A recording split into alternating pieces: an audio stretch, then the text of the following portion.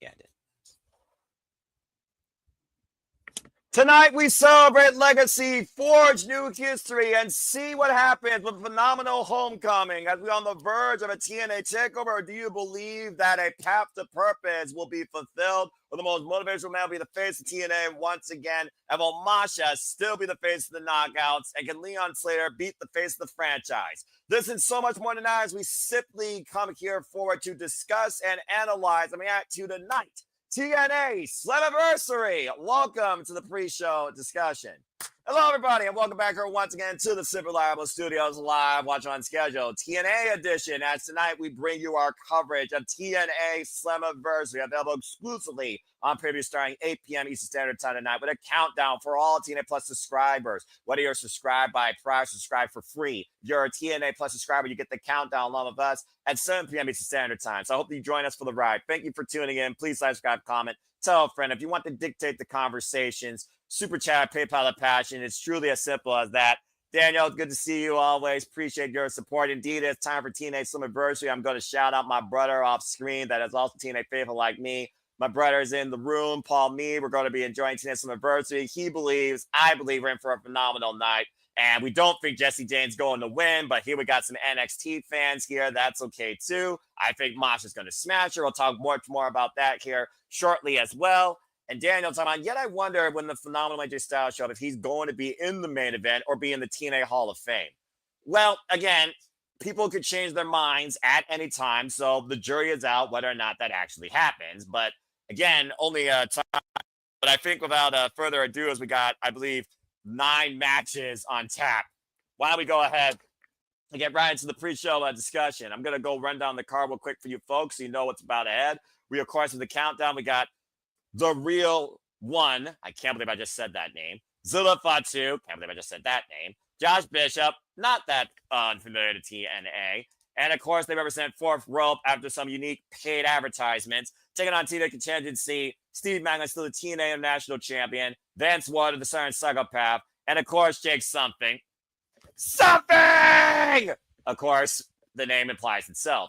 It's basically a trios match that is about, I would think, interpromotional warfare, as the real one looks to represent his brand, while, of course, Steve Maclin looks to defend the battle lines that is the TNA brand. Simply put, we, of course, also know that we have the TNA Knockouts for Tag Team Championships on the line as the Elegance brand, Ash and Heather by Elegance, with M by Elegance in their corner, most likely. Too much elegance here, in my opinion.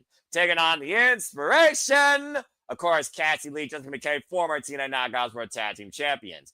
NXT versus TNA on full display tonight as the system pairs with Matt Cardona under unconventional means, taking on NXT's Retribution 2.0, known as Darkstate. Whether or not these guys continue to run roughshod across both TNA and NXT remains to be seen here tonight. Center outside, Mustafa Ali looked to recapture the magic of WrestleMania 34 with a heart versus the soul once again, as Ali looks to reclaim what was taken from him, a WrestleMania moment. We also have the face of the franchise, Moose, defending the cornerstone of TNA since 2002, the TNA X Division Championship against Leon Slater, looking to make his become the youngest ever TNA World Champion. Can he beat the longest reigning TNA X Division Champion ever? We'll find out. A battle of former friends, now the most bitterest of rivals, going back to 2017. Can Indi Hartwell not only impress us, but finally beat the undeniable Diamond that has been a roadblock in her career? Tessa Blanchard goes one-on-one with Indi Hartwell tonight at Slammiversary. Watch out for that Vixen Victoria Crawford, Indi. Just saying. Is this the Hardys' last stand, or will they ascend once again? The Rascalz, smoke them if you got him. Shout out to Trey McGovern and the 419. Again, he may not be in action tonight. It might be Myron Reed. The Rascalz, the Nemeth, the Hardys in first class. They look to climb the ladder and seize the championship. That's all for the TNA World Tag Team Championships in the fatal 4-way ladder match. For the Hardys, contemplate if they don't win, maybe they have to leave TNA, or maybe they should retire finally. Who's to say?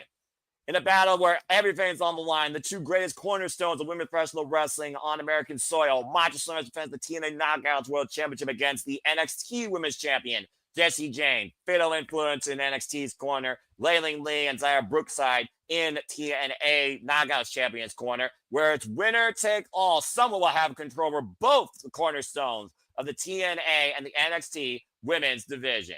We know we are in for a phenomenal homecoming as the inaugural X Division champion, the phenomenal AJ Styles, returns home tonight. Who's to say he won't be involved in a match, won't get booked in a match, or possibly literally get booked for a match at the next big show. Maybe a Murders, maybe in the tapings. Will they get confronted by another OG? Maybe one for Gazarian. Who knows what's to happen tonight when AJ Styles comes home to the house he literally built, TNA. And of course, this all culminates with the cornerstone of TNA, the TNA World Championship in the hands of NXT's Trick Williams, defending the gold against 250 pounds of pure motivation. The answer to all life's questions. The man that was part of the Royal Rumble and faced the Viper Randy Orton at WrestleMania, representing that title. And of course, his name is Joe Hendry. Say his name and he appears. I believe in Joe Hendry.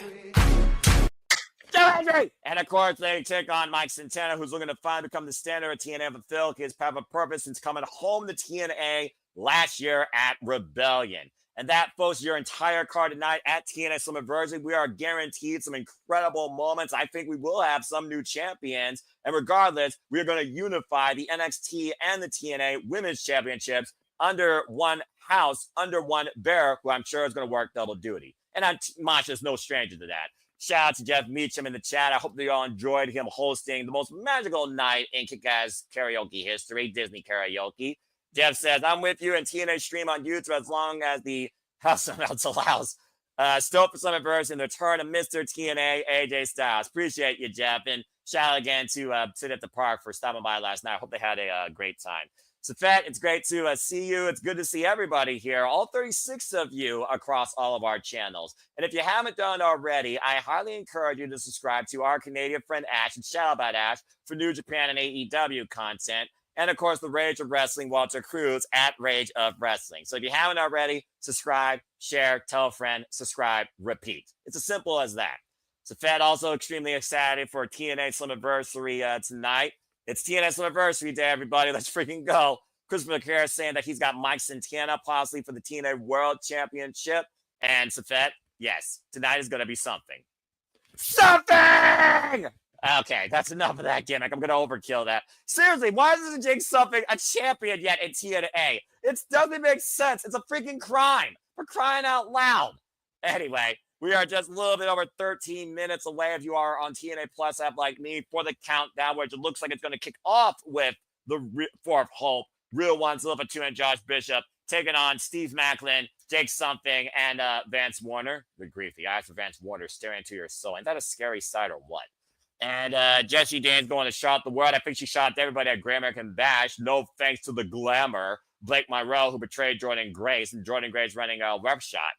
Well, anyway, again, if you haven't gotten your predictions in, you still got time. The form is still live on my social medias and in Fox 19 on X, also here on YouTube. So get those predictions in. Your predictions are final come 7 p.m. Eastern Standard Time if you are part of the TNA League, like the TNA Faithful. And to all those that are a part of it, I wish you the absolute best tonight, where literally 1 point might make or break the leaderboard. And I'm very curious to see what the leaderboard looks like come the end of Slammiversary. For those that are waiting for the other ones, I'm just doing them all at once. You'll get TNA, WWE, NXT, and AEW leaderboard updates later on this week when I can finally catch a break and update everything. Shout out to Ashley right now, who's currently holding it down.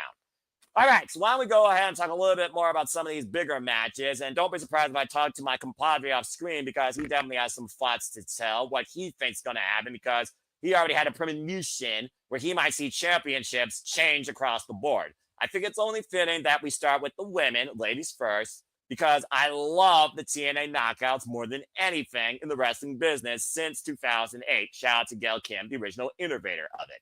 Let's talk about the TNA Knockouts Tag Team Championships real quick. The Elegance brand, completed with Elegance, with the addition of M by Elegance. Thanks to that stooge, that personal concierge, of course, talking about George Iceman. Yes, I'm exposing him.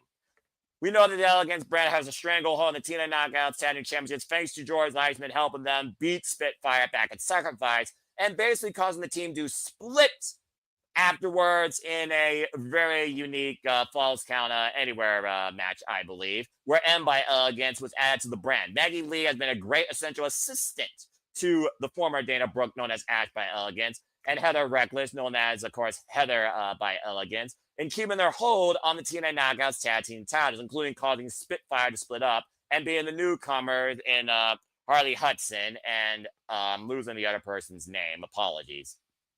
Of course, we've also seen them collide with Zaya Brookside as well, amongst others. The Inspiration, though, no strangers to go. When they first came into TNA back at Bound for Glory a few years ago, they beat Decay for these and had a great run. Of course, Cassie, Lee, and Jessica McKay, you all might remember as the Iconics from WWE. You're daggone right, the most iconic duo of women's wrestling. Don't at me. In my opinion, though, I think there's a reason why the Inspiration came home to re-inspire Two Eyes Us. And I do think the TNA Knockouts Tag Team Championships are going to change hands. Because honestly, I would love to see the Inspiration maybe defend them against Fatal Influence, who's already confronted the Elegance brand. And in the world of wrestling, 9 out of 10 times, we all know heel versus heel necessarily doesn't mix well. It's like oil and water. One floats on top of the other. They don't, coexist. So I think that the Inspiration is going to regain the TNA Knockouts Tag Team Championships tonight. Let's go ahead and see what you all got to say here. Shout out to the 32 of you that's got your predictions in, including not limited to members of the TNA Faithful and Team No DQ. Looks like over 80 of you are going with new tag champs with the Inspiration, taking down the Elegance brand. But there is one thing I am worried about, considering how volatile this got at meet and greets. That personal concierge, that stooge, and M by Elegance, the former Maggie Lee, will probably be in the champion's corner. So it's almost a 4-on-2 advantage in a handicap affair for the Inspiration. Not the first time, though, the Inspiration bucked the numbers. We all remember WrestleMania 35, where they beat 6 of the best they had in WWE at the time. So I'm really hoping the Inspiration takes it here tonight. And Daniel's hoping the Inspiration beats the Elegance brand as well. And get Timu Pee Wee Herman down to peg. Dang! That's an insult to Paul Rubin. God rest his soul. You know Pee Wee Herman. What? Never mind. What? Stop that.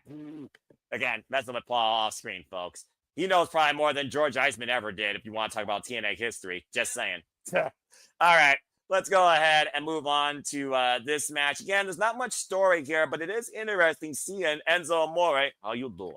In TNA, now known as the Real One, with Zilla Fatu, who still holds gold in House of Glory and Reality of Wrestling.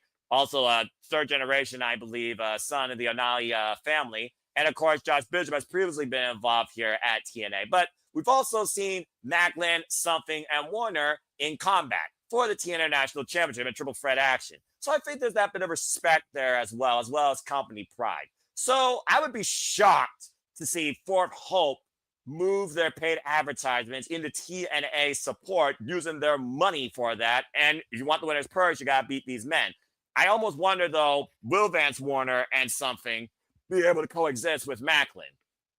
But I got to stick with TNA here because it just seems so random, so new. It's not like the long-term NXT partnership we've gotten since we've seen the Elegance brand beat NXT Contingency.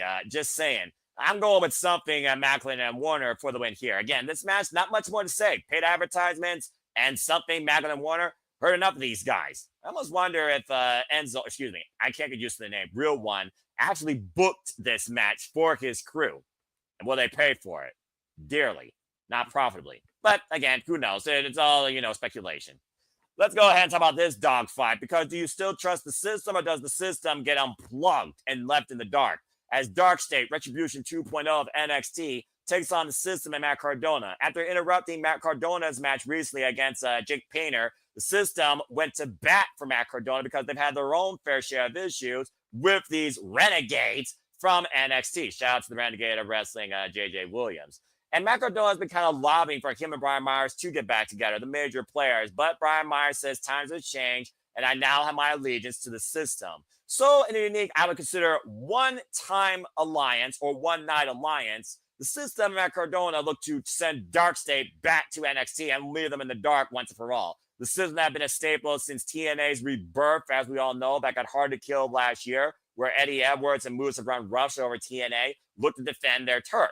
And I honestly feel like that, again, this is going to be a setup for things to come. While there is no rhyme or reason to Darkstate, they've attacked everybody randomly. Champion, non-champion, TNA, NXT, you name it. So I feel like, personally, we're going to see the system work tonight, and I am going to try and trust them. Speaking of trusting, I'm sure people are tired of hearing only my voice because I don't consider myself a podcaster, a radio broadcaster, or even a real commentator. But you all continue to encourage the passion we continue to do here. And I hope it's reliable for you to keep in touch not only with us, but with the professional wrestling business. Speaking of things that are reliable, this person is Mr. Reliable. Please welcome my color analyst for the night, now in California, Walter Cruz. Back to the commentary booth. Walter, been a long daggone moment. It's good to see you. We're on the verge of Kitchen Night with Slammiversary. How are you feeling? And congratulations on the move, by the way. Thank you. I'm feeling okay. Hopefully this works out. I'm not sure. I did not order it, but I think when I renewed it, it like came with the subscription because I'm seeing a countdown. So hopefully I'm able to do this. I think you're fine because you got the timer, and I remember you said you did the annual thing, which I believe literally gave you all 4 pay-per-views, so I think you are covered. That being said, what do you think about Darkstate from your NXT taking on the system of Cardona? Who you got here? I'm gonna say Darkstate. Oh, you know what? Every time I go against the system, you know what happens. About to But say, we want to talk about your track record against the system? I don't know. NXT just Darkstate's on a roll right now, so can Cardona even trust the system though? They want everyone to trust the system, but is Cardona gonna end up trusting them or getting along? It's weird that Cardona's in this spot, and not Moose or anyone else, but that's because he's involved in something else. But Darkstate, I'm hoping goes over. We'll see. I mean, to your point, Darkstate, as far as I know, they have yet to lose as a trio, Freebird, tag, or quadro. So, again, there's a first time for everything. But this is TNA, dang it. And I think TNA needs to stand and deliver tonight on their stage and tell NXT to bleep off. So, again, I don't need Retribution 2.0 running Rupshot in TNA. And the only way you stop that is if the system blocks them with more than a firewall. So, hopefully, this contingency works. Or conglomeration. You tell me. All right, well, let's go ahead and switch into gear now to the women of TNA. He's talking about Tessa Blanchard, the Heat Matter herself, and the always impressive Indi Hartwell. As I told Walter, you heard, of course, on City Predicting it earlier, these two have history go all the way back to 2017 when they first faced Sharon Simmer. Formerly the best of friends, now the most bitterest of rivals. As Indi even said on her vlog, she's facing her former best friend, her ex-best friend. But Tessa also has had a very mixed win-loss record in singles action, with only one loss, I believe, 2 Macho Slammers via submission. And Indi Hartwell has yet to beat Tessa Blanchard, and this will be their 4th singles encounter. So does Indi get the most impressive win of her young TNA career against the former TNA Knockouts and TNA World Champion? Or does Tessa Blanchard prove once again why she claims she truly is the undeniable, unbreakable diamond of TNA? When you apply pressure, you get a diamond. I think the pressure is on for Tessa to prove herself and not let someone come from her past and beat her here. So I think Tessa's gonna either what I've said, but now with the whole Charlotte and Alexa Bliss combining, my little plan got thrown off of what I thought might have happened. They're not friends, but I do see what you mean. Yeah, but I think Tessa wins here because I think she's gonna find her way back to a Knockouts title shot. Like, why bring her back, controversy and all, if you're not gonna let her have a top spot? So Tessa's gonna climb her way back up to getting a title shot and eventually end up with that title. But you know, Masha's holding strong to that title right now. So I just think Tessa's time to need some victories under her belt to be able to earn that title shot, because in TNA you don't just ask for title shots, you earn it, and WWE needs to learn something from that, by the way. Preach to the choir, brother. Just saying, preach to the choir. Yeah, but again, Indi Hartwell literally just came also into TNA, and so far she's undefeated in singles after vanquishing Victoria Crawford. We gotta worry about that Matt Dixon also being involved here too, and I almost wonder if she's gonna be so far unhinged she could cost Tessa Blanchard here, and Tessa magnums her out of TNA. Personally, I don't think TNA needs her. That's just my opinion. But I'm holding out. JJ gave a very compelling argument, and I really want to see Indi Hartwell get a major win. I want to see a lot of great moments here, and I think Indi Hartwell finally beating Tessa Blanchard would be a major moment. So I went on a limb here, and I went for Indi. Again, this is TNA. It's the most unpredictable in the wrestling business. And we're arguably looking at the most unpredictable night in TNA history. So I'm going with Indi on this one. So we'll see if I'm right or if I'm wrong. Well, talking about the Either way, system, whether we're right or wrong, a good yeah. match is all we need to worry about. That's what's going to end up happening. A great, good match in one of the best women's division there is. Yeah, daggone right. Still hold up as the women's division since 2008. But NXT, they're giving me a run for their money, except Jessie Jane. And it's still questionable to me. But what's not questionable is Moose is the face of the franchise for a reason, and arguably the most dominant TNA X Division champion in this company's history, currently the longest one. But Leon Slater, he's been, I think many would say, the uncrowned X Division champion. So do you think Leon Slater finally gets it done now that he has a guaranteed one-on-one shot against Moose? Does he beat the face of the franchise to become the youngest ever TNA X Division champion? I think Leon is the mold of what an X Division champion should be, and he brings back the classic of what an X Division is. But Moose has just been unstoppable right now, and when he is alone without the system, he steps up to another gear. Like, he switches a gear and really shows why he's the leader. I think Slater deserves it, but not first crack. I think something controversial might happen that leads to a rivalry between these two, a couple matches, and maybe in that third and final match, or when the rivalry actually closes up. Yeah. Then Slater can get it, but I don't see him beating him on the very first crack at him one-on-one. Well, I do think there's going to be a give between Leon Slater and the Hardys, as my stream's about to go into play mode for the Council Slammiversary on TNA Plus, like me, folks, as we'll hear David LaGreca, Tommy Dreamer, and Gia Miller here very shortly, as live events starting soon. So if you have your TNA Plus feeds up, get ready to go here, folks. But personally, I don't know. I think Leon Slater's been chasing this for so long, and he already has a pinfall on Moose. It was a split-second spear that allowed Moose to escape with the TNA X Division champion Ultimate X. I think Leon Slater finally gets his comeuppance tonight. I think Leon Slater makes a moment, especially with the first ever TNA X Division champion coming back home tonight, AJ Styles. Whether AJ Styles endorses him after the match or even later on by name, I think it'll be a pretty cool moment. So I'm holding out for Leon Slater here to get this. I'm actually hoping I'm wrong and he does win, especially in front of AJ. If AJ has something to do with this match, then bringing the X Division back to prominence. I'm getting a UBC Arena package. Well, they showed it, and now I'm getting a package. And now TNA presents the countdown to Slammiversary. I'm seeing a package with Trick and countdown to Slammiversary. Yeah, you and I pretty much are on sync. As again, you see the UBS Arena, Long Island, New York, beautiful, bright, sunny day. And Gia Miller hyping up the crowd. The countdown's officially on. We are less than an hour away from history. And can you hear my feed? I don't want my feed to be heard. I don't hear anything right now. Oh, I just saw Johan. Okay, yeah. So cool. You're the only like a second ahead of me. So name and he appears. I believe in Joe Hendry. And see Mike Santana, of course, coming in again. Mike Santana coming home, looking to fulfill his path of purpose. Can he finally win the TNA World Championship? Denied the opportunity last year at Slammiversary, by the way. And will we see him whoop that Trick? As there's your boy from NXT with a stranglehold on TNA's gold, Trick Willems. Yeah, Boricua badass. That's who I'm rooting for. Yeah, Trick and A needs to die tonight, in my opinion. Just freaking saying. I don't know. It could be revealed that he's still the leader of Darkstate. You never know. I said that how long ago? And you said that quite a while ago. We got the lovely Mean Gia Miller here, of course, on the 0 hour countdown panel.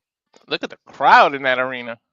And again, capacity crowd here, the biggest crowd on U.S. soil in TNA history expected tonight at the UBS Arena.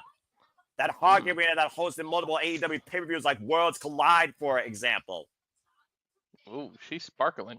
All right. Of course, we have Dave LaGreca and Tommy Dreamer, of course, joining us from Busted Open here on the kickoff panel. EC Dub Chance raining out as they should be, damn it. I saw Tommy Dreamer at that in the GCW show a couple of nights ago. Well, I mean, it probably wasn't too far from there, being perfectly honest, because it was in New Jersey. Shout out to the virtuous Beyond Perazzle, by the way, former TNA Knockouts world champion, record-setting 3-time TNA Knockouts world champion, history maker in her own right, former champion, champ. Triple A Arenas, and TNA Knockouts World and ROH Women of Honor champion. And great match with Jonathan Gresham, of course, who was previously involved in TNA. Imagine him getting to WWE with his wife. And David Greca, Mr. Hype Man, saying happy birthday to TNA. As of course, this TNA Slammiversary will be the 23rd TNA Slammiversary. Can you believe it? The little engine that could, man. Every time you count this company out, they step up. It's crazy when you think about it. And then Snake Sable, sorry. Skid Row. We got, of course, the Stars will be out tonight in the New York area. And again, I was right. 23rd anniversary of TNA Wrestling, folks. 23 years. The originals like Samoa Joe, AJ Styles, Christopher Daniels, Eric Young, America's Most Wanted, Beer Money. Beer Money Inc. This, what? Amazing No, Red. Thank you, Paul. Yeah, Amazing Red. Well, anyway, we still got a lot more to unpack because I'm sure they're going to talk about. So I already spoke about great knockouts. Speaking of Gail Kim, ODB, Tessa, Blanchard, Brooke Tessmarker, Angelina Love, Mickie James, Trinity, Jordan Grace, Masha Slamovitz. Let's talk about the TNA World Championship versus the NXT Women's Championship. In my opinion, I still hold the TNA Knockouts World Championship in higher regard than the NXT Women's Championship based on pedigree of the great champions through that history. And Jason James, no Asuka. But Masha also been the unstoppable juggernaut of the professional wrestling business independent scene since being in Jordan Grace last year at Bound for Glory. Now, Fiddle Influence is looking to take over TNA tonight and take TNA's greatest cornerstone in the women's division. Walter, I talked about this verbatim with JJ, so let's finally get your thoughts on this. What do you think about this history-making moment, and who do you think deserves it more? Not necessarily the individual, but what company? David Greca, you idiot. I'm a little worried about this one because TNA, I think this might indicate what happens in the main event because NXT already has a TNA championship. You really gonna give both titles to NXT? I think it's time that we flip the other way around and a TNA person becomes an NXT/WWE champion. I think it's time Masha steps up. The hardest working woman in professional wrestling, in my opinion, right now. She is all over this place. GCW, JCW. Don't forget she's a JCW champion as well. She already has 2 titles. Can we make it 3? And I think we get the turkey. I think the 3rd title comes on to Masha, who's gonna even get more on her plate, work even harder, and have to show up on NXT as well. So I'm going with Masha on this one. Keep in mind, however, Fatal Influence can still get involved in this match. JC Jane is never alone. Right. Well, Tommy Dreamer, speaking of which, how about impromptu timing? Tommy Dreamer's calling out Masha Slamovitz. For an interview? She is. Who's that with her? Johnny Rodz, Masha's trainer. Oh, okay. 84 years old. Dadgum. For the Taz. Dudley. Bill DeMont. Wow, there's a name I haven't heard in years. Big Cass, Matt Striker. Big Cass. I recognize that name. Did he just say Roddy Piper?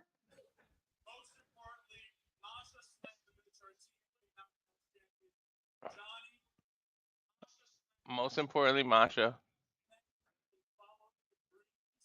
Shout out to Johnny Rodz.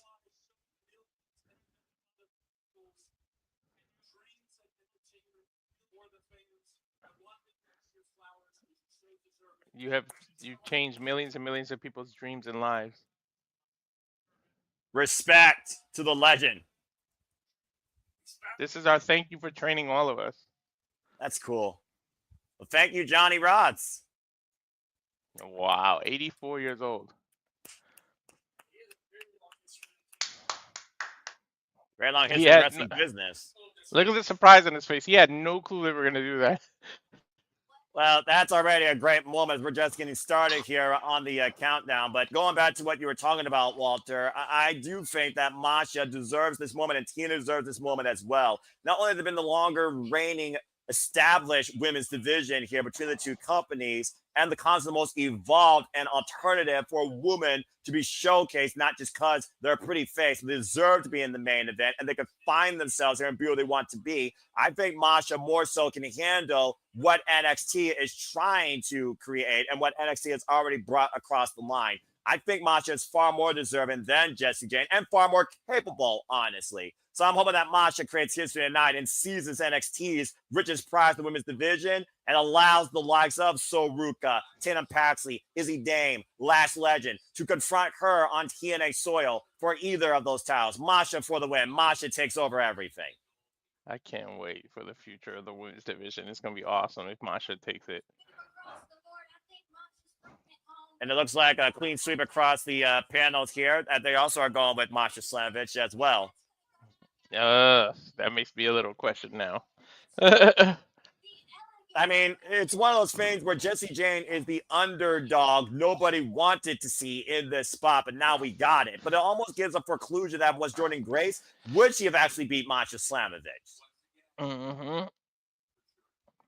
But anyway, I'm going with, like I said, I want new champs across both women's sides. I want NXT to have a new women's champion, and I want the Inspiration to be the new TNA Knockouts, the World Tag Team Champions. I predicted the Inspiration as well, but we'll see. Right? I just realized I'm wearing a freaking AEW shirt. Why did I do that?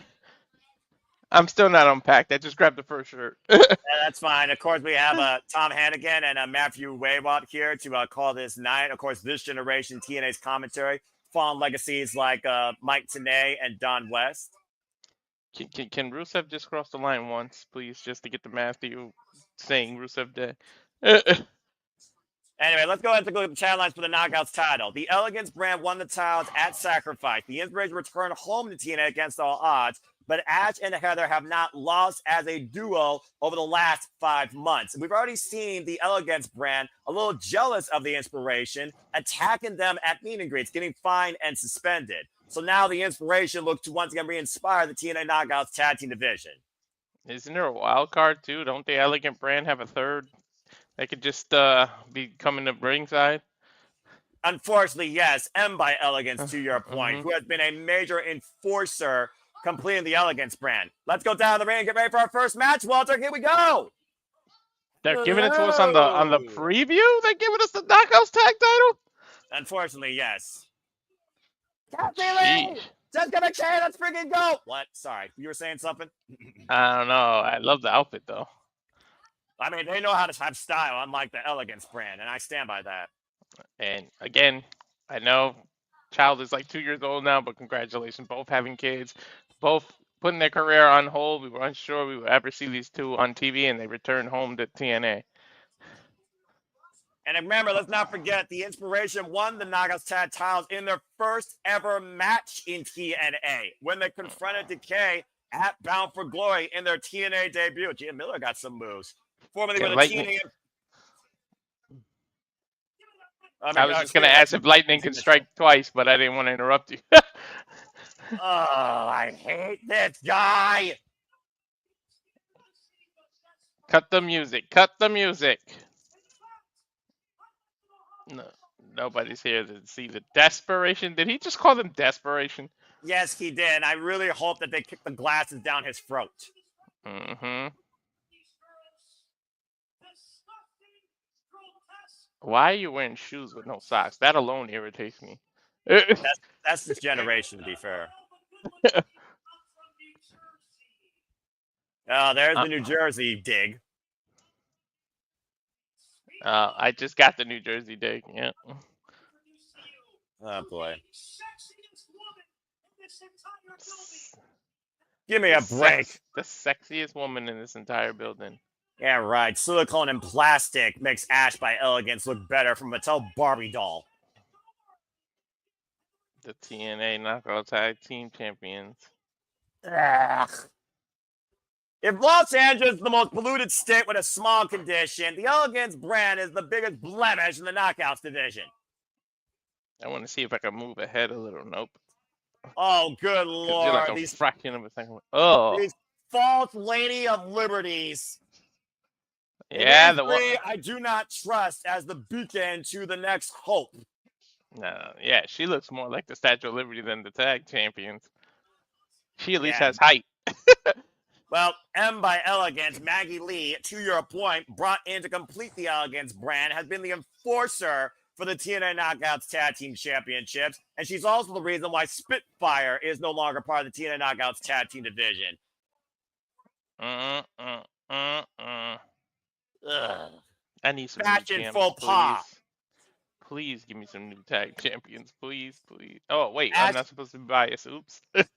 Hey, your color. What are you talking about? Anyway, Ash and Heather, folks, are the 25th TNA Knockouts Tag Team Champions of these titles history. Holding these titles now currently for 129 days in their inaugural run, while the Inspiration held them for 133 days in their inaugural run. And we'll see if the Inspiration can re-inspire the TNA Knockouts Tag Team title and the Tag Team division tonight.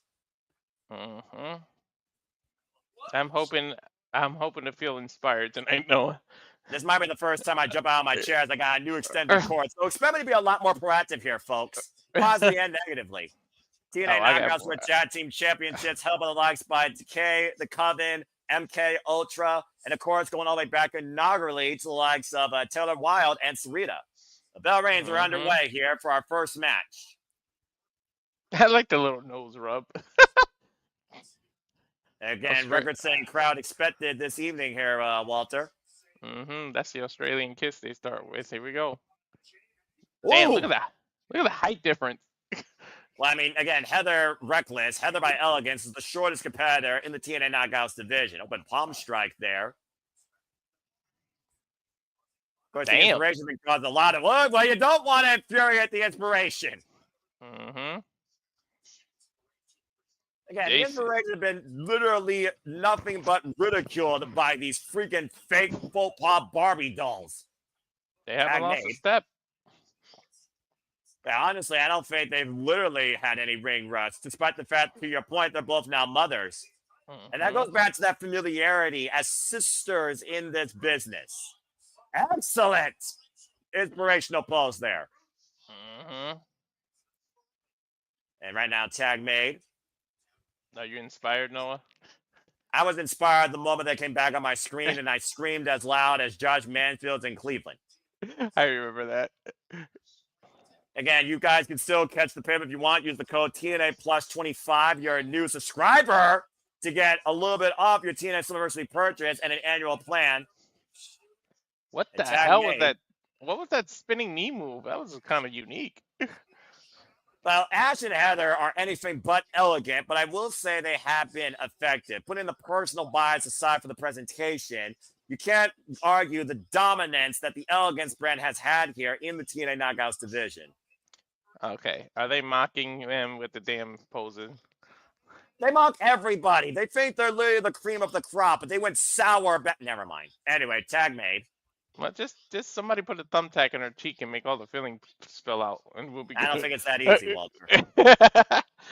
Double Irish whip right now. I believe that Cassie Lee is legal, and Jessica McKay is on the apron. Cartwell back elbow strike from Ash Elegance. Running drop kick follow up by Heather. Here's the cover to hold on to the titles. Gets a 2 count. See, we could talk all the smack we want, but you can't deny their athleticism.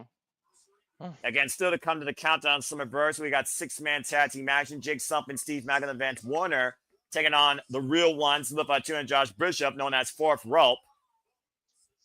A kick to the midsection right there by Ash. Ash, who previously thought she should have been challenging tonight for the TNA Knockouts World Championship and is still owed a match after winning that over-the-top rope Knockouts Battle Royale. And there you see M by Elegance getting involved. You're behind the referee's back. Can somebody kick this Jezebel out? And Pee-wee Herman 2.0. Here's the cover, or freaking 0.5. France won at the Statue of Liberty back. There you go. Take M. Yeah, 1876 call. They want their colors back. In And stay tuned, folks. We cover Clash in Paris here at the Simple Liable Studios live. Watching on schedule. Oof. Okay. Next month, actually. Aye! That chop. And right now, Ash trying to bruise. Oh, wait a minute. Oh! You know, she's Tag quiet. made by Heather. The ref needs to pay attention because she was choking her with that other hand at the same time. This ref absolutely has no control over this match. That's what we're learning here. Miscommunication there in the corner. Could be the moment for her to make a tag to her partner. And Ash taking her back, though. Irish whip reversal. Ash sent face first into the top turnbuckle. Now Heather trying to prevent. Make a tag. Up kick. That was an elegant collision. Oh, here we go. Cassie Lee now in. Formerly known as Payne Royce. Heather entered illegally. The ref really doesn't have control. No, he doesn't. But Cassie Lee right now trying to re-inspire us here with the hot tag, running both corners here, driving her knees to the midsection of Heather and Ash. Swinging around. Ooh, down goes Ash. Big kick there to Heather by Cassie. Fisherman suplex with a beautiful bridge too. No, nearly catching the titles there. That was a nice bridge. I think Mr. Perfect would improve. Yeah, that was nearly perfect. That was an inspirational bridge. A little bit of a desperation might be setting in, though, for M.by.L against the personal concierge in the corner. Oh, man. Vicious palm strike by Heather. Damn, blind tag made. She slapped the taste out of Cassie's mouth a minute ago. Oh! For a springboard moonsault deep arm drag. Didn't get nothing from it. Now it's Cassie taking Ash over with the Tijeras. I honestly thought she was going to go for a Spanish fly for a second. Yeah, well, again, strength and height advantage and leverage went to Cassie Lee's favor, preventing her from executing that move. Dude, again, TNA knockouts with tats and towels on the line here. These spinning heel kicks are crazy. Well, I mean, Cassie Lee has always been quite a flexible, dynamic athlete. Superplex out of the corner. Going for the counter, hook the near leg. We got new champions. And God bless it, that concierge and M. It was not only that, but I think it was the hesitation. The way she landed after the suplex, she had to like readjust herself to cover. The Elegance brand trying to preserve their TNA title championship. And Jesse McKay wipes them all on the floor. There you go. Strike. Now look out for Cassie off the second. Picks up the double, wipes the entire Elegance brand out. Another strike. Bowling for bitches. It's basically 4-on-2, as I said earlier, Walter. Well, I think they just kind of even the odds here. Look at him in the tag titles. Oh, went for the idolizer, but a spear by Heather prevented that. Ashley has whip. Oh, and what the hell? That torch by Elegance. Oh, no. Rarefied air, not like this. Cover, put the fire leg, Elegance brand fucking retains. Nasty, Anything but nasty. Inspiration. Absolute devastation. Bullshit. Ah.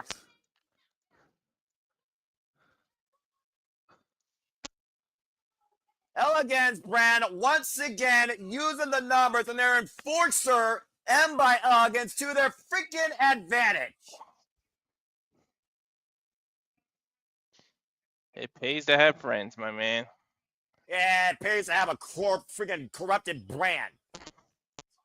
Ash and Heather hold on to their TNA Knockouts tag team titles here tonight at Slammiversary, and the crowd goes mild for it.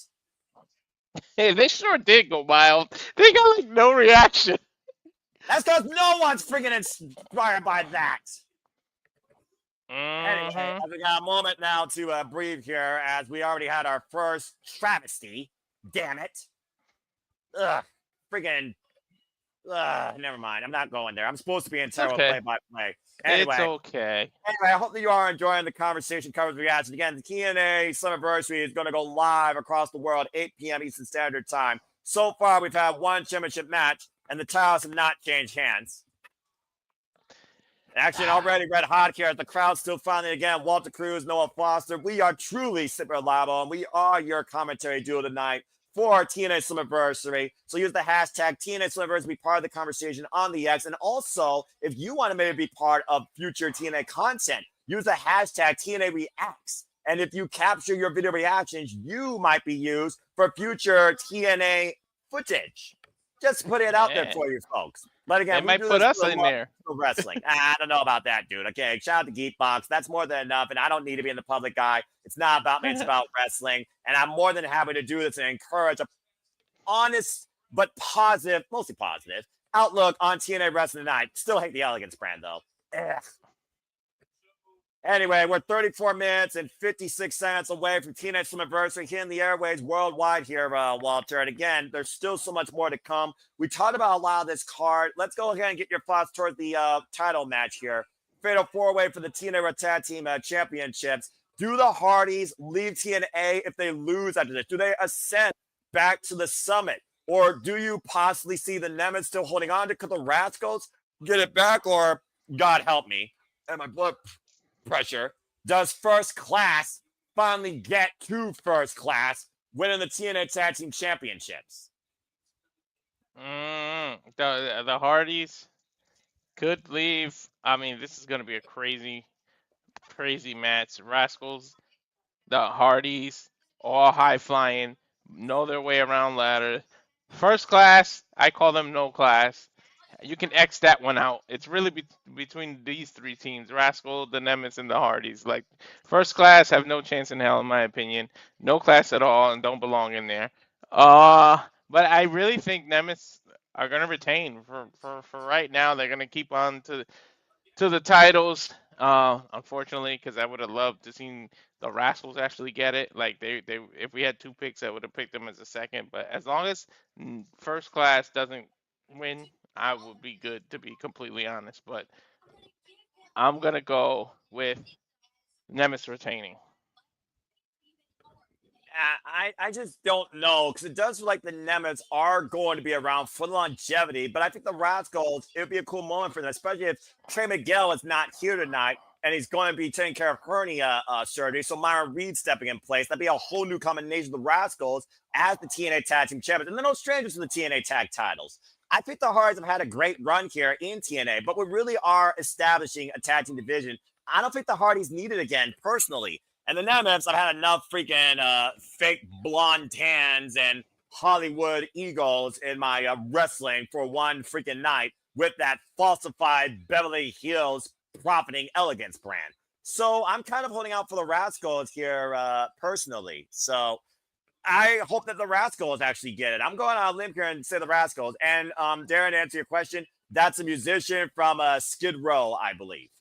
Yep. I'll be happy either way, whether the Nemeth return or Nemeth retain or the Rascalz win it. I would like to see this iteration get it, but as long as no class doesn't walk away, I'm a happy camper. We want to talk about no class. How about the actions as of late by Mustafa Ali, to the point now we're getting a WrestleMania 34 rematch where Ali looks to capture a moment that he believes was taken from him. The Prime, as he calls himself, Ali's greatest opponent and foe. The heart and soul of 205 Live. Cedric Alexander and Ali are finally going to collide here tonight at TNA Slammiversary. First time singles match practically in over 7 years nearly. Walter, what do you think about this? And what's going through Ali's mind, particularly if he doesn't beat Cedric tonight? This goes above the Order 4. This goes to Mustafa Ali's confidence in him. In Ali we trust. Does Ali trust in himself if he can't beat Cedric tonight? What? I don't know. Isn't Mustafa? What's that? What's going on? Is that the Systems music? Uh-oh. The Northern Armory? This is impromptu. Well, I guess we'll get your thoughts on this after we see what the Northern Armory is doing here. To your point, Eric Young, Judas Icarus, of course known as Sinner and Saint.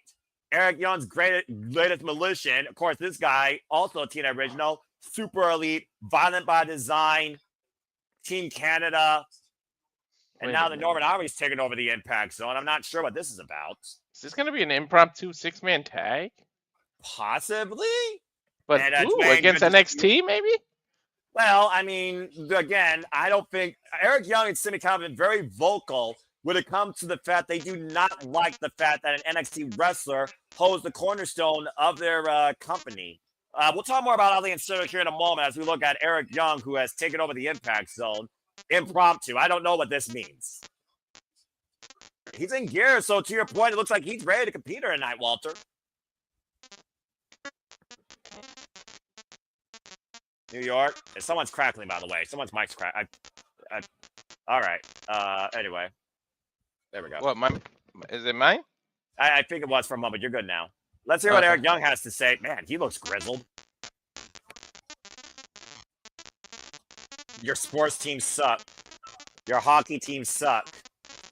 You suck. Oh, yeah. I think it's going to be the hometown man. I think you're right. Yeah.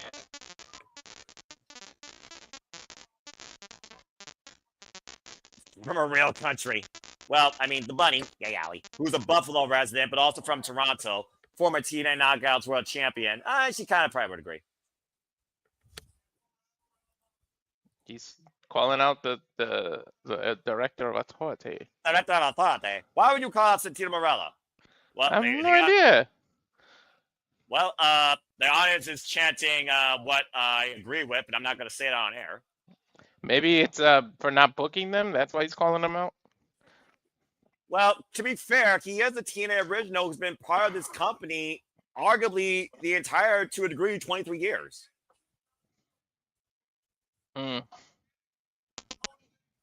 Said he kept getting kicked out of buildings. USA chants rating out. Tony Dinner lost the match and was fired. The hometown man is a fraud. What? How dare you? Mm-hmm. They're running the same thing as the Grande Americano story. Don't get me started with that. At least the hometown man actually is honest about how much he loves his hometown and can wrestle. Yeah, but how many hometowns can he be from, man? To your point. Oh, boy. Well, after you shall receive, there's the hometown man representing the New York Islanders in a number 19 Trolliter jersey. When you need him. I don't know shit about hockey, brother.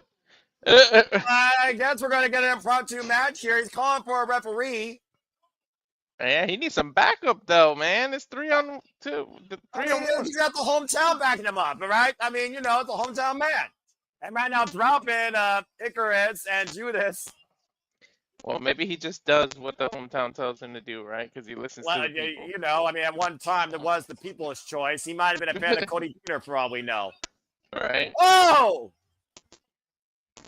Well, Eric Young wanted to fight. He got one. He got a hometown man here tonight. Again, I don't have a lot of history on the hometown man's accolades, folks. I apologize. We're historians, but not that historian. I mean, we've seen the hometown man in other areas like Phoenix and confront like the System and Eddie Edwards. So maybe the hometown man's got family in each state for all we know. Maybe he's just related to parts unknown. All right, he may be related to Bacon because Bacon doesn't have necessarily a place of birth. The hometown man, born in his hometown. And right now, the hometown man lining up Eric Young in the corner, taking down the Norman Army again. You look out, ref. She was this close to getting hit. There goes Williams down after. Oh! And enough of a distraction, though, as he goes face first in the top turnbuckle. Wow. Shout out to Rock and Ropes. DJ, good to see you. Hey, what's up, DJ? Sorry, I did a different setup tonight. I can't see everything at once anymore. You're all good. You're all good, man. Uh-oh, he ripped the jersey off. Well, to be fair, the UBS Arena is the home of the New York Islanders, so that's already team pride disrespected. Eric Young with the cover, hooked the far leg. It's a 2 count. It was a rookie mistake by hometown man. He slipped and he was running to the ropes. But I mean, the hometown man is not nearly as experienced as Eric Young. Eric Young, former TNA World, TNA Tag, TNA TV, TNA Knockouts Tag. Former that- insert championship here. Yeah, literally, Eric Young's done everything in TNA. Whether he was He's even- Showtime or World Class Maniac. He's even returned from the dead. How about that on your resume? I'm about to say, when you literally get stabbed and come back from 6 feet under at Slammiversary, the team with Scott Amore, the jury is out. Mm-hmm. The Jazz right now, but the hometown man looking to light up Eric Young here tonight from the UBS Arena. Little flip, Literally. flop, and fly, and taking out a clothesline. That return from the dead that Eric Young is, it's a pretty short list. It's pretty much Undertaker, Kane, and him. Now, the hometown man, Matthew Raywalt, the hometown man's not done yet. Who's Cody Dieter? He was fired, remember? He literally had to leave TNA after losing in Canada. Hey. Oh! Matt's allowed a mistake on commentary. We make Cover with the far leg of the right to the 2.5. If I he needs to wonder- name his finisher Hometown Hero or something. Hometown hero. I mean, he will be a hometown hero if he beats Eric Young tonight. Eric Young insulting their hockey team and their city. Big headbutt. He went right to the eyes there. Now Eric Young might be looking for that top rope. Elbow drop to the heart on target. Cover. Good night to the hometown man who kicks out at 2.5. Somehow still in this thing. Hometown showing a lot of heart. Well, when your hometown is literally fueling and wheeling you on, as Eric Young's trying to assault the official. Gotta say, Eric Young, it's one thing to assault the official, another thing to assault a woman here in America. You want a job? Whoa. Hey, I wouldn't put it past Young though. We just said literally he's done everything. That's fair, but I don't think he's ever dropped a woman on her head. Then again, be a first time for everything, I suppose. Don't let the crowd distract you here. You're giving the hometown a chance. I mean, to be fair, it's what, 3 against 7,000? Oh, no, hold on, look at that pile driver. That body drop, the hometown man, Eric Young looking for the roll up. Hometown man sits there, who both like, hometown man wins! Hometown man wins! Oh, shit. The The hometown, hometown man. beats Eric Young at Slammiversary! He's a hero indeed. Hometown of Long Island, New York from the UBS Arena! He's a hometown hero indeed, Noah. And no kidding, and the hometown's going wild! And Eric Young has to eat crow in New York, huh? And TNA Original loses at the 23rd birthday of TNA Wrestling to the hometown man at Slammiversary. He jumped right into the hometown crowd. I mean, that's a huge win for that rookie, honestly. He just pinned a former TNA World Champion. Let's not glaze over that fact. Biggest win of his career. That arguably might be a bigger win than anything the New York Islanders ever got. I don't know much about hockey. I couldn't even tell you. I'm just putting it out there. I don't know either. I'm just taking a guess. Well, anyway, as we got another moment to breathe here. So switching gears, congratulations to the hometown man. Yeah. And of course, they talk about their partners with Access TV and, of course, the all-women's UFC promotion in Vitka. Chris Cyborg! Yep, I love me some Chris Cyborg. She is a legit... I've been waiting to see Chris Cyborg versus Killer Kelly, for example. Mm-hmm. Wait, is she wrestling or just still making my short? Oh, okay. I wonder if she actually is going to Invicta, it sounds like. Mm-hmm. Son, could you please bring me the charger? I'm using the cast feature from my phone and I can't let it die. Probably a wise idea. There's Jeff. I knew the hockey would get Jeff. I don't care if hometown man won. Eric Young is right. The Islanders suck. Shayna Baszler. Wait, Shayna Baszler's going back to the MMA? Michelle Watterson, I feel like they're promoting the new season of Invicta. And no, folks, we're not covering that. That's the karate. Oh, man. Ooh, man. The karate hottie. Michelle Watterson. I love me some Michelle Watterson. Bro, my MMA fandom's about to come out. Sorry, no. No, I mean, this is all you, Walter, right here. I just know a little bit about MMA, but this is your world, bruv. I'm not even going to freaking out like I know everything about this. Oh my God, the Karate Hottie's back. Carla Esparza. Yeah, she's the one. Oh, I don't like her just because she beat my Rose Namajunas. Rose cannot beat her. Even though to me she won, they gave Carla Espada the fight twice, but that's neither here nor there. Women's MMA on the come up. I'm liking this, and I recognize every single one of these women. Breaking barriers, building legends. Building legends. Invicta FC. Uh-huh. So yeah, I think that was promotion for Invicta FC, a partner, of course, of Access TV and Anthem. You okay? Okay. So apparently there'll be a new series for Invicta this fall. So many great things, of course, as TNA Slammiversary here continues. Again, if you all want to see Walter cover an all-women's UFC promotion, just let him know.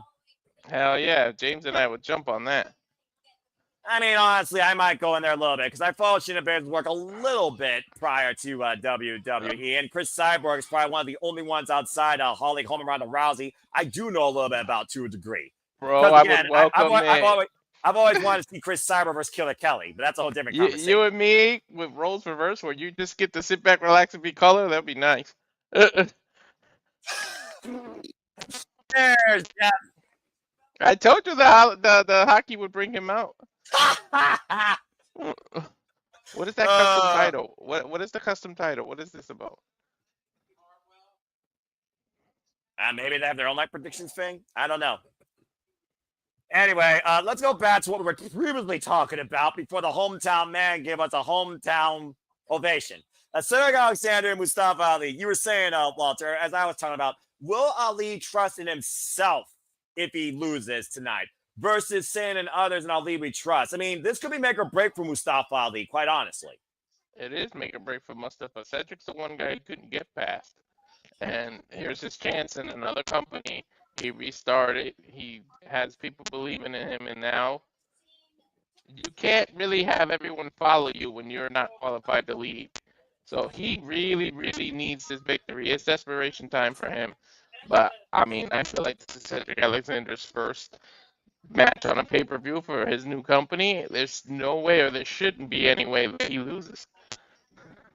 Yeah, sorry, I gotta go for Cedric. I just feel like, for me, Ali's time in the sun has kind of, like, gone and passed. Last year, he came into Slammiversary as the X Division champion, lost to Speedball Mike Bailey. But he took the X Division title to newer heights that wasn't seen for quite a while. So I respect that. But this year, he hasn't really done anything but complain, worse than a politician. I feel like Cedric Alexander is here to restore a new hope in what used to be the Order 4, and maybe bring out the good in Ali. And sometimes for a man to see how far they've gone bad, they need to be humble. I think the only way that happens is Cedric Alexander wins. I got to go with Cedric as well. I think Cedric beats Ali here once again. It's that shadow, that dragon that Ali has yet to beat. Anyway, as we look towards, again, what's still ahead tonight, we've heard some unique paid advertisements for this promotion, Walter. Fourth row. Yeah. Yeah, I'm not sure what this is. They're looking to make a name for themselves. Well, I mean, that's what I mean. Hey, you want to make a name for yourself? TNA is the place to do it. And Fourth Row has a huge chance to not only make a name, they can make a name at the expense of the TNA International Champion. What's the deal with the scorpions flashing in the background? Again, taking on the trio of Steve Maclin, Jake Something, and Vance Warner. These two men who previously collided in a triple threat over the TNA National Championship. And ironically enough, was after that match that they were interrupted by one of those paid advertisements by Fourth Row. Mm-hmm. My heart breaks that Sting is in an AEW Legends contract, because it would have been so nice to see him pop up for this. I mean, to be fair, there was moments where they kind of, later on, it didn't work out well. Mm-hmm. You okay? I heard a lot of rattling upstairs. Oh, okay. About to say.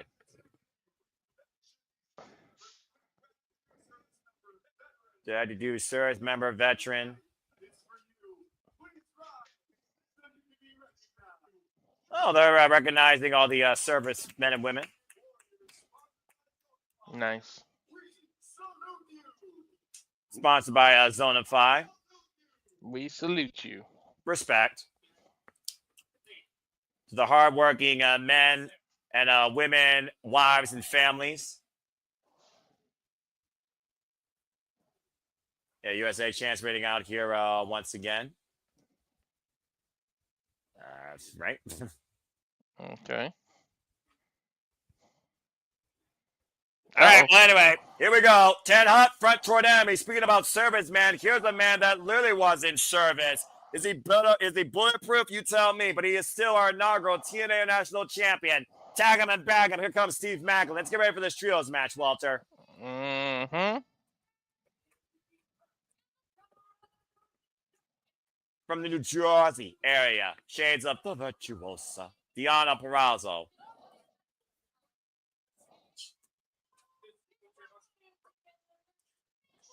Well, I mean, Paul, to be fair, it is stomping grounds for the virtuosa, former 3-time TNA Knockouts World Champion. When's the problem? She is backstage with her husband. Mm-hmm. And also, she was just in action on GCW against Jonathan Gresham in a great match. Awesome Bulletproof match. Steve Maclin, who literally has shed blood for this title against Eric Young, Walter, has been anything but a target that is easy to hit and beat. This dude been putting this title on every pay-per-view. Matter of fact, this is the first pay-per-view I've seen him in a tag match where he didn't put this title on the line, man. He's been a fighting champion. And here comes Steph DeLander and a man of his own form of violence, the Southern psychopath, Vance Warner. Talking about how this is the Vance era. Of course, we saw Vance Warner confront the TNA International Champion. I'm extremely curious to see how well Vance and Maclin can actually, stay on the same page. They literally try to destroy each other worse than what Kim and Sami Callihan did to one another. Mm-hmm. Might as well be a hazard zone when these two are in the ring together. Yep. Something! Oh, God. James would have hated this part.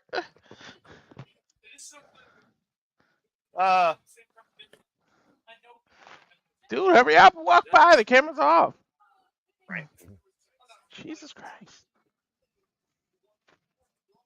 Oh, and again, Jake Something was the one that brought forth this challenge, Walter, when Fourth Rope sent out that plea to try and make a name for themselves here in TNA. Jake Something brought this together. Yep. This is going to be... Dude, just Jake Something and Maclin on the same team. Holy shit. I never thought I would actually call Enzo Amore or Zilla Fatu in TNA. All right. I don't know if you can trust Warner, though.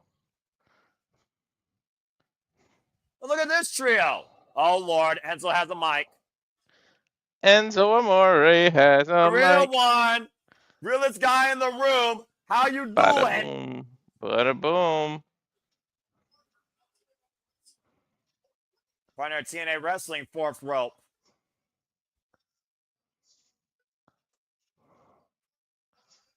Everyone with the fours up.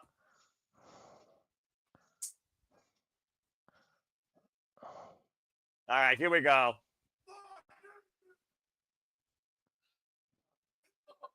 How you doing? How you doing? He hasn't lost a single step, Walter. Nope. How you doing? You can't teach that. Oh, boy. I've missed that phrase. Mm-hmm. It's not the same without Big Cass, though. Oh, what we got over here? Couple of haters. Couple of haters. What is that? Their version of the Money Inc. belt? Of the $1 million belt? Hottest new wrestling promotion on the planet. They are Fourth Rope. Uh-oh. Oop. Oh, dear. TNA Plus service is probably going to have issues all night long. Oh, yours is spinning too? No, I'm good. Mine's just saying error loading the video. I just hit it again. We're back on it. The son of the late great Umaga. Damn right. Zilla Fatu.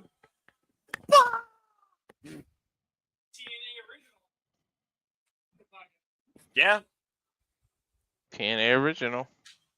As Paul Lilly said.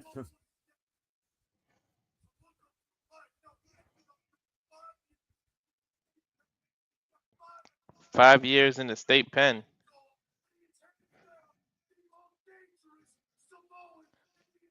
The most dangerous Samoan in the entire. You know what though? Oh, bloodline name drop.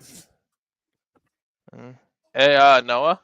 Yes. I think that error actually synced us up. I think you're right. You gotta go through a lot of TNA to become this fly. That guy looks like Sid Vicious if he had hair. I was just gonna say that. He looks related to Sid Vicious.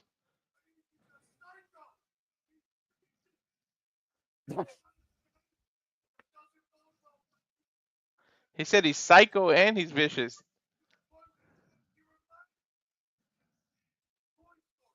My man Sid from Toy Story. Damn it, Enzo.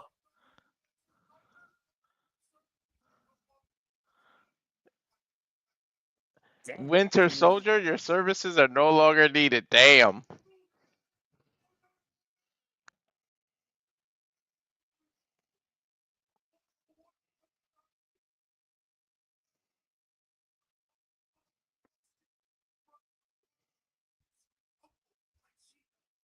Oh, no. You're an inbred. How dare you? Jake, nothing. How dare you? I got no. There's 3 dudes and To only one word describe to you. describe them.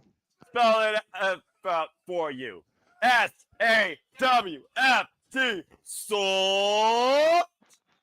A lot of balls to call the 3 men in the ring soft. They're anything but that, to be honest. Well, that's a hell of an opening way to welcome yourself to TNA. So what we learned here, Walter, is the real one has not lost a single skill on the mic. Nope. Good grief. Those were a lot of words. He might end up eating them. I hope he skipped lunch. Well, yeah, I hope he came with a buffet for punishment because there's no doubt Jake Summon, Vance Warner, and Steve Madden looking to take the real one's head off. Anyway, bell rings are underway. It looks like Zilla 2 is going to start off with Vance Warner. Who's crazy out of these two? I don't know, man. And Zilla 2 start things off with a big elbow, thumb to the eye, bird to the eye by Vance Warner. Vance Warner coming off his. He just came off of GCW too, man. And Warner's a hard-working man. Yeah, I know how hard this man works. Shoot, he showed up at SummerSlam last year just cuz. And of course, the TNA nonstop schedule rolls along with Emergence in Baltimore, Maryland next month. We'll be covering that, folks, as they, of course, TNA find a way. You can see them in your hometown, Minneapolis, Minnesota, Edmonton, Alberta, Canada, for Victory Road, September 26th. And so much more as after the night, we'll be forging our way to Bound for Glory. A swing and miss now. We got the real one, Lou Fez Press by Steve Maclin. And what's the one thing that we can always say when it comes to the real one? He knows how to instigate against his opponent. And he thinks that he can literally catch them off guard with his words more than his wrestling. Maclin right now with the side headlock. But here comes Zilla 2. Side step splashing into Josh Bishop. He's very good at getting under your skin. Yeah, Olympic slam by Maclin, though. Maclin right now is fully loaded. Letting shot to the back of the head of the real one. Plenty of familiarity here. Uh-oh. Oh, here we go. Tree of woe. Yeah, I'm about to say, is this nothing or is this something? You tell me. It may be something. Tag him, bag him, caught in the crosshairs. Jake Summon, though, is legal. The real one's abdomen is tore up right now. Oh! Massive choke slam on Jake Something. Bro, is this like really Sid Vicious kid or something? Does the guy have a brain? Oh, step up! Tornado DDT by Vance Warner using something as a launching pad. Maybe he has half his DNA. And Maclin with the scud in between the bottom and middle rope, wiping out the real one and Josh Bishop on the outside. Watch out! Oh, man! Out of the air came Superman down on Maclin. Upstairs. Now Jake Something! Well, that was something.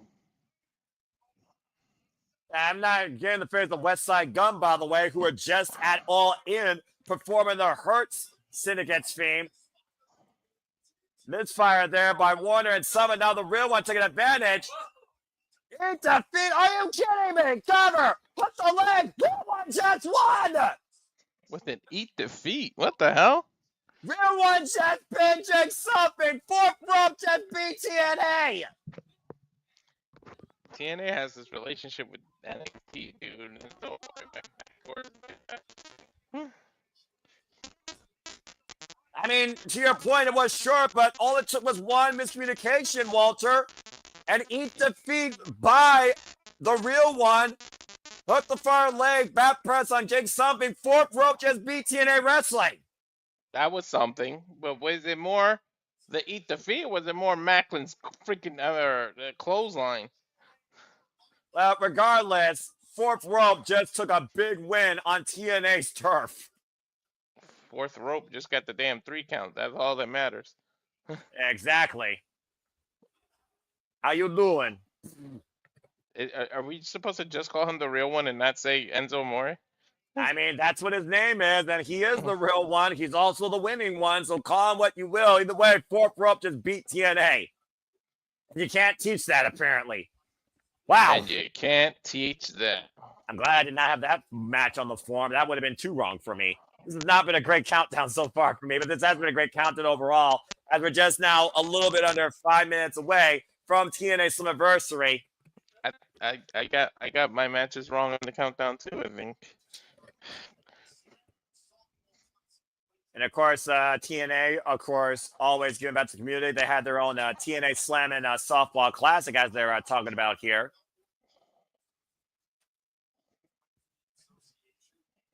Talking about the Little League Softball Association. All ticket proceeds, of course, went to the local Softball Association.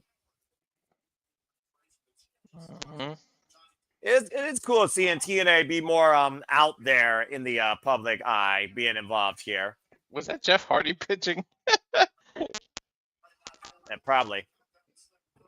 Well, anyway, as we got ready here for the remainder of the countdown to Slammiversary, I think only at this point, there's just one more match to talk about, Walter. What's the future of the TNA World Championship, even if it doesn't have a phenomenal inclusion? What do you think happens? Does Trick get whooped? Does Mike Santana fulfill his path of promise, become truly the standard? Or do we once again be motivated by Joe Hendry? Who loses the TNA World Championship? Triple Threat has no rules, man. Trick might be revealed as the freaking leader of Darkstate.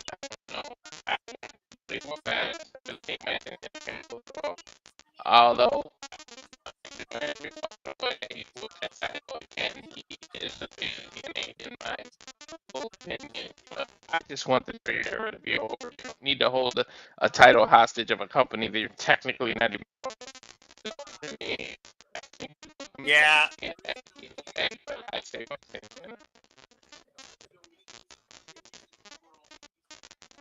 Phew, bless me. Excuse me.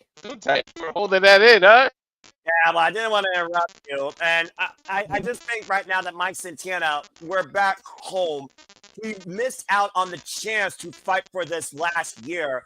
I think this would be a phenomenal moment. Speaking of which, again, folks, AJ Styles, who has not been seen in TNA in over 11 plus years, return homes tonight. I still can't believe I'm saying that. WWE Superstar, inaugural TNA X Division Champion, AJ Styles returns home tonight.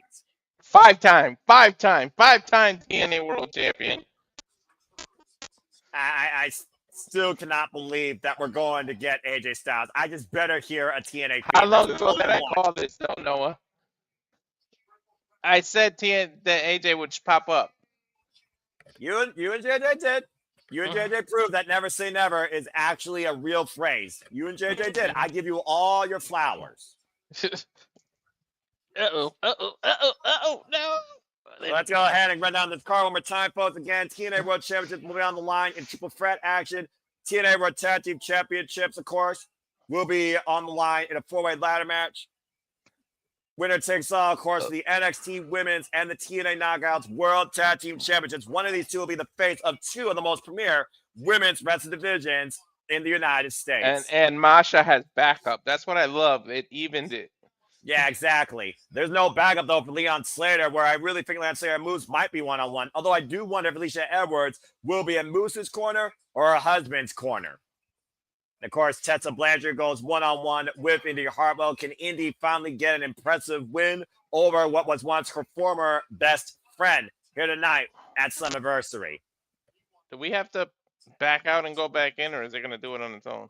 I'm not sure exactly, as they're still, of course, counting us down into the actual show, as, of course, the system at Cardona might look to disrupt NXT's influence here, sending Darkstate back to the dark ages, whatever hole they come out of NXT. I cannot wait for this show, though. It's going to be an incredible night of action. The system, Moose busy on his own match, and they just found a replacement. They found an extra person. That's crazy. And it looks like this match has been slightly changed, Walter. Cedric Alexander will go against Mustafa Ali, but Order 4 will apparently be in his corner. And this match kicks us off. Yeah, but will they end up being in Cedric's corner at the end of the night? Well, that being said, Walter and Super Ding Wrestling Community, are you ready for a phenomenal night? Because Slammiversary will officially start right now. Nope, not for me. It's showtime. I got black screen. I got a black screen. No black screen. You got to probably click the other feed or give it a moment. I'd click the other feed just in case. Watch again, live folks, tonight. FBI live warning. now. About to say, FBI warning. Again, if you do anything wrong, we will find you and we will. Guys, I was so desperate. I was so upset that I couldn't watch this. That's not a problem right now. It says I'm currently watching on another device. What? Are you on another device? You better make sure that it's not on another device accidentally. No, maybe James or somebody is. And they are live, of course, from the UBS Arena, Long Island, New York. There you see an outside shot. Biggest crowd expected in United States here for TNA in their illustrious history. Welcome to you for the 23rd time to their birthday, as this is TNA Slammiversary. It's you got your own, right? Yeah. As we get ready now for the national anthem.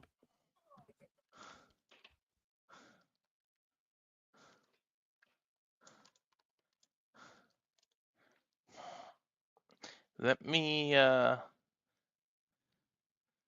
send a message to everybody.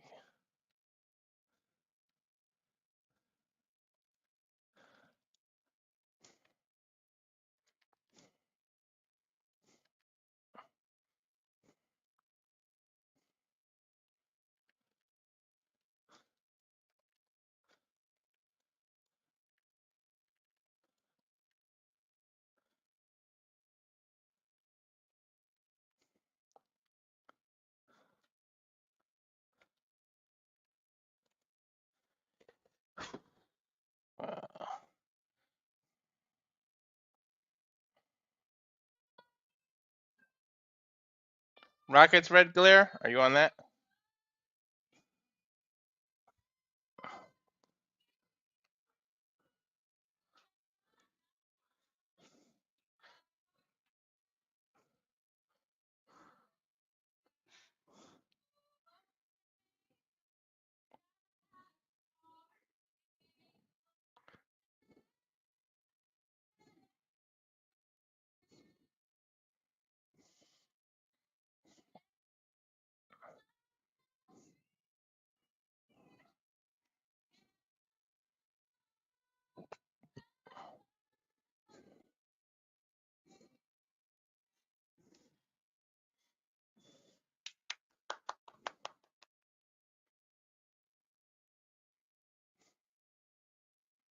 All right, as we get our cold opener, here we are celebrating 23 years of TNA wrestling. This is their Slammiversary. Enjoy the show, folks, with us as well. And welcome to the Simple Alpha Studios.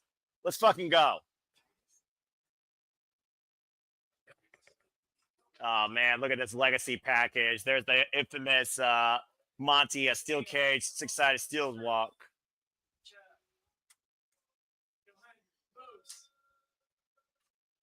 Then and the now.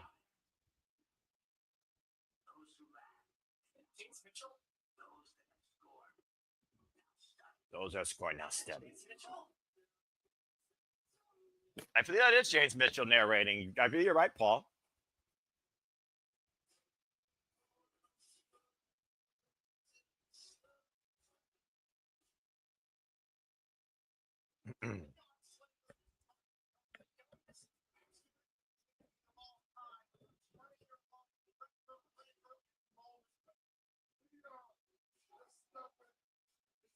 Of course, they're hyping up all the matches for tonight, folks.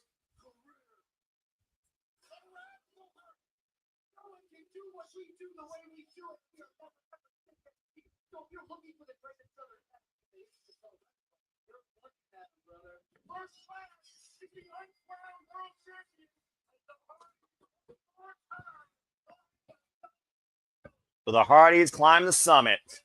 Will Leon Slater make history? Will Trick NA finally not reign supreme? Okay. All right. I'm seeing Trick Williams holding the title now. Yeah, Joe Hendry. And the football player clapped his hand. Pickup window, dominoes. I'm just trying to tell you where I'm at so we can see if we're in sync. I think we're pretty much like maybe literally near in sync, dude, because you're on the company like me as we got Mike Santana on the screen. And that video package of him and his late great father talking to him, talking about a man reformed, reborn, free from his demons. This feels like it has to be Mike Santana's night. Wait, it's showing phenomenal. It's showing AJ's jacket right now. The phenomenal son comes home. Go ahead, Noah.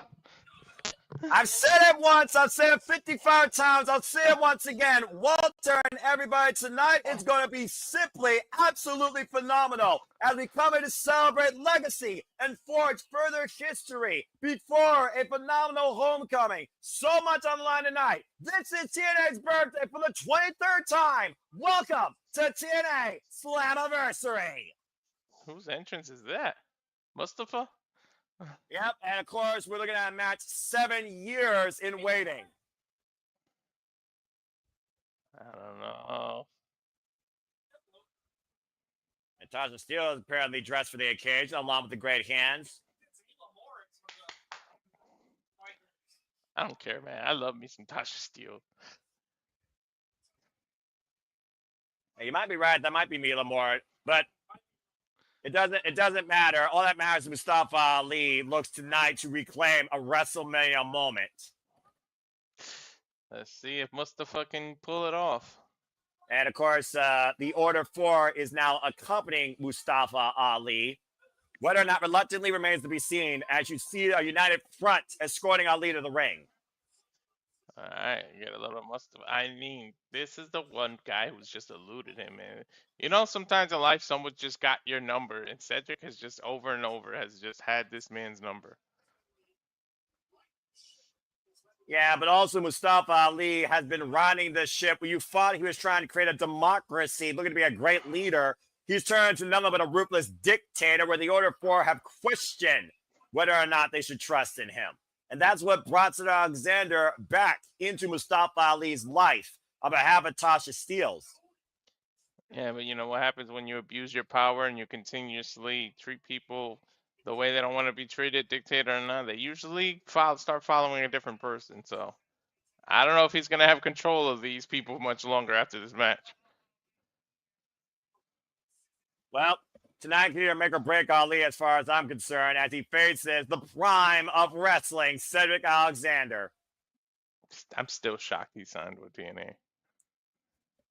I think it's worthwhile, honestly. And again, shout out to all of you in the chat. Again, Noah Foster, Walter Cruz. We are super reliable here for the entire duration of this incredible pay-per-view of you. As the TNA Slammiversary, thank you for tuning into our live watch-along reactions and coverage. Please like, subscribe, comment, tell a friend. If you want to dictate the conversation, super chat, PayPal, as simple as that. If you want to watch with us, you have to order it through TNA Plus. But we're happy to be that blind conduit for you tonight if you can't afford it, to keep you in tune to what's going to be a historic night of professional wrestling. Oh my God.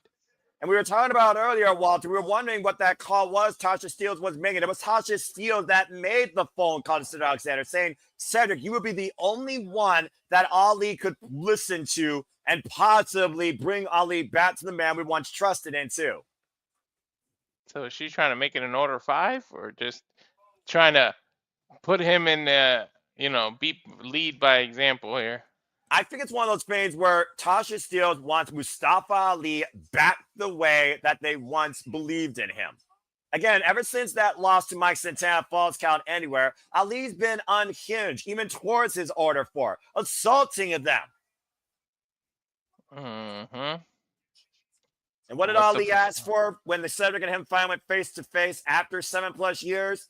Give me back that WrestleMania moment you took from me. And now tonight, they created at Slammiversary. Mustafa is staring at a ghost from his past, man. He looks worried. I don't know about you, Noah. He looks worried to me. From New Orleans to New York. Deep arm drag there. For those that don't know, this match coexisted over the Cruiserweight Championship back at WrestleMania 34. Sounds of TNA Contingency. Tom Hannigan, Matthew Rayla, Mackenzie Mitchell, and GM Miller. And of course, that night, it was Cedric Alexander that won the Cruiserweight Championship. Cedric Alexander is currently 6-0 in singles in their 205 Live history against Mustafa Ali.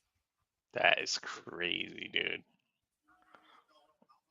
Of course, Mustafa Ali last year came into TNA, beat Chris Sabin for the X Division Championship in the main event. And of course, went on to hold on to that title through the Slammiversary before losing it to Speedball Mike Bailey.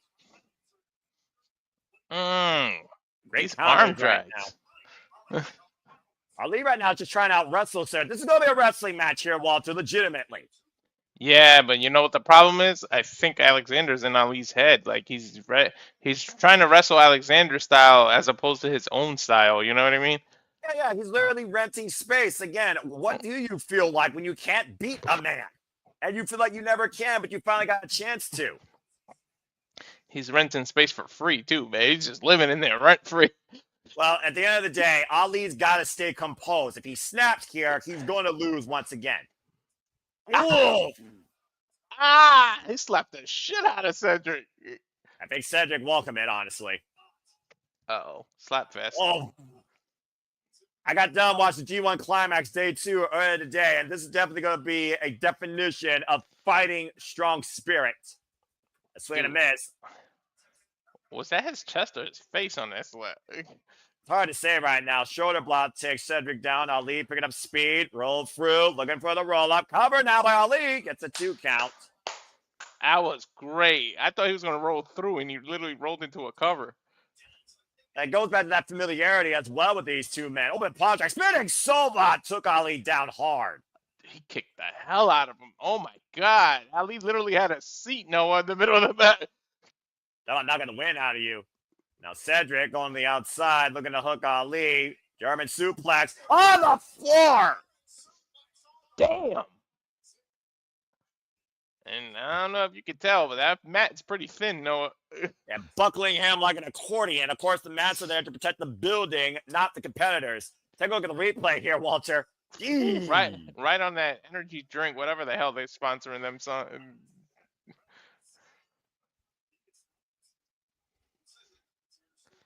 All right, there's the order for. See, that's the advantage of having them with you. That wasn't the mat that time. That was the ramp, Noah.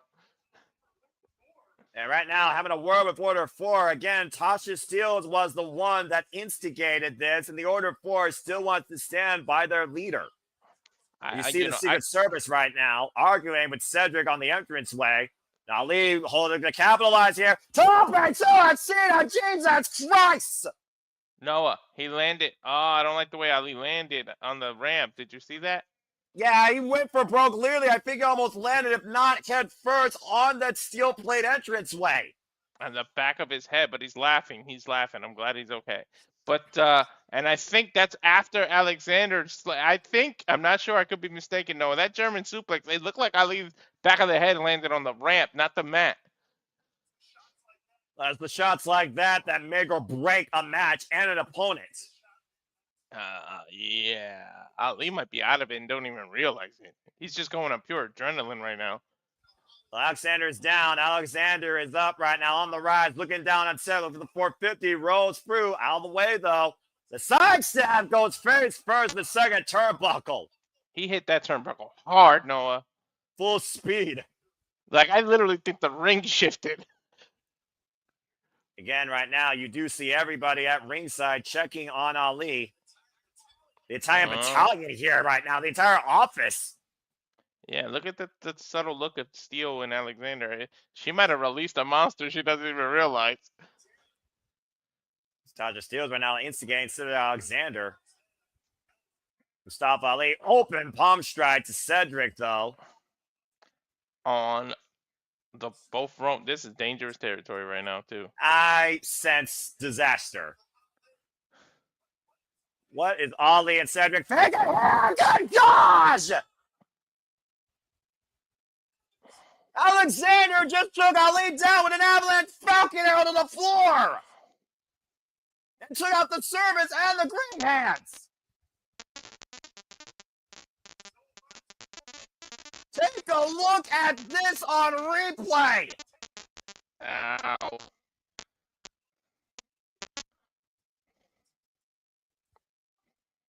This is awesome, I agree. TNA faithful breaking out the chairs that have defined TNA wrestling for 23 years. Bodies screwed everywhere. I knew this match was going to be great. An excellent way to kick off Slammiversary. Covered now by Cedric in the ring. Gets a 2 count. And referee Paige Vincent also has her hands full here tonight, clearly. Cedric, of course, looking for a lucky number 7 tonight against Mustafa Ali. Wow. The unified front, though, supporting their leader. Ali knocks Cedric. Oh! Nice spin kick. Rocks Cedric to his knees. Now Ali looking to follow up. Cedric swinging a miss. And Ali up and around. Taken out a tornado DDT. Dude. Alexander down for the count. Possibly shoots the half. Doesn't go for the cover. Both looks to the exclamation point. Oh! Both men have been dropped on their head quite a few. I'm a little nervous right now. Yeah, he dropped himself on his core with that standing, twisting corkscrew moonsault. Oh, my Lord! Into the turnbuckles, messy exploder in the corner.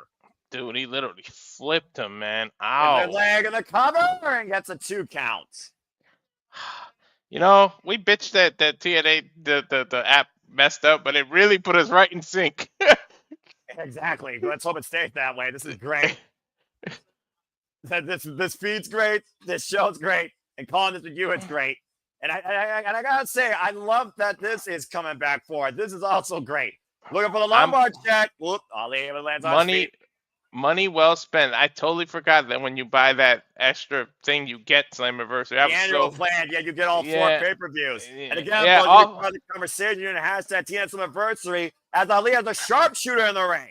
I'll let people know offline, man. I thought I couldn't afford this pay-per-view, and I was a little afraid I'll miss it. And somehow I forgot about that. I ordered the yearly plan, and you were able to get both of us on here. So exactly. Let's not forget last year, Walter. People might barely beat Mustafa Ali with a sharpshooter in Canada to beat Ali for that championship. That's why he's using that sharpshooter. Alexander making his way to the ropes, though. Ali's pissed. Again, what is Tasha Steelz thinking? I just see her the only one my turn. In the corner. Thank you. Now using the ring apron. He's risking disqualification. The referee's right on it. she's being a little flexible with what she's allowing. Well, again, this has been the newfound aggressive nature of Ali since that loss at Rebellion. Maybe somebody had to yell to Ali what Copeland yelled to Christian. Go find yourself. Well, maybe tonight he'll figure out himself once again if he beats Alexander for the first time ever. Now using the still ring stats positive for damage. Able to block it. Big boot. Rocks Ali towards the barricade.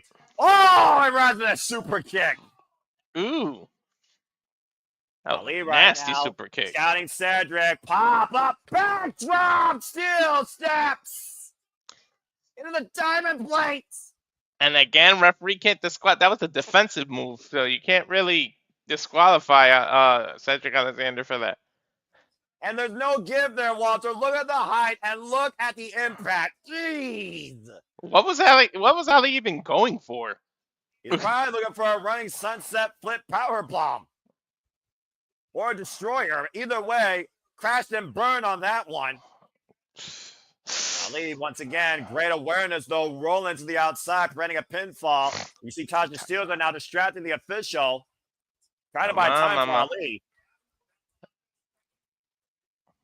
He's got to use any second he can get here. Now Alexander trying to follow Ali on the outside here. Ali still grabbing his lower spine. Literally trying running to create from some him. space. Cedric in the corner. Oh, wait a minute. Oh, no!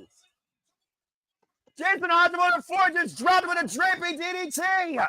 Out of the corner, man. That's Referee the problem. never saw it. And look what the position. Look at the position he's in. 450 splash connects. Mustafa. No! Oh, that's his biggest shot, Noah. That is the biggest shot Ali has, and Alexander took it and kicked out. What does this do to Ali's confidence now, Noah? And now Tasha Steelz in the damn ring. To your point, I'm not sure what this does right now. Everything's becoming unhinged. Oh, well, and Tasha right now putting her as the official. Uh-oh. Yeah, the problem is...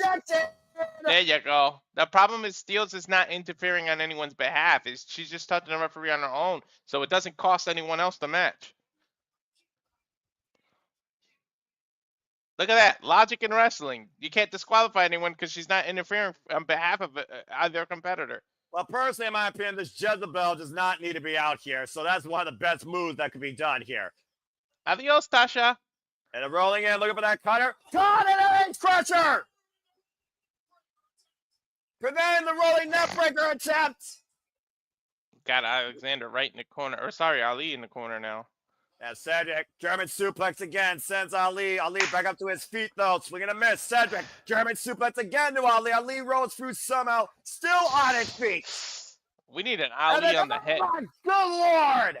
You do. We need Ali being dropped on his head counter. Because that's like the 7th one right there, Noah.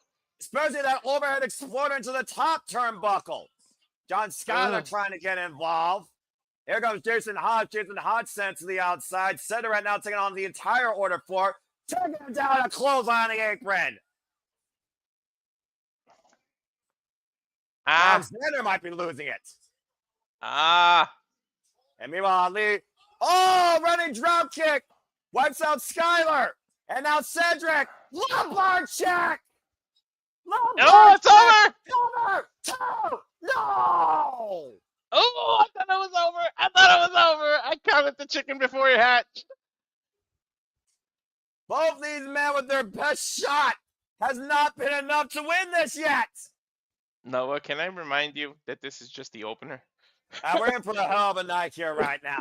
An incredible lumbar check that led to Cedric winning the Cruiserweight Championship against Ali at WrestleMania 34. Was not enough to beat him so far tonight at Slammiversary. Holy shit. As this fight rages on. If this opener is any indication of what we're in store for, it's going to be a hell of a night, Noah. And again, thank you all for watching along with us, and thank you all for watching TNA Slammiversary. You're watching it right now live with us. They are trending #1 on the X. Yes. Now, Ali. Oh! Thank all 77 of you watching us. Ali right now driving Cedric face first in the second turnbuckle, and Ali Reverse skins the cat, going up to the top rope once again. And Cedric takes the base out from Ali. And figure out the damage done to the lower back of Ali, not just his head, but to the lower back. Uh-oh. Yeah, lower back, his shoulders. Ali's been taking a beating and still kicking out. So what the hell is Tasha Steele doing back here? She threw a chair in there. She was ejected. Yeah, but who's she really interfering on behalf of whom? Tasha Steele was ejected. One more check to Tasha Steele. Ooh, she took that move. Ali, the cover to win. Mustafa Ali wins the Slammiversary. Tasha Steele literally sacrificing herself for the Order 4, and Ali, she does indeed trust. Mustafa Ali reclaims his lost WrestleMania moment. Damn it, no, I'm not doing well with the predictions, man. Tasha Steele was ejected from freaking ringside. And she brought a steel chair in play. And Cedric had enough of this vixen. And Lombard checked her back out of New York, but perfectly set for the 450. And Mustafa Ali taking advantage of Tasha Steele's distraction. Wins tonight's anniversary. Did you see the height that he got caught with? The height Tasha flew when she got lumbar checked? But one thing for sure, order restored in the Order 4, and Ali, they do indeed trust. A team effort tonight leads to the win for Mustafa Ali. If this was an attempt to get Mustafa Ali's mind right, I would consider it a success. I don't know. What is this? You know, I asked the opposite. What does it do to his confidence when Cedric kicked out of the 450? What does it do to his confidence that he's finally got the proverbial monkey off his back? Maybe it means he finally can go back on that path of purpose towards being a greater leader to go after the TNA World Championship.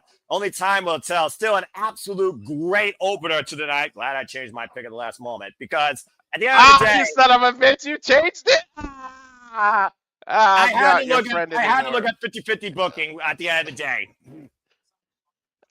Shit, I kept it. Yeah, well, again, it is what it is. In Ali, I do trust for right now, anyways. Again, French commentary. They're at TNA, of course. Many partners, many sponsors, of course, for TNA Wrestling here. Again, it's an absolute pleasure to be back here with Walter Cruz. So glad to have him back here in the virtual commentary booth. So glad to be back on your screens once again for another phenomenal night of professional wrestling. Jeff Meacham also in the chat here.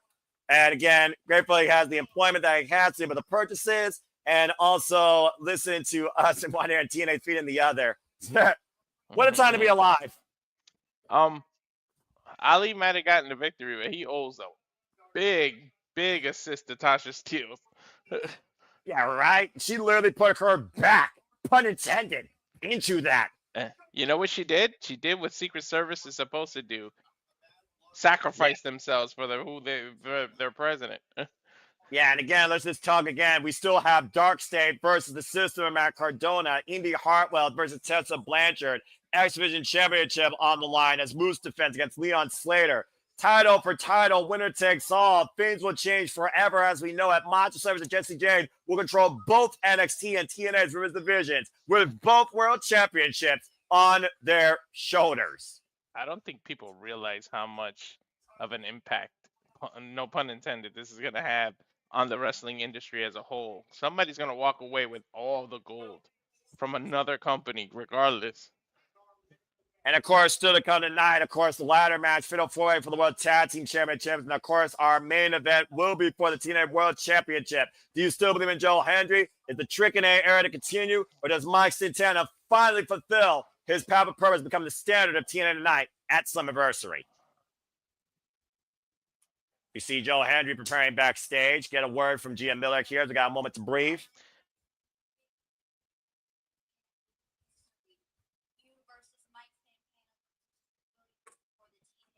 Of course, Joe Hendry has had a hell of a year already. Trying to get some strategy. Joe Hendry's been everywhere. NXT, pay-per-views, the Raw.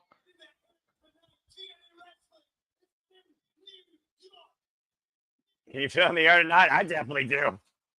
Did he just do a Phil Collins reference? Yes, he did. I love him for that.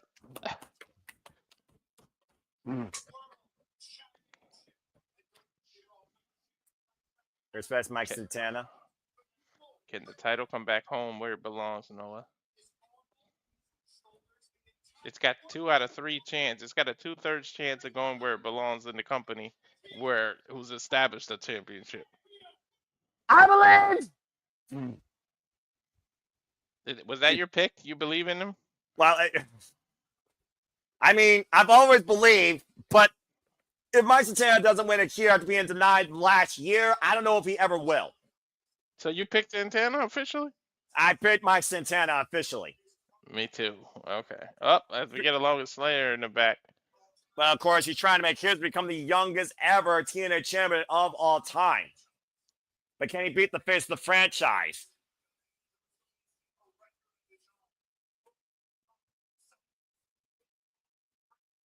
And of course, moves to become the longest reigning SVG champion of all time. But right now, we're set for 8-man collision as the system aligns with Matt Cardona to remove this virus known as Darkstate from NXT tonight at Slammiversary. This is going to be weird. Is this next? Ooh. Yes, it is. This will probably be the only night you will ever hear me say this, Walter. For one night only, I trust the system. Oh, what a new theme. I was just going to point that out, that this is a new theme. Well, again, Eddie Edwards, ever since that system reboot, tried to get the system back on the same page here tonight. And the system, for all it's worth, this is their home.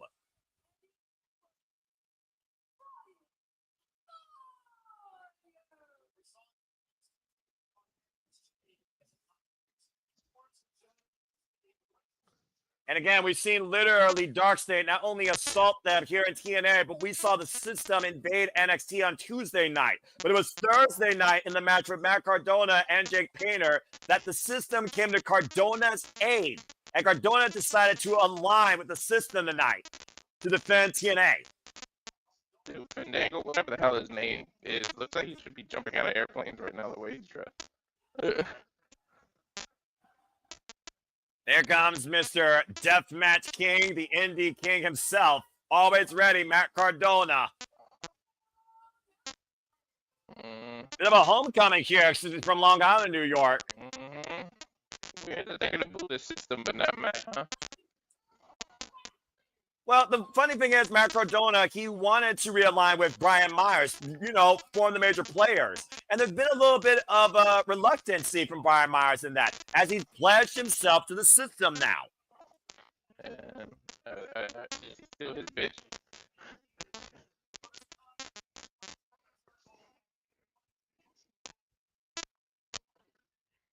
Talk about these longtime friends that have literally podcasts and shared action figures here.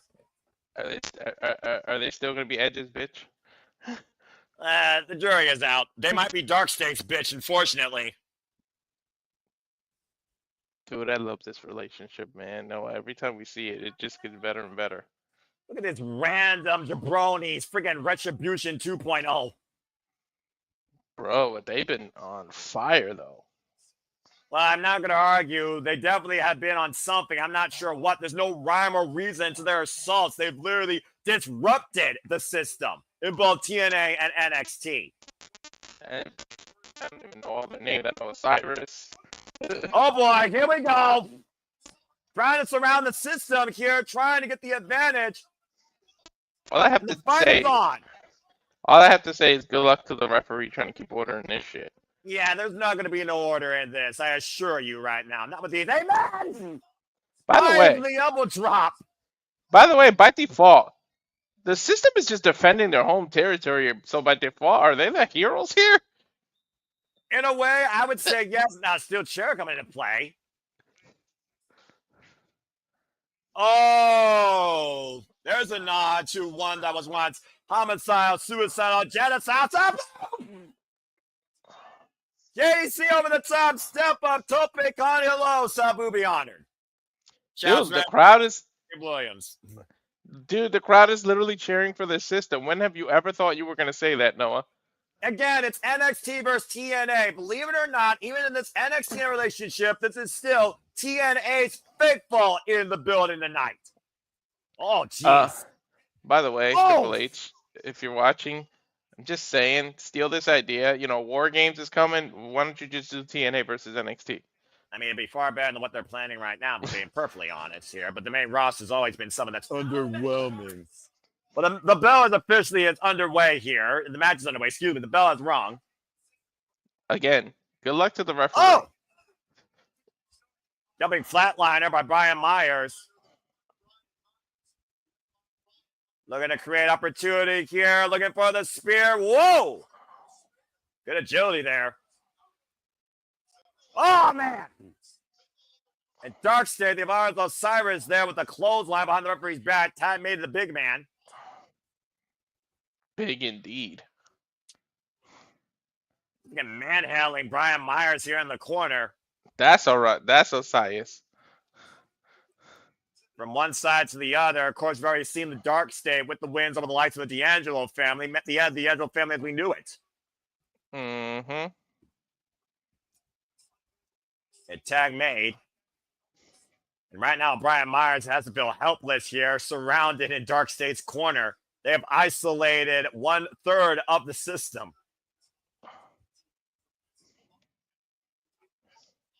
Big opening palm strike here as Brian Myers fighting from underneath. Again, Brian Myers, Eddie Edwards, known as the System, former 2-time TNA Tag Team Champions. And Darkstate right now looking to literally stop the System. And again, we still don't know Darkstate's purpose behind all these attacks because they've attacked everybody and anybody with or without a title or a unit. Nice overhead Pele there by Brian Myers. Yeah, they never actually said what their purpose is. Now, wait a minute. It's Cutler J right now. Big knee to the back of the head here. And now Saquon right now on the outside here with JDC. Usually the System is the one that knows how to use the numbers game to their advantage. But the numbers even right now, the System has been literally taken out of play. Here's the cover here, the back press and the 2 count. Mm-hmm. And to your point about the colors, notice the colors and the insignia the System is wearing here, Walter. TNA. Yep. Darkstate trying to shut down the TNA faithful here. TNA chanting out loud and proud, and I approve. Mm-hmm. Brian Myers been now trapped in a rest hold here in the middle of the ring, trying to slow down the chaos here, controlled chaos here in play by Darkstate. Of course, the System have literally ran TNA wrestling since TNA was brought back to life. The first time ever we're seeing TNA under attack. Sorry, Noah. I wasn't trying to step on toes, but I had to put their names because I don't even know who the hell they all are. I appreciate you for doing that. And I'm still learning Darkstate myself. Darkstate is the enigma of professional wrestling. Mm-hmm. You see Brian Myers, though, looking to reach out for the tag to his major player, Matt Cardona, who stands always ready, fingertips away. And a tag made! All right, there we go. Now we don't know. If you ever had to look down, I put their names in there. Screw that. Off the second row, missile drop kick by Matt Cardona. The complete, always ready, looking to take out Darkstate. And I think it's Saquon and Matt Cardona in the ring, right? Yeah, that's Saquon. There goes Osiris. Cold breaker to Osiris. Eddie Edwards and JDC takes Osiris up and over the outside, almost tied up in the ropes there. Taking Griffin out of the equation for now, and it looks like we might get a broski boot. Oh, he's set up for it too. Woo, woo, woo. Long Island's own too, man. Guys towards center. Here's the cover. Deep over the leg at 2.5 for Matt Cardona. And right now, Cardona has regained momentum, not just for the System, but for TNA. Possibly looking for radio silence. He's setting it up. Pop up. Those are Oh, a pump kick, though, by Cutler James. The tag made now. Sequential tags made now here by Darkstate, isolating Matt Cardona. That's all right. Dion Lennox is in the ring now. And what the hell is this? Oh, it's that throw power bomb that they do. 3-on-1 cover here, and Darkstate does not get the win with the dive by Eddie Edwards. Literally went over the top of the referee's head there to save this matchup. Again, the system has not been able to take control of this match since the bell's rung. Oh, wait a minute. Look, Brian Myers was looking for, I believe, the blind tag or the assist there, cut up by Darkstate. With attention right now. The Juggers, what the hell is this man thinking? Chaos all over the ring here. A tag made by Eddie Edwards to Cardona. Excuse me, Eddie Edwards. Uh-oh. Oh, they're taking a page out of Darkstate's book. Cardona and Edwards taking him down. Big elbow drop. System overload.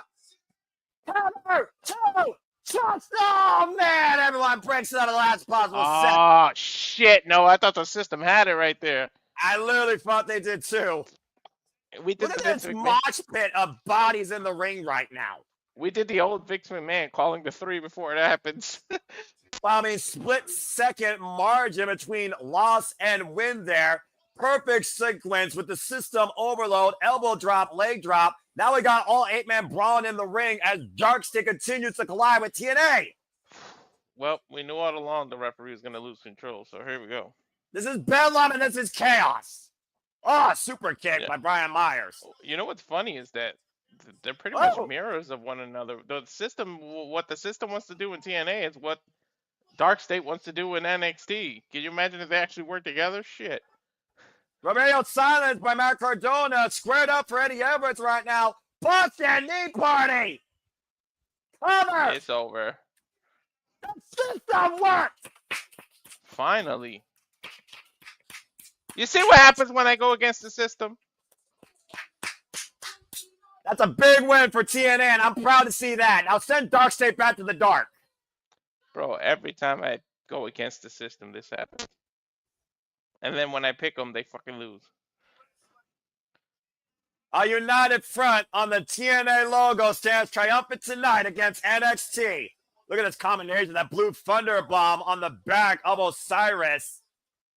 2-for-1 special there to set up for the radio silence by Long Island's own complete Matt Cardona. Follow up on Eddie Edwards, Boston knee pipe for one night tonight. The system works for TNA Wrestling. That just lets NXT locker room know they got that the Darkstate can be defeated. They don't have much to fear. And what a statement by Cardona and the system. Is this a one night only, or is he gonna trust the system? What's up? I don't know, but regardless, those Wild Dogs, this Trojan virus sent back to NXT with a loss. Saquon's still furious. He is heated. Well, right now it's time for a TNA Wrestling injury report presented by Bioflex here. As of course, we know the wrestling business is unforgiving. Of course, Trey Miguel will not be involved tonight. Of course, he is going to be going through a hernia surgery, so he is out. So it is officially Myron Reed of the Rascalz. Spoken if you got him. That will be taking place with Trey Miguel tonight in the ladder match alongside Zachary Wentz. Speaking of which, Casey Navarro is coming in with a knee injury, but he is still clear to compete. JJ, to answer your question, yes, they did. They got the face homecoming reaction, which shocked the shit out of both Snow and I.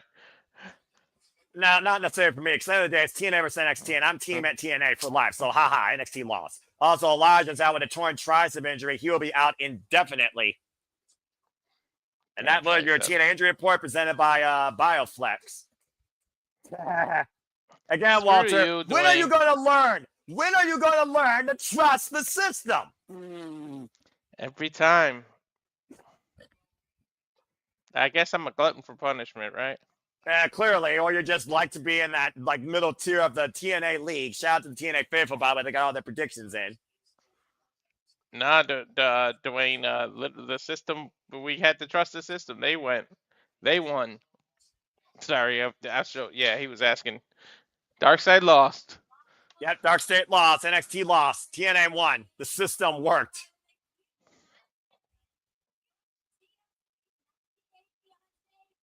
And of course, the steers are out tonight. Tim Maclin from TLC 90 Day Fiance. Apparently not a fan favorite. Gee, I wonder why.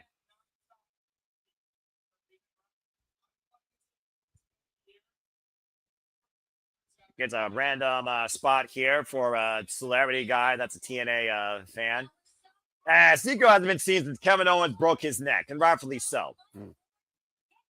Dwayne, don't worry. Like I said, I'll have all the Prediction League updates later on this week. Sure. And Gia handing it back to Tom and Matt.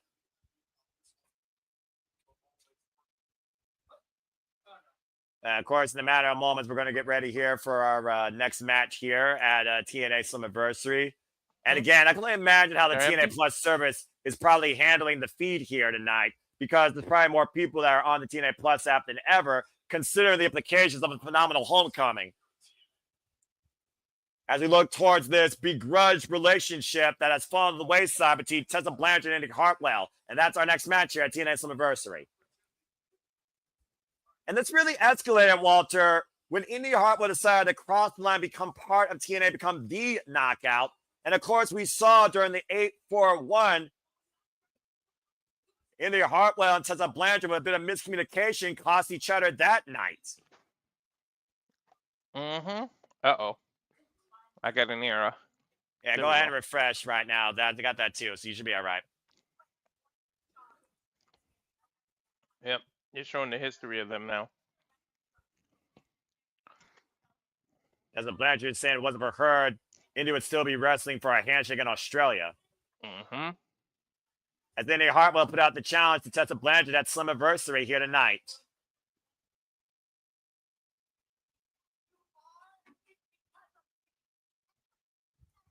Tessa saying everything Indi Hartwell has become, has been, who she is because of her and her alone.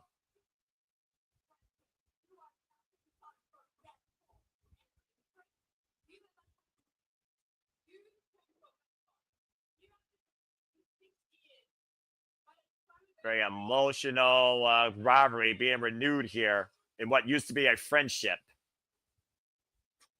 Well, one thing's for sure, we know one thing's certain. The Heart won't quit, and tonight, Heart looks to be anything but forgettable. And I can only imagine the reaction that we're about to hear for Tessa Blanchard here. JoJo just went and laid on the bed and found it. And being booed out the building, no surprise. And unfortunately, that Maniac Vixen, Victoria Crawford, is also going to be escorting her to ringside. Blech. Oh, God. And if this is going to be any more of a heat magnet, go away, Heat. Yeah, she brings Victoria with her. Well, let's ignore the relic of a forgotten era and look at the one currently now today in TNA, the undeniable diamond of TNA, Tessa Blanchard, shall we? Tessa Blanchard, as I said before, former TNA Knockouts World, former TNA World Champion, and of course has had many great moments here at Slammiversary, been part of TNA now for the better part of literally the start of this calendar year with only one singles loss, saying that everything Indi is because of her. Yep. But one thing about Victoria, I can say, much as I personally talk smack, I'm glad she was able to get her life together, that we can see her again, regardless of how we personally feel about her. The fact that she was able to put demons to bed and return to the sport she loves, good on her. And personal victory aside, it's still an annoying appearance for me. But this person's not annoying at all. This person is impressive to me. Of course, Indi Hartwell going into the biggest match of her wrestling career with a very familiar opponent. Once her former best friend, Tessa Blanchard, has always had Indi Hartwell's number since their first encounter in Shimmer Wrestling in 2017.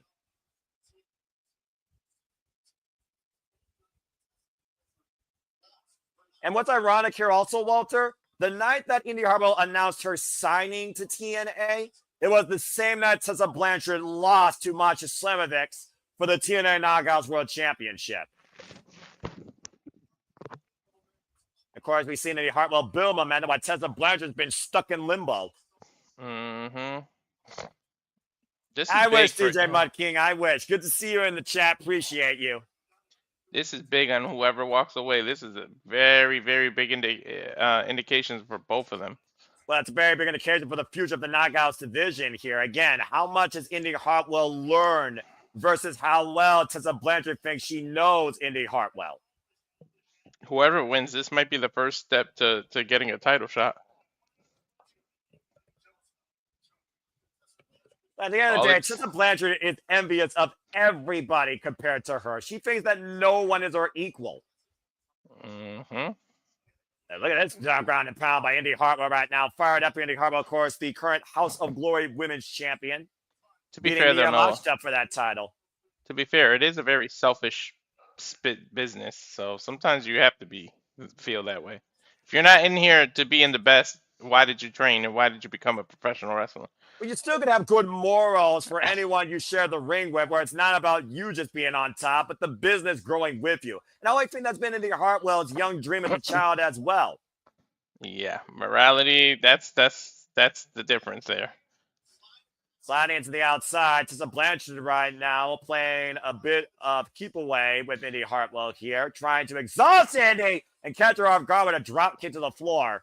Keep in mind, you're talking about Tessa. You have to have a soul and an actual conscience to have morality. So Tessa's kind of out of there. I'm about to say, you hear what everyone's saying right now. Uh-huh.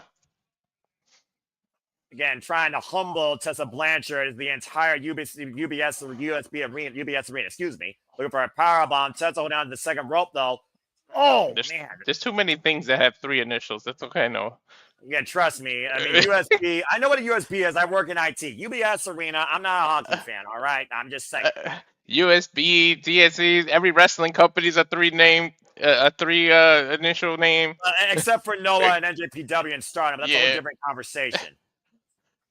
Just wrapping wrapping Indi Hartwell around her foot and sending her face first to the apron. Well, every American company then. It's fair enough. Indi Hartwell, of course, still very young. Her career an all-rounder, 9 years in the business at 28 years of age. Of course, came into TNA when she crossed the line at Rebellion. There's a cover now by Tessa in the middle of the ring. Gets a 2 count. Then no doubt in TNA, if she is able to beat Tessa, this will be the biggest win of her career. Indi Hartwell got a win over Victoria Crawford ahead of this match and currently is still the House of Glory Women's Champion after a great defense against High End at House of Glory, Texas. Noah, we're not doctors, but I don't think your leg is supposed to bend that way. Well, we all know that Tessa Blanchard's arsenal can involve a submission hold. It's more than just the magnum she has in that buzzsaw DDT. It's a cover again, gets the 2 count. I don't like the way Indi's leg bent. Yeah, you see Indi Hartwell right now favoring that left leg, hobbling on it. Ooh. You do not want Tessa Blanchard to have her way with your body. Now grabbing that leg and jeez, planting that foot into the mat. A leg DDT of sorts here. You're going to see Crawford right now cheerleading. Tessa Blanchard there in the corner. Now Tessa Blanchard hooking up Indi Hartwell. Fisherman. Ooh. Oh my God, how smart was that? Right on the knee, Noah. Cover now. Okay, I got that too. Yeah, instead of going for a fisherman suplex, she just went straight for a knee breaker on the mat. That was smart tactic here by Tessa Blanchard, who truly has been groomed for this business. Say what you want. Personal feelings aside, she is cerebral out there. And of course, we talk about the toughest competition out here in the TNA Knockouts division, and Tessa Blanchard brings that to a whole nother level. Another shot right to the back of that knee. Oh, man. All that force driven down, almost a proverbial.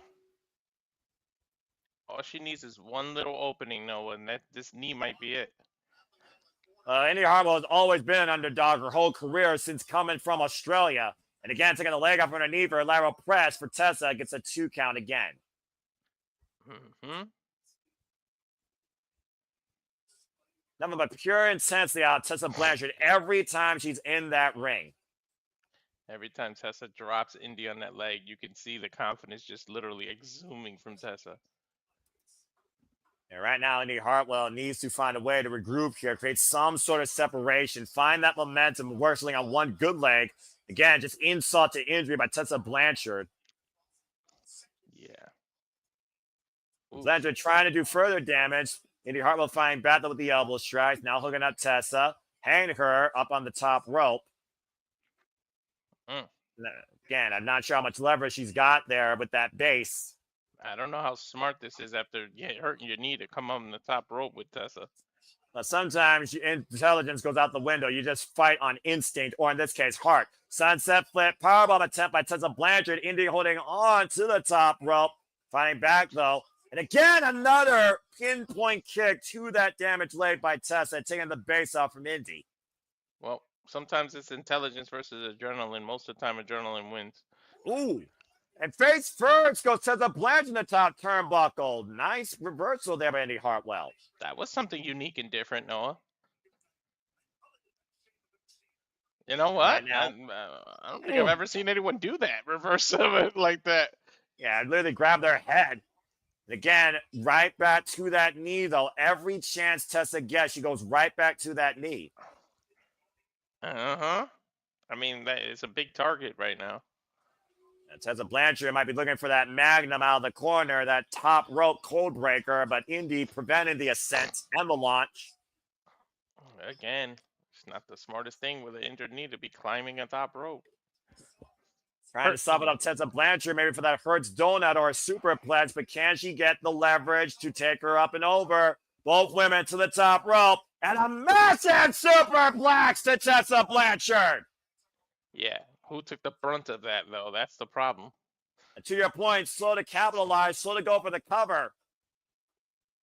You get a wide shot. Look at that arena. Look how many people are sitting in there, Noah. Yeah, again, our 23rd annual Slammiversary here. Over 7,000 people practically expected on hand. Look at that. I really don't see an empty seat, man. The seats are still filling in, but I do see your point to a degree. Both athletes right now maybe fighting from underneath, but Indi Hartwell still slow to get back up to her feet. Their first match was back in 2017 in Shimmer, folks, in the dark. Follow-up was 2018 in MCW, and they have not met each other before TNA since that bout. It's a 7-year rivalry now, renewed. What used to be friendly has become nothing but visceral with these two. Dude, Tessa's taking these forearm shots, though. Indi Hartwell dishing it back with these open palm strikes here, though, lining up this diamond, looking to cut through Tessa Blanchard here, blocking the shot. Again, beating Tessa to the punch, kick to the midsection. Indi Hartwell, great combination. And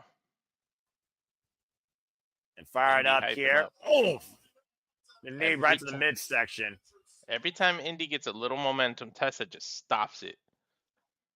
Going off the ropes, taken down with a clothesline, though. And Indi Hartwell again trying to keep momentum forward. Trying to turn this match around. Clotheslines by Hartwell sends Tessa throat first into the second rope, up and over on the apron. Again, watch how gingerly, though, Indi Hartwell is stepping here, Walter. Yes, he's definitely hurt. What was that? A European uppercut from the apron? Yeah. Now, Indi Hartwell's going to the top turnbuckle. Dude, she just keeps testing faith. Big elbow drop to the back of Tessa. Shoots the half to win its Slammiversary. Kick out at 2 by Blanchard.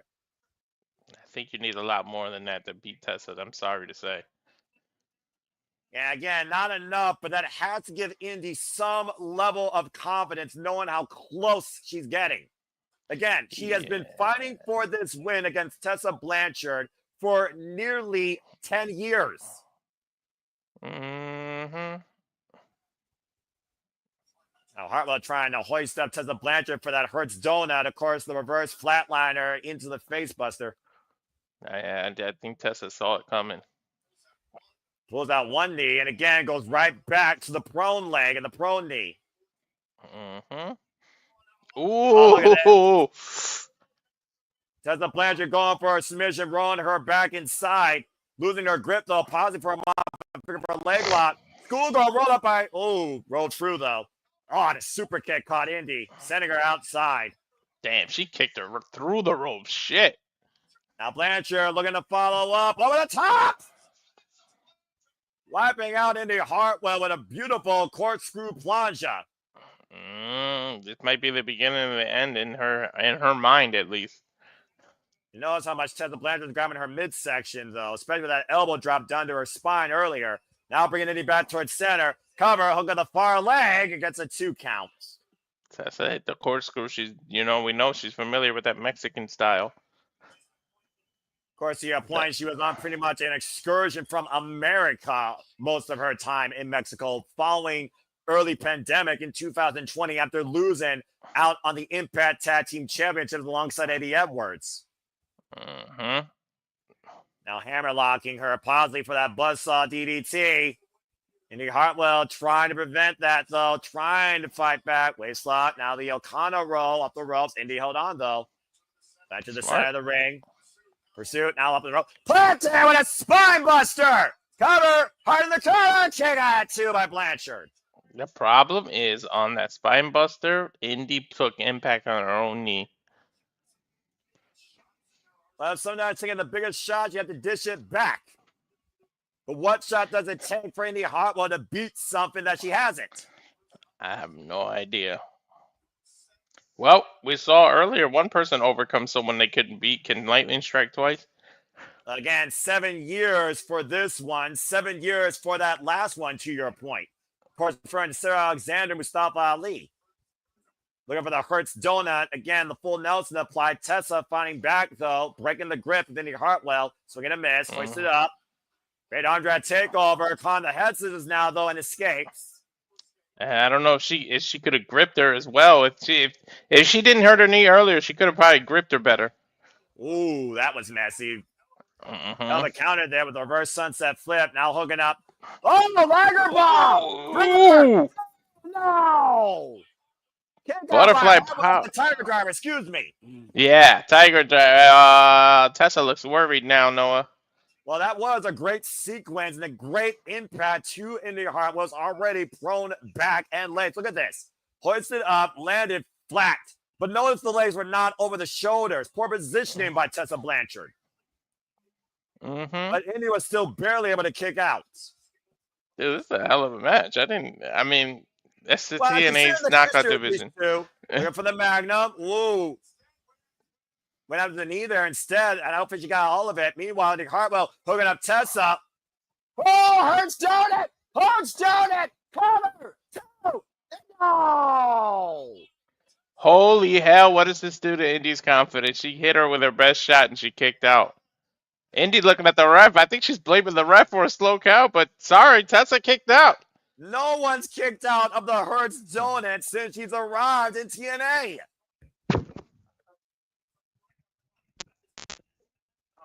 NWA.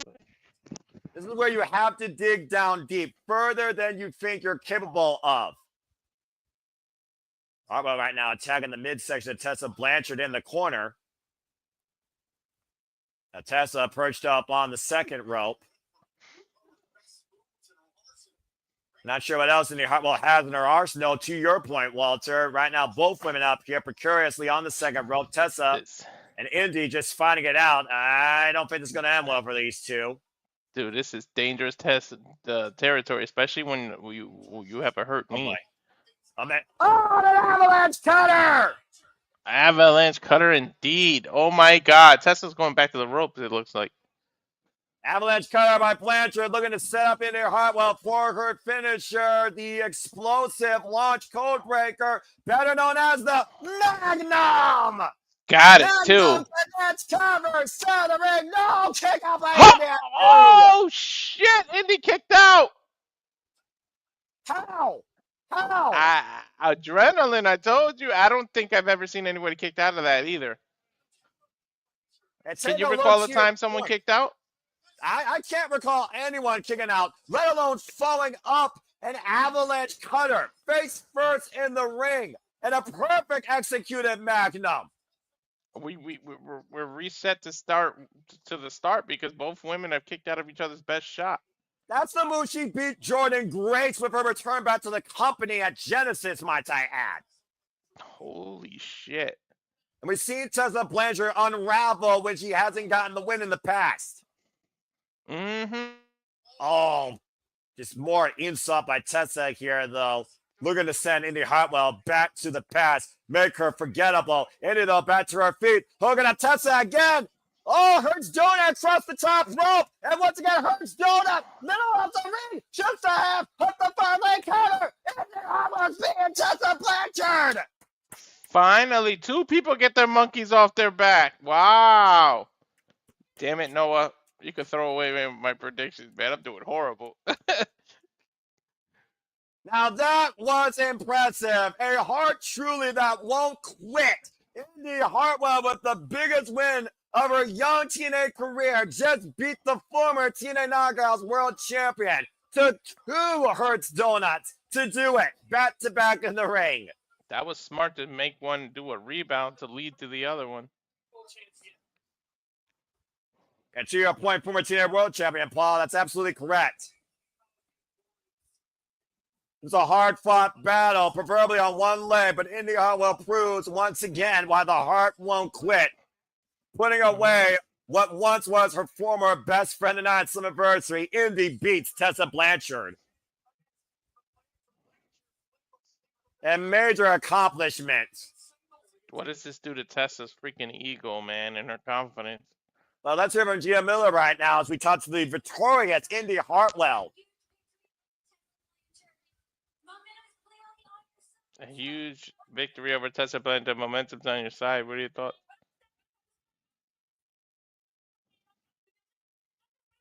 I said I was going to be on top of the Knockouts division. So what's next? Oh, Jesus! Blanchard again assaulting Indi Hartwell. You couldn't be surprised by this. Now, Gia Miller. Whoa. Gia Miller get up in the face of Tessa Blanchard. Again, right now, Gia Miller trying to. Oh! What the hell? She slapped the hell out of her.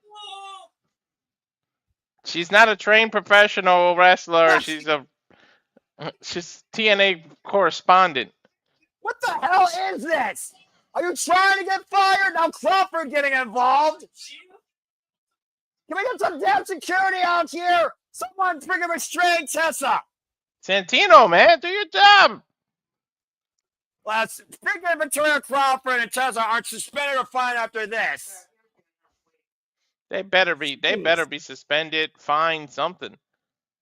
I'm just glad Gia Miller wasn't busted open. She was going face first right across those steel ring steps. Good grief. They put their hands on a non-TNA performer. That is not a trained professional wrestler. That is a correspondent, a interviewer, a backstage personnel. Yeah, that's definitely the biggest shocking moment so far tonight in Gia Miller's TNA career. We can only hope the best for her right now. Regardless, congratulations to Indi Hartwell on beating Tessa Blanchard, and Tessa Blanchard, F you. Jeez. Well, as we got a momentary commercial break again, Walter, absolute unprofessional conduct, poor sportsmanship by somebody with so much incredible talent, wasting her potential. It was a clean, hard-fought win. Why can't you, for one dang night, be humble? Daggum. I don't think humble's in her vocabulary, brother. Probably not in her DNA either. Jeez, oh, peace. Zonify. Look at Mance. Even Mance discussed it. Well, Matthew was probably going to ringside to help Gia Miller up, of course. So, again, a wrestler assaulting an interviewer. She has no rules. Somebody needs to get a hold of her. Tessa's off the hook now. She doesn't give a damn, Noah. Yeah, look, there's only so much a person can take. Gia Miller works in Wrestling Revolver as a manager. She is not even a full-time competitor. She has very minimal wrestling experience. Here at TNA, she is exclusively an interviewer, a broadcaster, not an in-ring competitor. That's crossing a line that you don't cross when you are a competitor. So hopefully Gia Miller's all right. And the right repercussions are taken. That's not the line that we want to see cross. We want to see TNA and NXT's lines cross. There's the director of authority, Noah.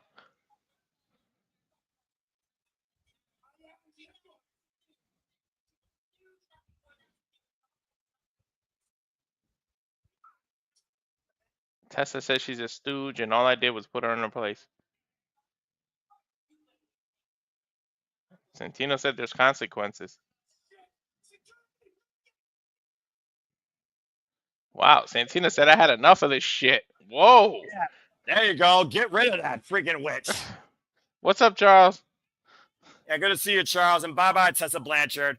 Santino Marella is not going to let Tessa Blanchard ruin this night, and he's also not going to literally ruin his integrity as director of authority. Again, she's out of control. She's absolutely out of line.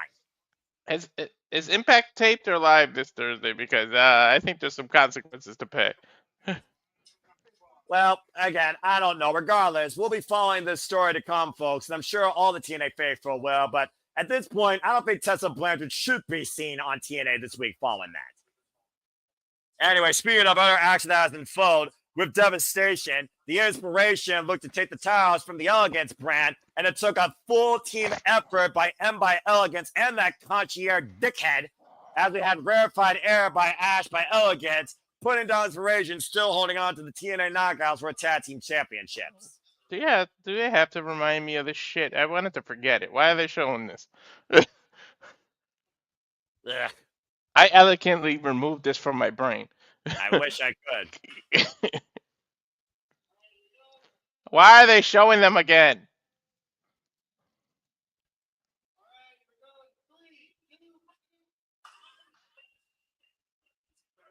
That was embarrassing. That was a huge botch. They literally pre-cut to them about to do that. Dude, we just showed how wrestling works. They just literally showed how wrestling works. That was a botch. No, that was they were saying we're rolling, and then they started going. Oh my god, that is botch and a half production.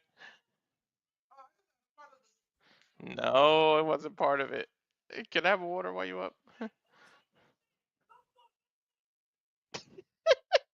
standing there waiting for their cue, and they showed us. This is the most ridiculous segment I've seen in TNA in a long time. Yo, we should botch something like this. No one show a little backstage before we go live one day. Well, it looks like the Inspiration is going to go talk to Santino about getting a rematch and maybe banning the Concierge and by Elegance from ringside. And personally, I think that's the right way to go, because if it wasn't for those two, I don't think we would have seen those tag titles stay with the Elegance brand.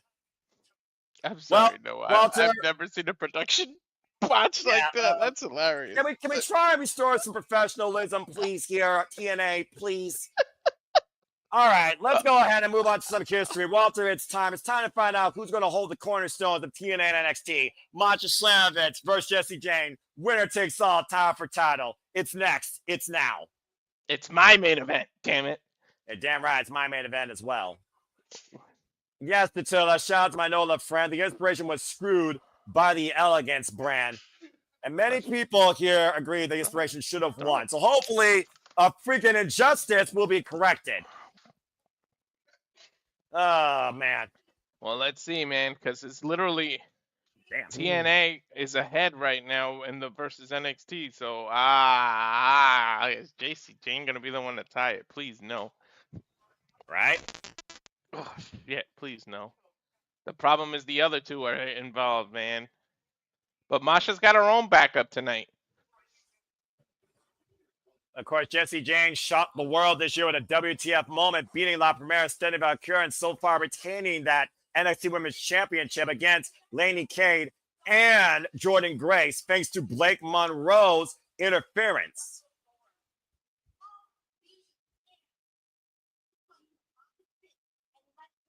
Not only is this TNA, this is Masha City. We saw the honoring of Johnny Rods, the trainer of Masha Slammers, and so many TNA greats. This has to be TNA's night. It'll be the biggest injustice in this company's history if Masha Slammers lets NXT take control of TNA's Knockouts division and the Knockouts World Championship.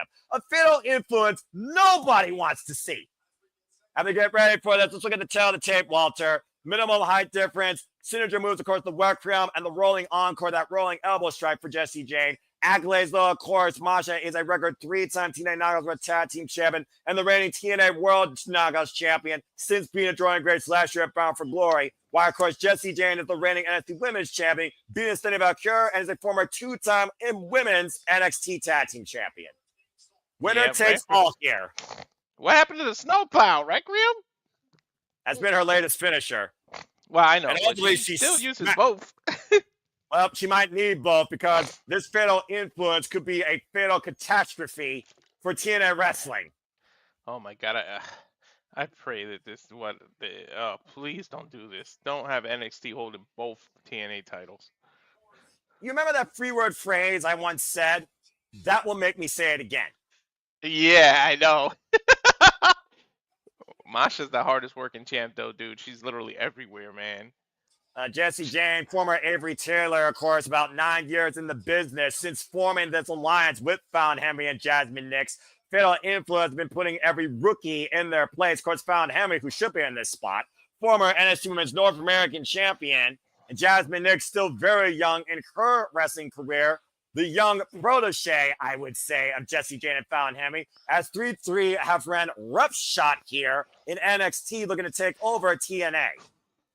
I'm just glad Masha's got backup. You're going to need it against these three.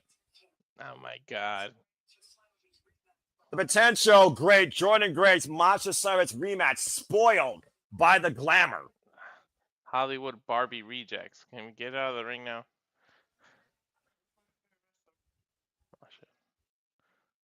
And meanwhile, here comes, to your point, the hardest working woman in the wrestling business, Masha Slamovich. Mm-hmm.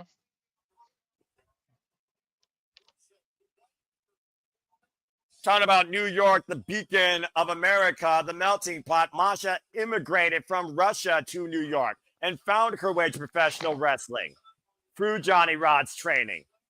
She's in that Russian Omega Red.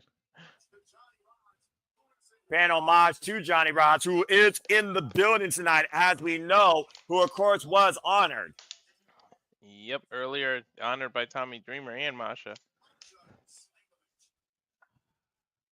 Why is Masha by herself right now?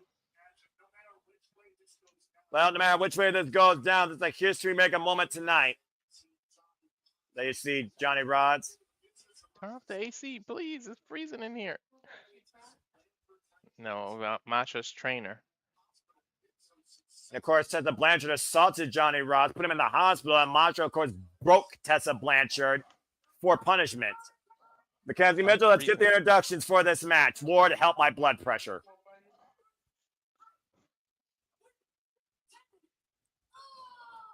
Oh, boy. Big fight feel. Come on, TNA. Off. Oh, my God. Boo. It's on the panel right there. Why is everyone so afraid to walk by the camera? Just go. The current reigning and defending NXT Women's Champion, Jessie Jane. Please, no. Please, no. Please, no. Please. Did I say please? Of course, the opponent from Moscow, Russia, holding the cornerstone of 2008 and on. First held by Gail Kim, the TNA Knockouts World Championship. The most beautiful title in the business as well. Masha Slamovich. That is a good-looking title, man. It kind of reminds me of the old white Intercontinental title a little bit, too. Well, it's the only title that doesn't look like a glorified logo. Mm-hmm. The reputation, the legacy, the growth, the evolution of two great championships for two great women promotions are on the line tonight to be held only by one. You think about the TNA Knockouts World Championship, like Gail Kim, Awesome Kong. I said names earlier, like ODB. You think about the NXT Women's Championship, Athena, Bayley, Charlotte Flair, Asuka, Sasha Banks, and of course, Roxanne The list goes Perez, on and on. Both of these titles have an incredible legacy, but only one of these two will be able to continue to forge both together in their own continued story. Noah, Winner takes all. Who's got more pressure on their back on this? I feel like Jessie Jane, because I don't think nobody expected Jessie Jane to be in this spot. To me, Jessie Jane is an afterthought of this business. Masha Slamovich, though, has been battle-tested her entire career. Fought 2 years to get the Knockouts World Championship. But she has put the TNA Knockouts banner on her back. While Jessie Jane, at this point, all she cares about is herself. She doesn't care about NXT or TNA. She just cares about herself and her fatal influence in this wrestling business. I think about T. Harris, though. She barely cares about her fatal influence partners. She barely cares about them. Again, that was a big shot, though, by Jessie Jane. I will give Jessie Jane some credit when it comes to the striking department. Then again, we are talking about a legitimate competitor in blood sports. Yeah, when it comes to striking, I think Masha is miles above her. Again, though, that rolling encore, that rolling elbow strike could be the KO shot. Jessie Jane needs to beat Masha tonight. Up and over. Lands on the apron, though. Now going out of the corner. Whoa! Strike! But only took 2 of them down. Cut the 7-10 split. Jasmine Nix nowhere to be found. Yeah, she was out the way. You know, if you've been watching NXT, there has been dissension between them. Oh, I saw that before Jessie Jane won the championship. The only reason I think they're unified right now is because they got a chance to get control of everything. Now Jasmine Nix getting involved, gets knocked down by Masha Slamovich. I mean, can you imagine NXT having the power, the control to take over the Knockouts division? Oh, and found Henry, that fatal influence freaking witch, helmet Jessie Jane on the Red's back. Yeah, I don't think the ref saw that. Again, Paige is going to have her hands full here. Rolling cannonball to get Masha down on the outside. Is there a sense of company pride in me tonight? The answer is freaking yes. To be fair, though, in terms of the ref, this match is too important. There's too much on the line to disqualify anyone. Because then no one gets a title anyway. So I think ref is going to let a lot more slide than we think. Yeah, I don't think disqualification is going to be a factor here. Someone has to leave with both those belts. There has to be a winner. Now Jennings sending Slamovich back inside the ring, running senton. Here's the cover, back press, hook the far leg, and Masha kicks out at 2. You're not beating Masha with a damn rolling senton. Can you imagine both NXT superstars leave with the 2 cornerstones of TNA tonight? Be the worst night in TNA history. I do not want to imagine that. Be the definition of a freaking global localization, freaking NXT takeover. Get this bitch out of here. And look at the TNA president at ringside, by the way, Walter. Carlos Silva watching. Now here's the cover. Back press with the far leg by Jessie Jane, and Masha kicks out, thankfully. This pretty much is a handicap match at this point, Noah. Carlos Silva keeping a close eye on the situation. We saw the look of absolute depression when Trick Williams stole the TNA World Championship at NXT Battleground. Open palm strike here by Masha to Jessie Jane. Spinning Sobot sends Jessie Jane bent over. Now Jessie hooking up Masha. Taking it down with a choke slam. Cover. Rock bomb of sorts. Gets a 2 count. Variation of a choke slam. Yeah. Uranagi of sorts by Jessie Jane. Excuse me. I was thinking that Uranagi, but I didn't want to steal any thunder from you. Yeah, you're fine, though, dude. Jessie Jane wearing down the TNA Knockouts World Champion. Masha Slamovich, 27 years of age, 10 years in the game, trained by Johnny Rodz, Amazing Red, amongst others. To your point, current JCW Women's Champion, and of course, ICW Women's Champion, and the TNA Knockouts World Champion. 268-day reign so far as TNA Knockouts World Champion, going into her 13th defense tonight.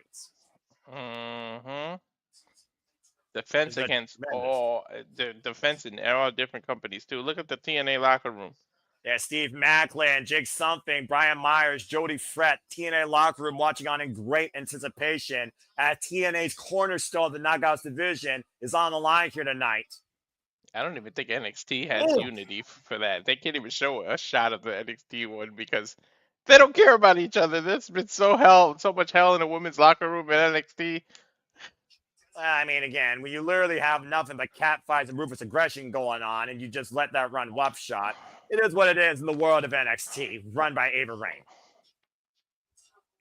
I don't know how much running she's doing because she's lost control of the division, to be I honest. mean, Jordan Graves wiped out her freaking assistants, freaking Stevie Turner and Robert Stone. So, I mean, yeah, what control does she have? I would argue that if Jessie Jane wins tonight, she might be more powerful than Ava Raine. No, please don't let that. I imagine what the liaison of NXT Iron Grace thinks about this as well. I don't think Jessie Jane is one of her friends, personally. Don't put that out in the atmosphere, please. Don't. I have to be a realistic, unbiased commentator to some degree here, Walter, even if I am TNA faithful. I mean, you know, NXT is my NXT, but goddammit, I gotta go for TNA on this one. And Masha taking down Jessie Jane right now. Finding an opening here. Masha Slammiversary is the 65th TNA Knockouts World Champion in this company's history. Ooh, a running knee strike.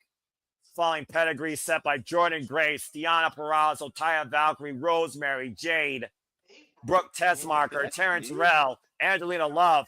Nice rolling copper kick cover to win the title. Kick out at 2 by Jessie Jane. Either way, whoever wins, we get a new. We'll hear and new no matter what. Quite a matchup playing out here, and to your point about the production bots, there is no Lei-Ling Lee or Zaya Brookside at ringside. Masha went into this alone tonight. Yeah, I wonder what happened. You almost wonder if Masha chose to do this because of how much pride she has. We did see Lei-Ling Lee, Zaya, and Masha get the better of Fatal Influence in TNA earlier this week. Now the standing switch, the O'Connor row. Jessie Jane holds on to the ropes, though. Went for that big knee strike, got out of the way. Rising knee strike by Masha. Now looking to put up Jessie Jane up on the shoulders. Death Valley Drive? No, rolling. Oh! Yeah. Into the turnbuckles, though, Walter, to your point. Rolling Death Valley Drive. Oh, too close to the ropes, though. Pull it back. Nah, Masha, great ring awareness. Pull the legs together, too.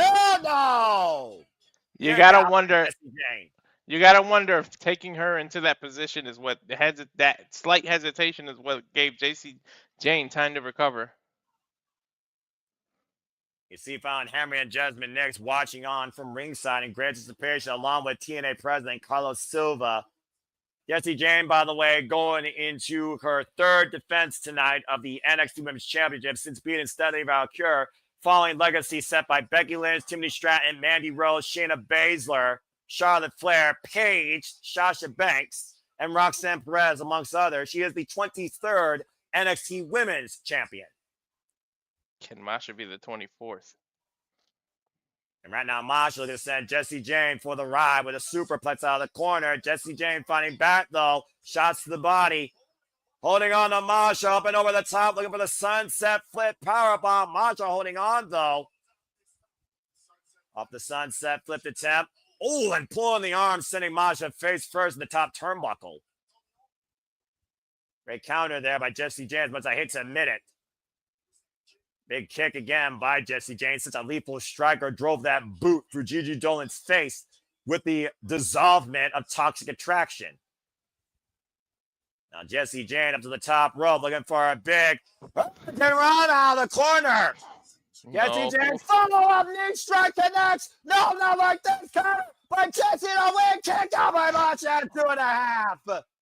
I gotta give Jessie the same credit I gave Masha, the ring awareness to be able to position Masha away from the rope so she couldn't grab it. But Slamovich still alive as Fountain Henry brings the NXT title into the ring now with the distraction by Jasmine Nix. Oh, and caught by the official. Caught her red-handed. Great catch by the official here. Oh, but there's two titles. There's two titles. The referee didn't see it. Shoot the half. Not like this. The counter and kick out by Masha at 2. Masha kicked out. Referee didn't see what happened, but you could definitely see that there's a title in the ring that doesn't belong there.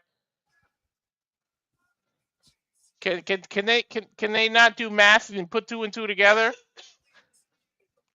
I don't need a bunch of overglorified high school bullies running the best women's division in wrestling.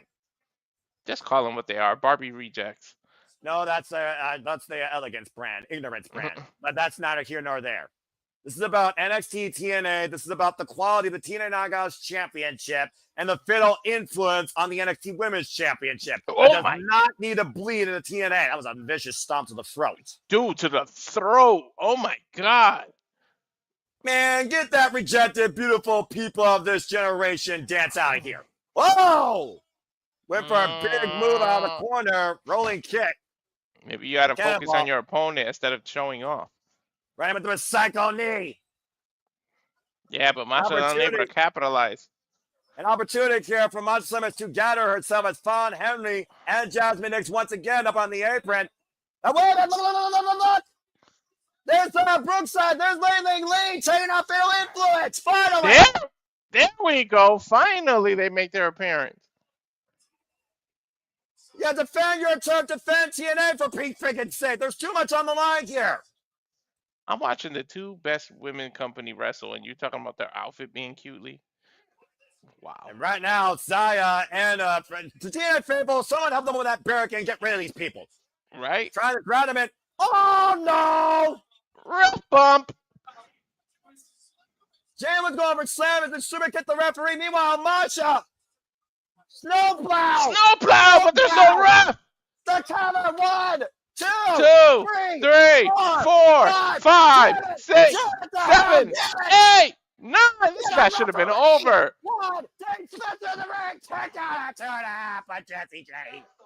Oh my God, Masha had it. She fucking had it. Come on already. Masha heartbroken right now, but she has to stay focused. I wouldn't be shocked if an NXT referee somehow pops in here and screws them. Finish it, Masha! I think she's calling from Requiem now. Well, right now, they've got official. Fatal Influence been neutralized. Is it time to finally put Jessie Jane down with the Requiem? Jessie Jane finally back, though. The jackknife, the float over, the cover, 2. Masha reverses cover. 2. Again, a kick out by Jessie. Damn, this is went for the rolling encore. Masha dunk. Schoolgirl. Cover 2. And Jessie kicks her off. Face first. Second turnbuckle. Goes Masha. She hit the turnbuckle. Rolling encore connects. Her arms under the rope. Jane dress Masha. Turn center. Cover. Jessie Jane won. What the fuck? Jessie Jane has all the titles! And NXT currently a takeover TNA! This is absolute bullcrap!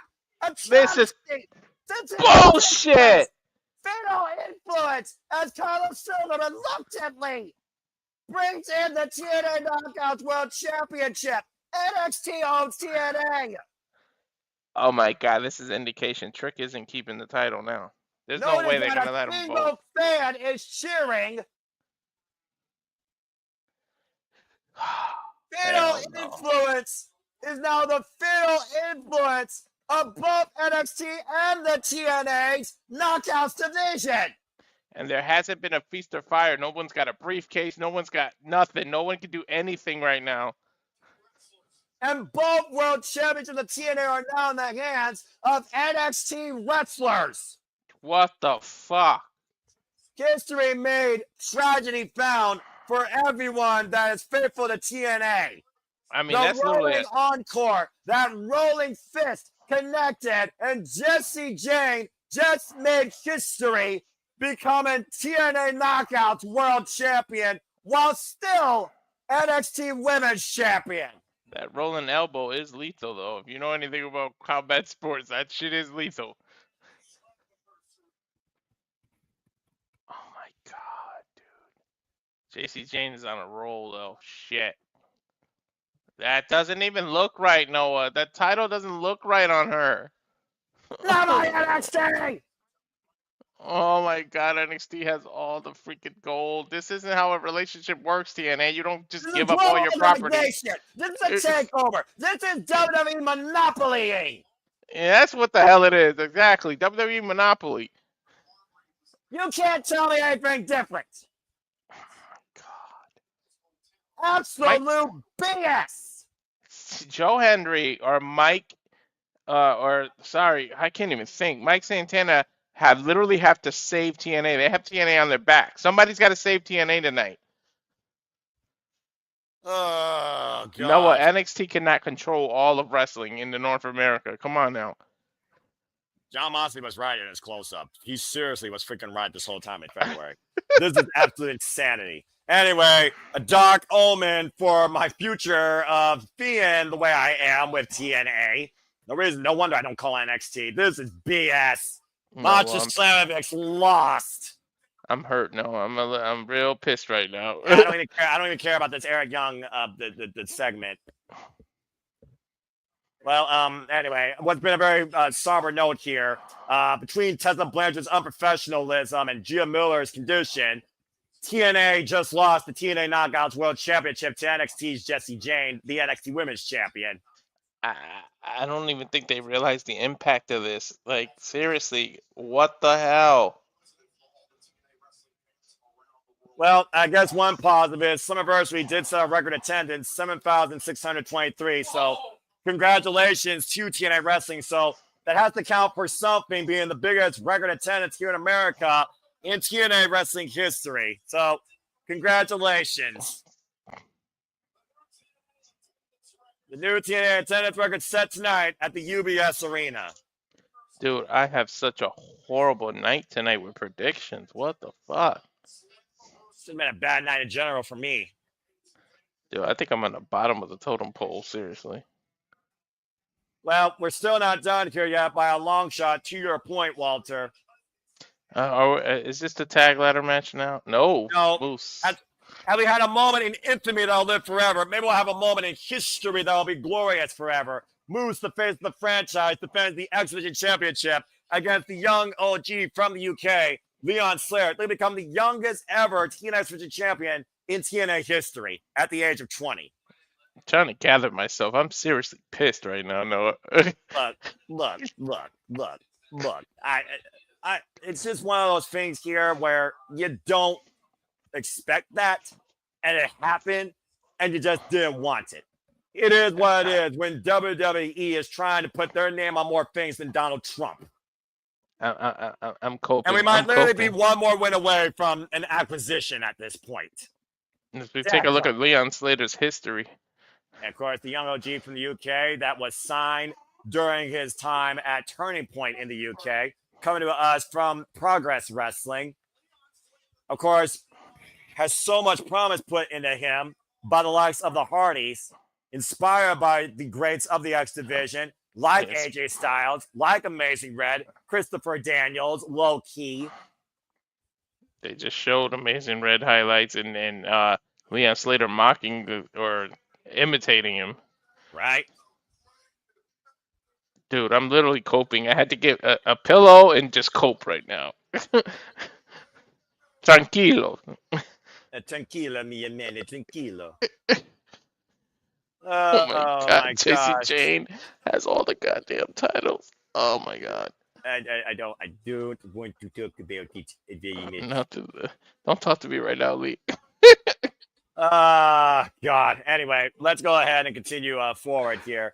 As again, we're getting ready for the X Division Championship.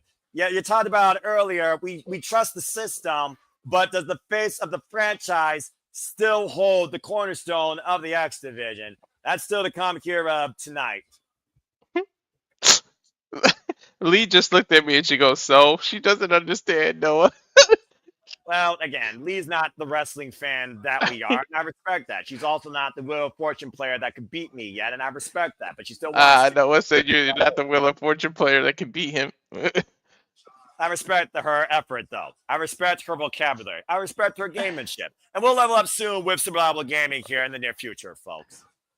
Anyway, dadgum. Anyway, Darren G, I hope that you're right, because at this point, if TNA is ran by NXT, you might as well call TNA NXT TNA. Or WWE TNA. I don't know what to call it. All right, come on, Walter. Let's regroup here. That's important. Let's look at the tail of the tape. Let's look at these X Factors here when it comes to the championship. Amazing Red, 21 years, 4 days, 2003. Leon Slayer is 20 years of age, 9 months, 23 days, he would become the youngest ever X Division champion. But Moose right now is chasing the longest reigning champion in TNA history, Austin Aries, who reigned for 298 days back in 2012 before, of course, creating Option C. Dude, I haven't heard from Aries in a while. Well, ever since he went more conspiracy theory than Gente Ventura, the jury is out. Leon Slayer and Moose for the X Division Championship. Well, this could be a match of the night. Moose can make history and keep going. He needs a few more months, but he can make history, or Slater can make history all in one night with 1-3 count. And Leon Slayer getting a bit of a new entrance here tonight. UFO entrance. That's a little interesting. Got a new theme, it looks like, too. Yeah, I was just going to say, is that a new theme? Yep. The youngest in charge are going to be the youngest in charge of the X Division tonight. I don't know how long this relationship is going to be, but if you don't fucking give me him and Bouncy on a one-on-one, then it ain't worth it.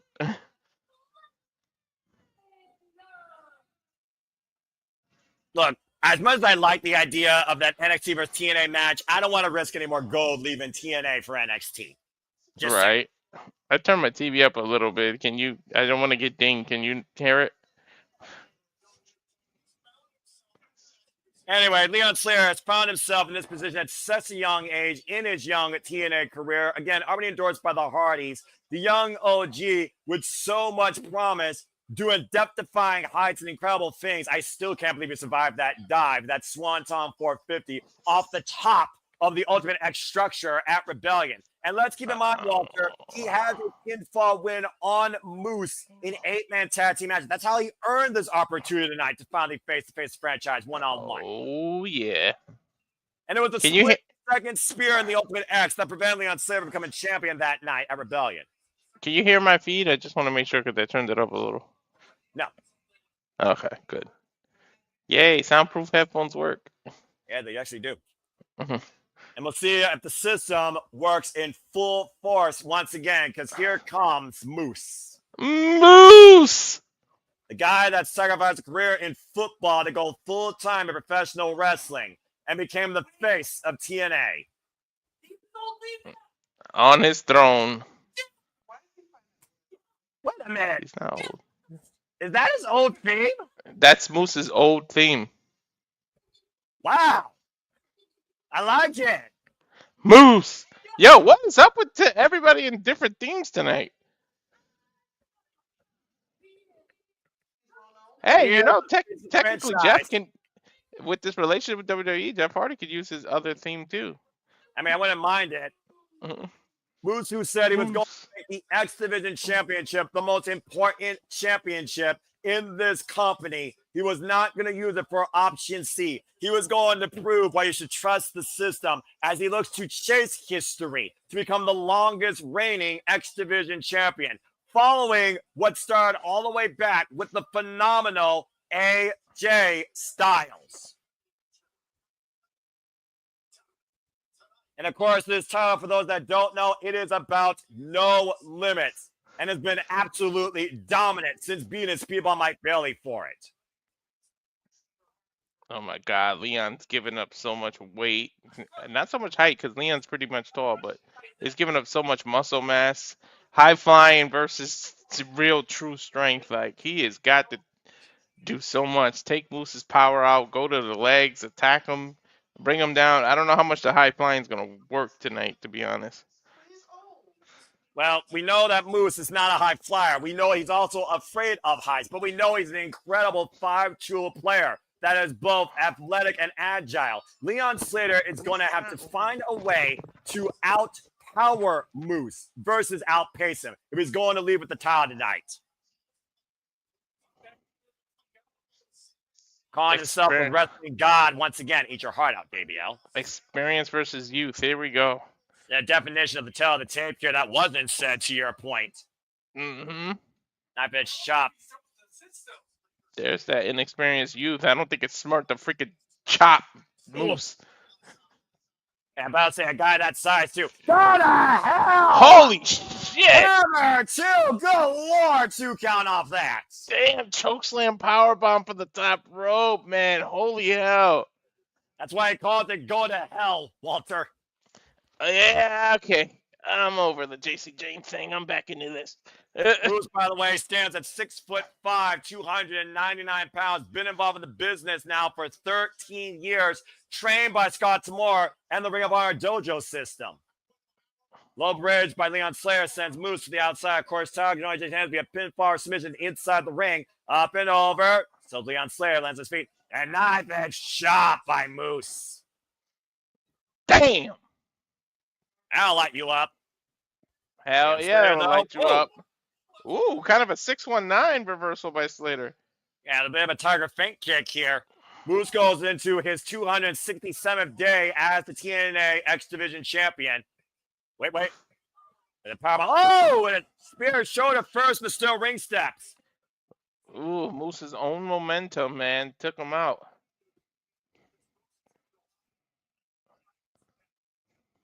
You can see the influence of Jeff Hardy on Slater. You can see kind of the paint on the side of him. We know the history of him working with the Hardys. Well, again, like we talked about, it's power versus pace and agility. You see Leon Slayer with a breath of relief dodging that spear as Moose went shoulder first and the still ring steps. Okay, Leon, this is foolish, young man. Now trying to lift Moose? Is he trying to torture rack him or Olympic slam him? What is he trying to do? I don't know what the hell he's thinking, but he got him up for a moment. Maybe a blue thunder bomb or Olympic slam to your point, Paul. I have no idea, but Moose is reversing it now. Whoa! Got more like, oh man! God! Irish whip to that corner. That's a huge whip. That's a whip from hell. Mm-hmm. Look, you can see Moose's face struggling with his shoulder, though, man. His momentum went into that steel step. Yeah, look at that whiplash effect, though, against the second rope and turnbuckle. Also, Carlos Silva, TNA president, still out there, by the way. So clearly he's watching on this event with great anticipation. Moose, by the way, is the 109th X Division champion in this company's history. Talk about the greats that were heavyweights that held this title, defined first and foremost by Samoa Joe.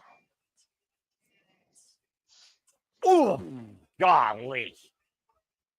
It's a slow, physical approach by the dominant, reigning and defending TNA X Division champion. Of course, this is what truly made TNA an alternative. This is what made TNA stood out. Mm-hmm. This is where you could have a heavyweight and a cruiserweight fight for a championship, and you wouldn't know which way to look at the match. It's the beauty and the identity of TNA wrestling as we know it, Walter, despite the fact they just lost the prize cornerstone of the Knockouts division. Mm-hmm. Carlos has got a lot riding on his main event because he literally, his company could be crumbling before his hands. Wait, Leon Slayer right now trying to outpower Moose here out of the corner, and meanwhile Moose hooking him up. Oh, God! Dude, he choke slammed him with, I don't know, with super aggression. Dude, Moose is 6'5". That choke slam was about 10 feet in the air. I think if he wanted to, he could probably launch him as far as a freaking 50-yard line throw. The problem is Moose can't get too much confidence and take him lightly because all it takes is 3 seconds. Noah, how many times you and I emphasize that? Well, again, I think Leon Slayer's been taken lightly entirely by the system as a whole. Let's not forget how this all started with Leon Slayer in the system. It was JDC that instigated him to be their luggage boy after getting a dirty win against Leon Slayer on the countdown. It just escalated from there. Leon Slayer right now trying to fight back against Moose here on the apron. And then it continued because we know the system's issues with the Hardys when they were tag team champions and Slater kept being on their side. So it just kept escalating. A big kick to the head of Moose, though, as Leon Slayer looks to hoist up the face of the franchise here again. Trying to muscle up Moose. I'm not sure how wise this is. He might have gotten him up if Moose didn't hang on to the ropes, to be honest. Oh, big kick. Huge kick. Now Slater Oh, dear God. Oh, no. Oh, wait. Oh, Oh, my no. God. Oh, no. Oh, no. Let me go. Oh, man! Big run from there into the outside. Leon Slater literally saving his life. Moose landed on his tailbone hard, too, Noah. And If at the they show a moment, replay, he bounced. Look, watch this. He's going to bounce off his tailbone, Noah. Watch. yeah, I'm looking right now. Again, incredible run on takeover. Tailbone first goes Moose to the floor from the apron. Leon Slater preventing an ultimate go to hell. Dude, he literally bounced off his tailbone. That hurts. Now Leon Slater open over. Tope on a low, but caught by Moose. Uh-oh. The power of the face of the franchise. Oh, man. Reversal, and I think that was on the aisleway, so Yeah, it that's was not no mat on the diamond over there. plate, but still, it probably sucked. And again, It's you still can't win the title via count out. It's still steel right there, Noah. Look. Yeah, to a degree, you're right, though. Leon Slater trying to be Moose back inside the ring. Leon Slater stands all by Moose. And now Leon Slater. Holy shit. Moose is walking gingerly too, Noah. Look. Slater clearing the ring post. Dude, that ring post is like 7-8 feet tall too. He literally cleared it in one jump. Take a look at this. Good Lord. Holy shit, the height he caught on that. And this is what the X Division is all about when we say it's about no limits. What? Notice the Jeff Hardy has paint, by the way, on Leon Slater here tonight. Yeah, I pointed it out earlier. Yep, you can see that. That was his little shout out to him. Of course, Leon. Video package, his girlfriend Maz that supported him on this entire young wrestling journey as he's still very young in his career. Pop up. Oh, dear. Oh, man. Pop up power bomb. Here's the cover. Back press. Kick out at 2 by Leon Slater. Oi. Wow. How much punishment does the human body take, Walter? I don't know, but Slater literally landed on his back. Take a look. Watch. When he did this move, look where he landed. See? And then that's what hesitated when he climbed the ropes. He hurt himself. And Moose was able to capitalize, but not enough to get a 3 count. Again, the X Division, the only thing that limits you is truly your imagination and risk of defiance. Dude, aside from the tag team titles, literally the X Division title is the only one left in TNA. Everything else belongs to NXT. Don't remind me. Oh, God, please. Oh, my God, he turned him inside out with a chop, Noah. What the hell?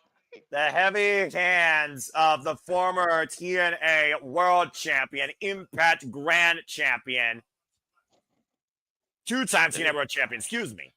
Look at that. TNA Slammiversary still trending #1 on X. Whether or not for the right reasons or the wrong reasons, you tell me. Another knife edge chop since Leon Slater up and over to your point. Man, dude, Leon has got to reach deep if he wants to win this title. He's being defiant right now, Noah. Look, he wants more. And now, Leon catching the hand to your point, though, preventing the 3rd chop. Leon wants more, and I got a funny feeling Moose will oblige. And Leon Slater is not afraid to take it and try and dish it. Now trying to break the face of the franchise, who still stands on his feet. Leon Slater throwing cards in the wind, throwing himself at Alonso, who catches him with a discus lariat. Damn. Now Wish for hoisting Rook up when you need Leon him. again. Buckle bomb in the corner. Oh, man, and Leon blacks through Moose. Dude, he kind of caught Moose on the side of the head with that, too. Leon Slater usually used the momentum of him hitting the turnbuckle to turn it into a lariat against Moose. You hear that guttural scream, by the way, as he threw literally everything he had in him and then some to take Moose down. Could he have used too much, though, man? He might have emptied the tank in that lariat. Well, the X Division Championship is at stake, to your point, Walter. Both men slow to stir. Referee stopping her 10 count. Well, one of them made their feet. She doesn't have to continue. And both of these men have sustained a lot of damage here in this bout. Ooh, drop toe face first. Goes Leon Slater in the second turnbuckle. You know they're spent. Both of them are spent. You see Moose walking gingerly to your point, though, grabbing his back, but creating distance. Might be looking for that spear. Oh, around a leg lariat! Ooh, nice thrust kick. Wow. Uh-oh. Look where Moose landed in position for that Swanton 450. Again, Leon Slater, if he's going to go for broke, he has to do it now. If he's going to win the X Division Championship tonight and create history, and Moose stopping the ascent, taking out his base.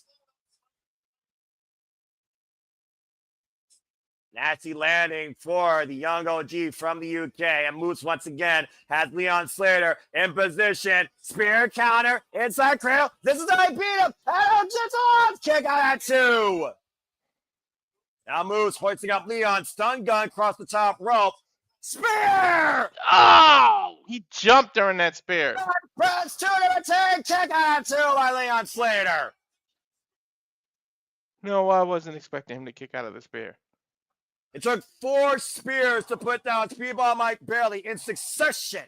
And the first spear tonight did not put down Leon Slater. Dude, Slater's showing all the heart he has. Holy shit. You literally see Leon Slater's family from the UK supporting their boy here tonight in New York.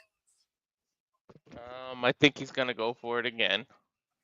Hey, if it doesn't work once, maybe twice. As many as it takes, Walter. He might reverse it again, though. Moose right now thinking about another spear. Leon Slater the sidestep, though, and Moose hits the turnbuckles. Now Leon Slater looking to hoist up Moose again. You have got to be kidding me! Up on the shoulders! And the torture rack position. Red Blue Thunderbomb! Wow! And now he's going to do that running move that leads into the 450. Moose now the hunted spear by Leon Slater! Swanton 450s that what usually follows that. Moose is Brahmin in position to your point in the drop zone. Leon Slater to the top rope.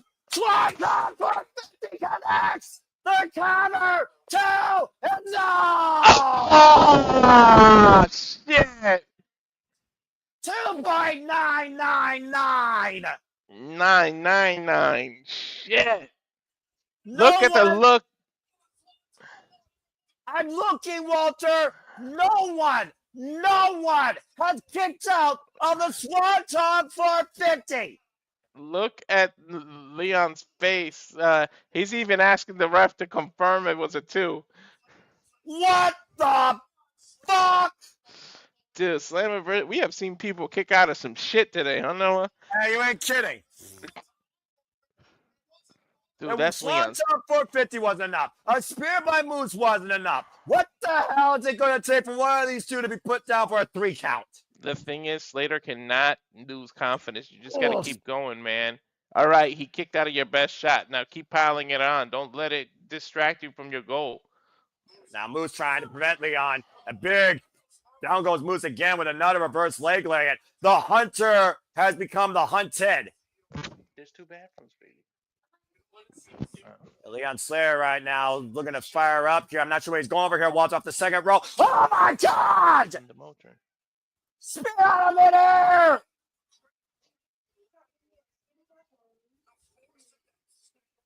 That spear drove Leon Slater to the outside of the ring, though, Walter. Yeah, but Moose can win. He doesn't have to worry about losing a title. He can defend the title just by getting a count out. It's Slater that has to worry about that. There's championship advantage. Hang on, Leon Slater. Come right on the floor. Shout out to Amazing Red. But can he get Moose back in the ring? To your point, he has to pin him inside the ring. Another Swanton 450? Is that what he's going for? Can he seal the deal? Can he win the title? Can he get it done? Oh, and Moose rolling away. That doesn't mean anything. You know how the distance Slater can cover. No way. No way. No way. No freaking way. Counting his inner Jeff Hardy. Swanton bomb. He's going to do it, Noah. I don't care if I'm wrong about this match. You know me right. Swanton for 50 again. The counter. The 1, 2. Leon Slater does it.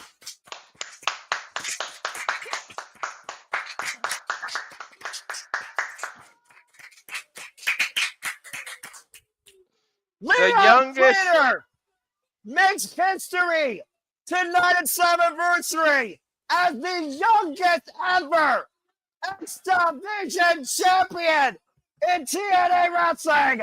Hugged by his family there. What a moment! The hours and hours of practicing, the sacrifices he must have made, not hanging with his friends, sitting there practicing wrestling moves, flipping, emulating Amazing Red, emulating Jeff Hardy, emulating all the great people of the past, finally pays off for Slater as he becomes the new and the youngest X Division champion in the history of TNA. Wow. All those hours of sacrificing finally paid off, Noah. Yeah, no kidding. And another record broken. Get rid of that belt. Give him the classic one. And right now, Moose grabbing the title from the TNA president, Carlos Silva. He might give it. He might show respect. Moose might show respect here, Noah.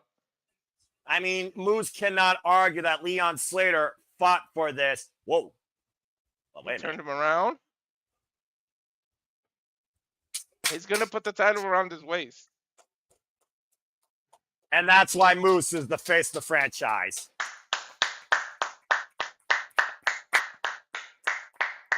He's telling her, you better take this title you better elevate it more than I did, young buck. What a sign of respect and a ringing endorsement for a young man who's been already put forward with so much promise. Leon Slater is the new face of the X Division. Holy shit. Wait till the Hardys come out to celebrate with this man. What a moment. History has been made in a negative way earlier and now in the positive way. Yeah, again, Leon Slater was tossed around like a rag doll through this match, but he never stopped fighting. Death-defying heights, absolute insane risk taken. And we thought that Moose won there with the spear. And Leon Slater turned the match around and used Moose's own finisher against him. Hit the Swanton 450 for the first time. Wasn't enough. When Moose was rolling for the second, he challenged the longest Swanton bomb I've ever seen. Then hit another emphatic Swanton 450, and Leon Slater just made history. Dude, I did not think he was going to get it. Yeah, Literally, family crying at ringside. Moose rolled out of the way, but I told you that doesn't matter. He can cover that distance. I saw You it. were right. You were absolutely right. I did not think he could do it. I did not think he was going to do it, but he did it. Oh my God! AJ Styles! And he's coming out to the TNA thing! The phenomenal one's back home! I am. Oh, shit. The first ever X Division champion! Oh man! Oh my God, what's the last time you heard that song blast through stereo? Inject it in my veins, Walter! Oh my God, you literally have to go back to the library to hear that song again. AJ Styles, the phenomenal one, the first ever X Division champion, is back home tonight at TNA Slammiversary with the brand new youngest ever TNA X Division champion. You just said Moose endorsed him and gave him such a big thing, and now AJ? The phenomenal one has come home. And he's going to endorse Slater, isn't he? For a man that put the X Division inaugurally on the map, to the man that will now put it forward on the map. I am. I am. Dude, This is giving okay. I'm happy now. No, Noah, this is giving All In a run for its money, man. At this moment, yes. The show to be determined. Mm-hmm.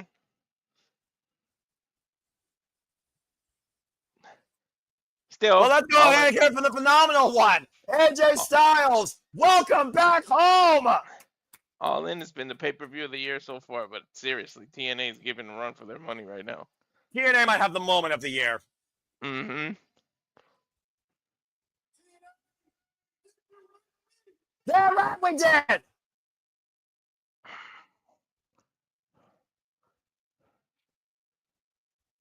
AJ asking TNA, did they miss him? He literally came out to I Am. I called it. I'm so glad they did that. Okay, Jody actually did something right for once in their life.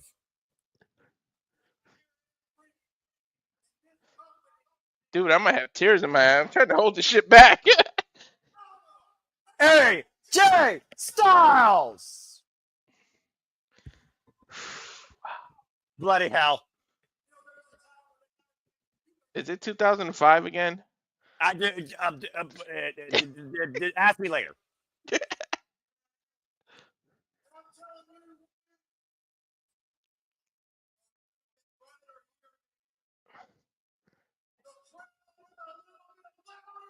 The crowd's a little bit louder here. The lights are a little brighter. The crowds are louder. Yeah, you do the transcript. Thank you. Comes blame you. Get yourself together. And the talent is better than it's ever been.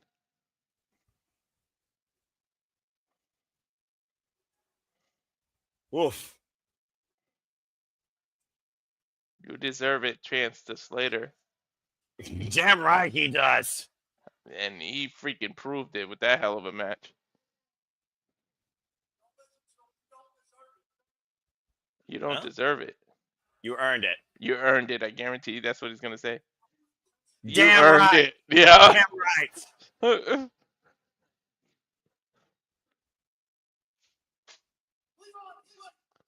Leon Slater. Insane young man. The youngest X Division champion in TNA history. I cannot believe AJ Styles is back in TNA. This is crazy. The first champion. From first champion to latest champion. You made me realize why I love this business. Guys like you that make people like me love what they do. So thank you for that.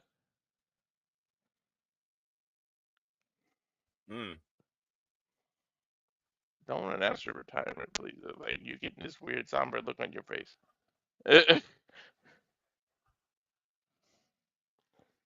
AJ Styles is back home in a TNA ring in 2025 at Slammiversary with a brand new X Division champion.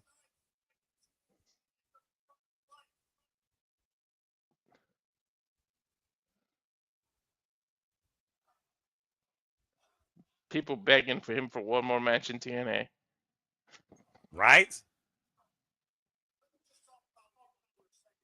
Let me talk about Leon for a second. Wait.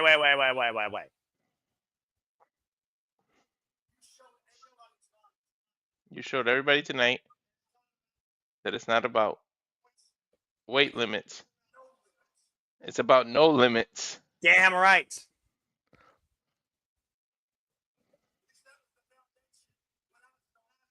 That was the foundation when I started. It was AJ Styles, Christopher Daniel, Samoa Joe, the Amazing Red, Jerry Lynn. That was the name I didn't mention. That was the foundation back then. And now, Leon, you're the future. And I would say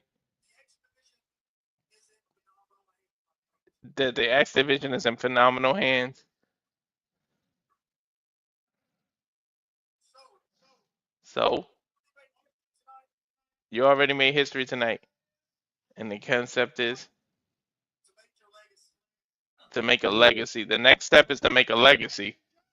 Ladies and gentlemen, the new TNA X Division champion, Leon Slater. That's a hell of an endorsement right there. Whoa. He's right, though. You made history. Next step, make a legacy. Legacies are defined by those that set forth in history. From the first face of the X Division to the now 110th face of the X Division at the 23rd birthday of TNA. Bro, I got goosebumps running up my spine right now, Noah. I haven't felt like this since All In. That was a phenomenal moment and a phenomenal ring endorsement. Wow. Why is AJ still in the ring, though? Why not? I don't know. I got a little nervous. Yeah, okay. There we This go. is the moment we've been waiting to see since AJ's been gone from TNA for the better part of a decade. Dude, it's been like 11 years. From 2002 to 2025, X Division continues to ride high. And the non-wrestling champion comes home tonight. In 2025, I'm hearing I am. It might be for the very last time too, dude. For this 26-year vet, I say thank you. Welcome back home, AJ, because of you, TNA will always be phenomenal. He's staring at those letters, too. You see him? Without TNA, there is no AJ Styles. It's as simple as that. Mm-hmm. Now that's professional. I am. And of course, Too Sweet, Bullet Club for life. That is professional wrestling. Noah, to your point. Damn it. The greatest star in the history of TNA returns home tonight at its 23rd birthday. Thank you, AJ Styles. The people who bought tickets are some lucky sons of bitches. I think we're going to go to the tag division now, right? I believe you are correct as we get a moment to gather ourselves. But first off, it's been a long time since I've done it for this company. If you would let me, please. Moose, Leon Slater, X Division Championship. Phenomenal endorsement follow-up for the new youngest ever X Division champion from the inaugural champion 23 years later. That's professional wrestling! Damn it! I'm still trying to freaking gather myself with what the hell the roller coaster I've been on since that catastrophe to that phenomenal homecoming and bring an endorsement on history. I mean, you can't help but smile at that, Walter. No, I've been on a roller coaster, man. From the Elegance retaining to freaking JC Jane winning the title to this it's been a roller coaster of a night, dude. Ups and downs, highs and lows. But I'm really set on a high right now. Well, let's see how high you're set on the TNA Tag Team Championships and who's going to reach for the highest peak to gain them as it's time for a Fatal 4-Way. Actually continues to run in that Slammiversary. Fatal 4-Way ladder match for the TNA Tag Team Championships. And there's the hometown man enjoying the action from the front row. Of course, the win over TNA original Eric Young earlier on the pre-show. Mm-hmm. Hometown man, of course, defeated Eric Young in the Northern Army, as we saw earlier tonight. I can't believe what I just witnessed, man. I don't think no one can. Dude, history. History has been made in way more ways than one.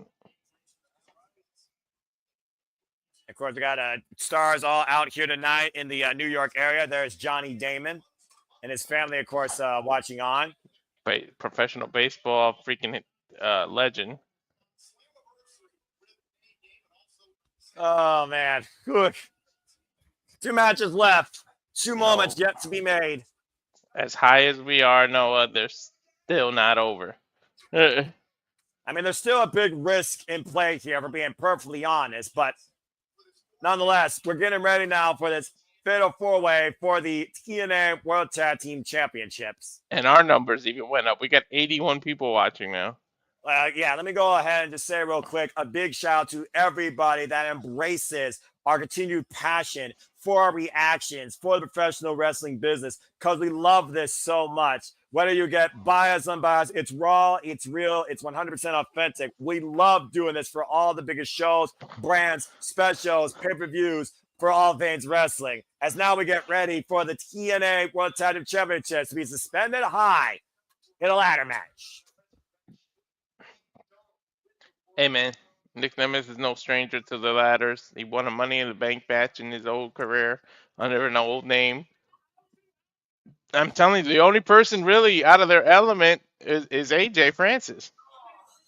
Yeah, but to that point, though, Walter, he might have the biggest advantage because he's the tallest competitor in this match. It doesn't take as much reach for him to seize those titles.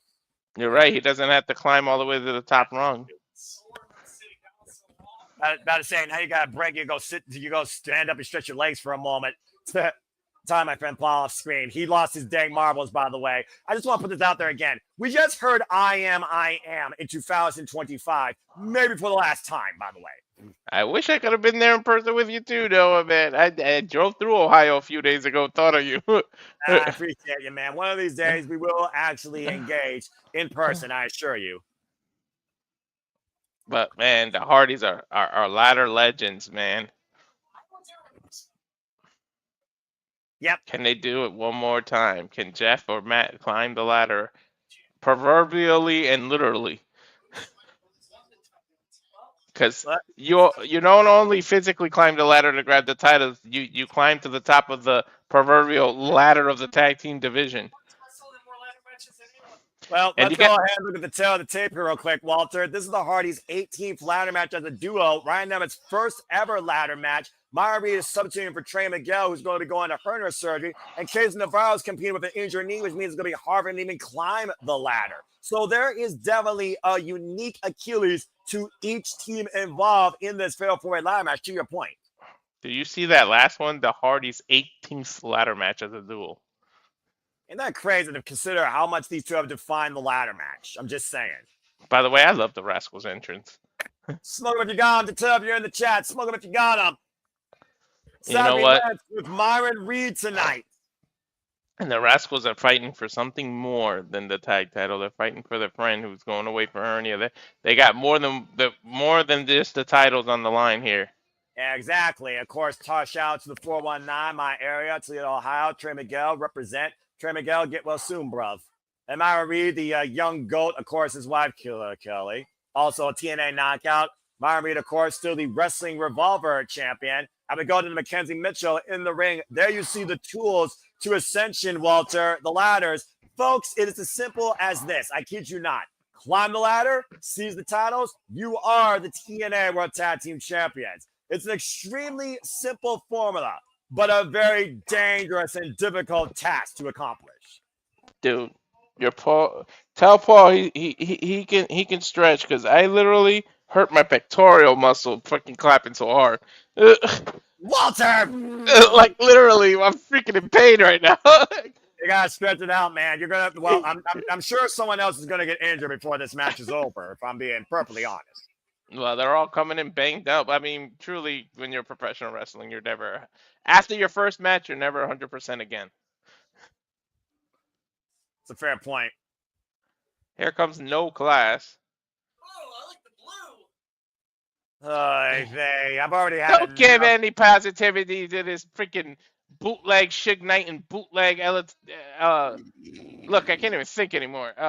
What the hell is his name? S.A. Rios. Oh no, and they getting their theme song rapped in person. Get out of here. This is the definition of why rap is whack. Bootleg Suge Knight and bootleg S.A. Rios. By Free O.H. Black. That's a rap name if I ever heard it. From Tamu. I don't even know. I've never even heard of the group that's rapping their song. Probably because they're more relevant than First Class, I'm being perfectly honest. Like I said, No Class at all. I'll tell you right now, they're no West Side Gun that hurt people. I'm just saying. Exactly. Although AJ is getting in a little better shape, I gotta admit. This entrance is going to be longer than AJ's first flop in this match happening. They stole Roman Reigns' entrance in terms of length. They're in the penthouse. Hey, no drinking on the job, AJ. Oh, this was a waste of airtime if I ever heard it. Alicia, don't ruin the gimmick. We know. From one of the greatest themes in TNA history, it's one of the worst I've ever heard. And that's saying something considering how much I hate Death Rebel. Mm-hmm. How is he hurt but dancing around and using his knee to hold the ropes? It's one of those things where you don't necessarily expose an injury, Walter. You know that more than anybody. I mean, he is wearing a big-ass brace, though. You got to look at the left knee. He's coming in here with a left knee injury. Yeah, it's a big-ass. There's a big-ass brace on his left knee. Well, I guess we'll see if the blessed one is truly blessed with enough willpower tonight. You still owe me an interview, Matt. Is this the swan song of the Hardys, though, as we know it, Walter, as Paul's tying to your point? Mm-hmm. Innovators of the ladder match with no fear whatsoever. And well, Jeff Hardy just set himself up for failure. Will their hopes of regaining the TNA titles be deleted?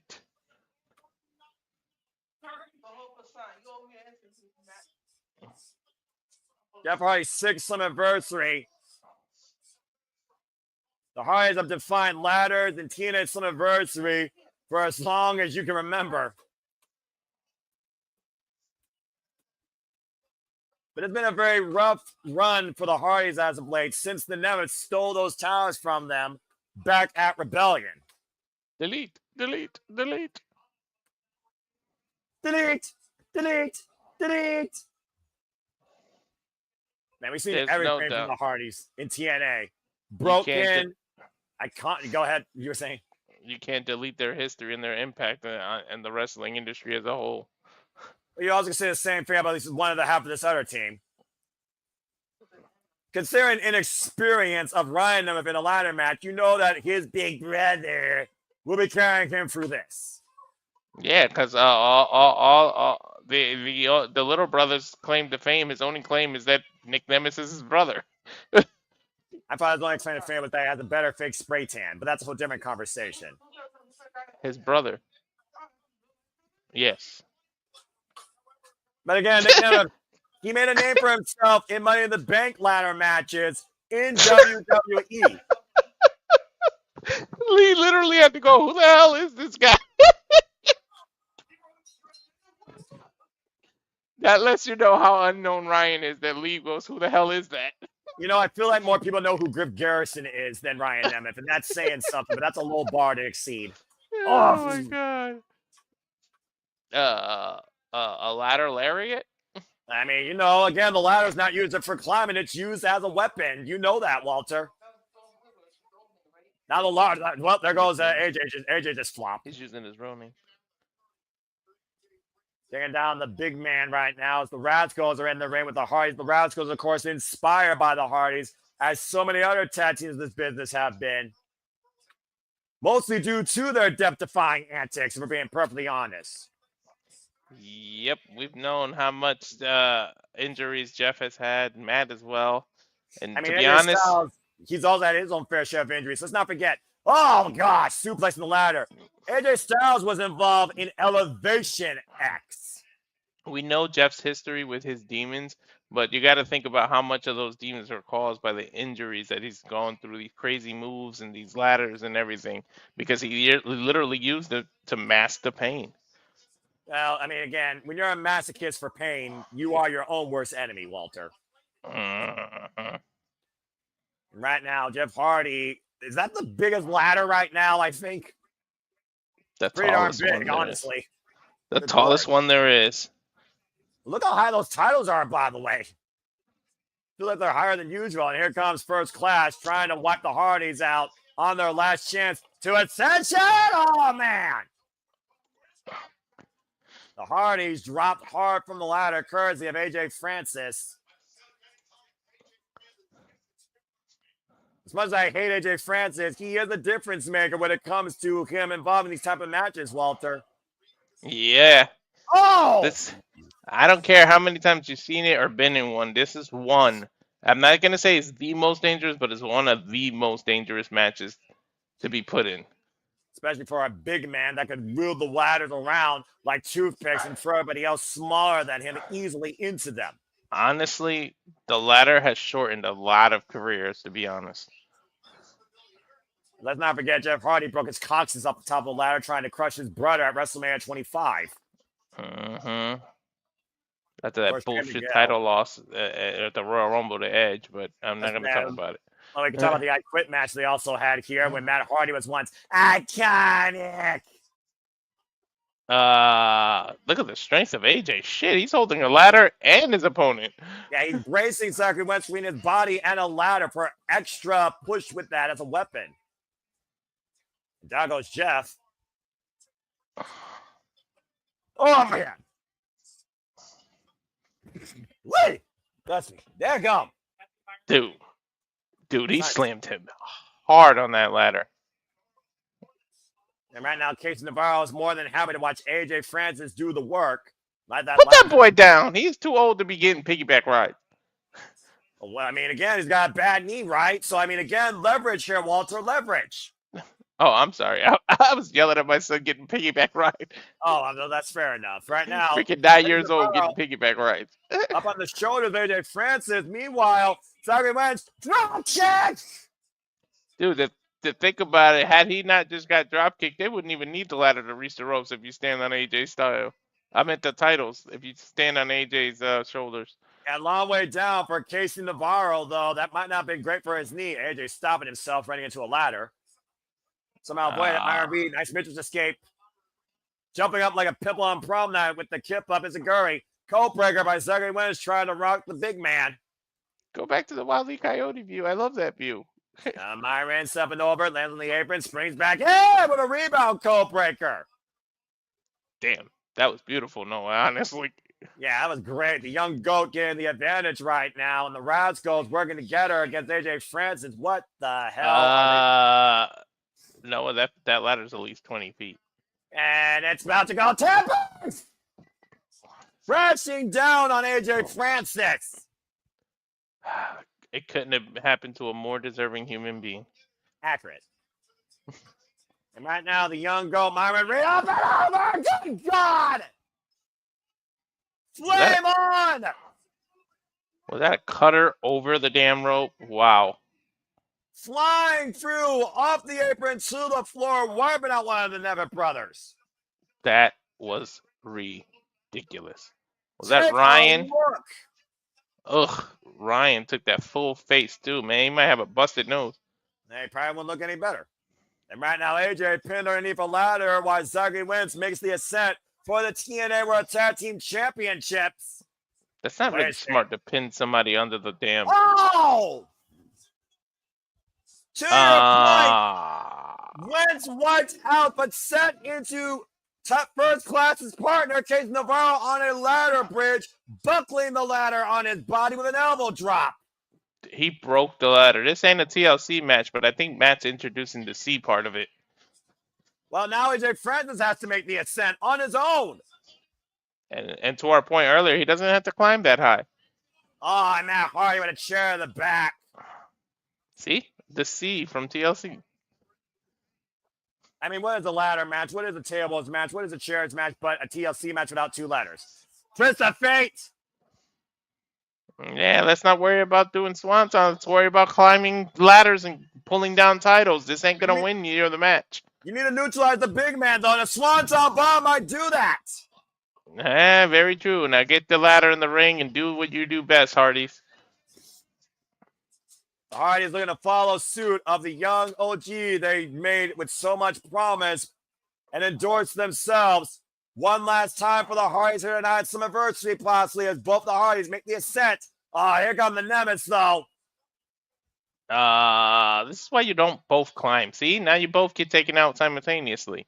You make it easy for your opponents. Well, or that's easier. How this all started. This is how this all started, like I said, back at Rebellion. Oh, face first goes Jeff Hardy. Big Hollywood ending there by Ryan Nemeth. Now Nick Nemeth looking to hook up Matt Hardy. And take it in a danger zone. But again, all that is neutralize your opponent. You still need to ascend the ladders. The tag team championships have cleared the field. What is... What is that? What is he doing? Trash talking Johnny Damon. I don't know. I'm getting distracted from the match. Oh! And Johnny Damon just pushed down Ryan Nemeth. Man, it's not the first time he got physically involved in a ring, we're being perfectly honest here. Exactly, Paul. The problem is that you don't get distracted. Well, to be fair, isn't the Hollywood hunks distracted by themselves all the time? By looking in mirrors? And right now, both the Nemeths trying to climb the ladder, trying to seize the towel, finger grips on them. But here comes Myron Reed and Zachary Wentz in hot pursuits. One strategy when you're in a tag team, don't both climb the ladders. Look how easy it is to take your... See, now you took your whole team out. Casey Navarro back in play, taking the ladder out from everybody. And at least if you let one person climb, if they get knocked down, at least you got the other person to still either block everybody else from getting the title or you don't take yourselves out. It's kind of really it's counterproductive to both try to climb the ladder. When you got this many bodies involved in a ladder match, though, Walter, you got to look at all corners. That's what I'm saying. Let one person climb the ladder and the other play defense. Don't both try to climb. Well, right now, Casey Navarro on one possible bad knee might be looking to do some high-risk offense here tonight on a very unsturdy ladder. That ladder's not even sitting right. Nope. And meanwhile, AJ Francis setting up two trouble bridges. What the hell are this team thinking? He wants to party set up his own bridge. Casey's telling him, AJ Francis, to climb. I can't. My leg. You can see him gingerly walking. Meanwhile, AJ Francis, what the hell are they doing? Why is Francis climbing the ladder when it's not under the titles?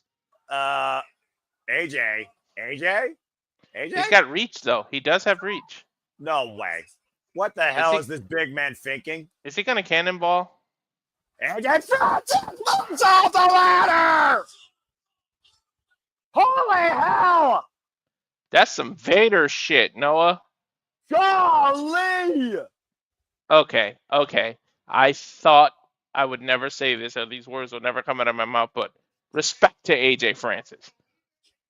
I can't argue. That was a picture-perfect moonsault from the top practically of the ladder, wiping out the Nemeth and the Rascalz in the process.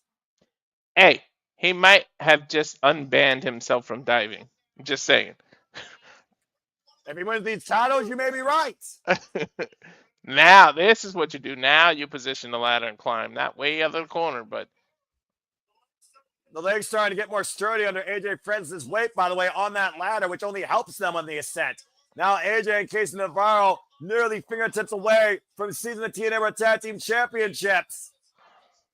Fingertips away, one more run. Meanwhile, the Rascalz, uh-oh. You know what the problem is, Noah? They're not directly under. They're like a little off to the left. Oh, God! From the ladder, suspended across the penthouse table! I think he hit his little AJs on the rung. Casey Navarro, AJ Francis bent in a freaking heap through those ladders. Look at the replay. His legs went in between the rungs and he hit his little franchise. Look. Oh my gosh, you're right. I hope Francis he was literally going to be seeing a higher octane. I hope he was wearing a cup, Noah. Back inside the ring, though, we got the Rascalz and the Hardys in play. And Hardys attempting to delete the Rascalz here in opposite corners. They worked their way down the turnbuckle. About to say, literally, what a moment for Zachary Wentz. He's in there with his idols, by the way, the Hardys. And now, look a little bit. Oh! Wisdom fit into a cutter. And a side effect. Bit of a plot twist there by the Hardys. And Jeff Hardy removing the only ladder in the ring. The point is to climb a ladder and get in the ring. Why are you taking the ladder out? Last time I checked, that is the point, Walter. And we just saw two men crash and burn through two suspended ladder bridges. You would think the Hardys would not want to repeat that. The Hardys are the most experienced team. They should do this, but I think Jeff List loves moments too much in a ladder match, Noah. Yeah, I think it's more about the moments versus the accomplishments when it comes to Jeff Hardy particularly, and Matt Hardy might look to follow suit one last time. I know this is someone else's moniker, but literally Jeff is a human highlight when it comes to ladder matches. Oh, dear highlight God. Reel. What on earth, Jeff Hardy? What are you thinking? He's looking to make one more highlight. From the top rope, Swanton bomb through the ladder bridges, through the Rascalz. And it still supports him. Look, the ladder didn't break. That's good. Jeff able to get back up. They said one more time, and he's obliging the crowd. Oh, he's not going to rest till those two are through those ladder bridges, Walter. Come on, dude. You survived one time. Bet and buckle go the Rascalz. It buckled. The second ladder buckled. Now use the one that didn't break to get to climb and get these titles. Okay. I don't even know if any of those ladders are climbable at this point, Walter. And we got 4 men down in broken steel. That's the issue. You're doing all these moves, but you're freaking... The objective is to climb a ladder. Stop breaking them. Take a look back here if you want this last moment here, where Jeff Hardy did not one but 2 Swanton bombs, one from opposite corners of the rings across the Rascalz on suspended ladder bridges between the apron and steel steps. I'm a little afraid Matt and Jeff are disappearing. That means that they're looking for a huge ladder. They're going to come back out with the biggest ladder ever. What the hell are they thinking? Jeff Hardy. They're coming with a bigger ladder, I'm telling you. No, wait. Walter. Oh my gosh! What is that, Batman? This is Batman when he climbed and had to use shark repellent. What the hell is suspended ladder doing here in this arena?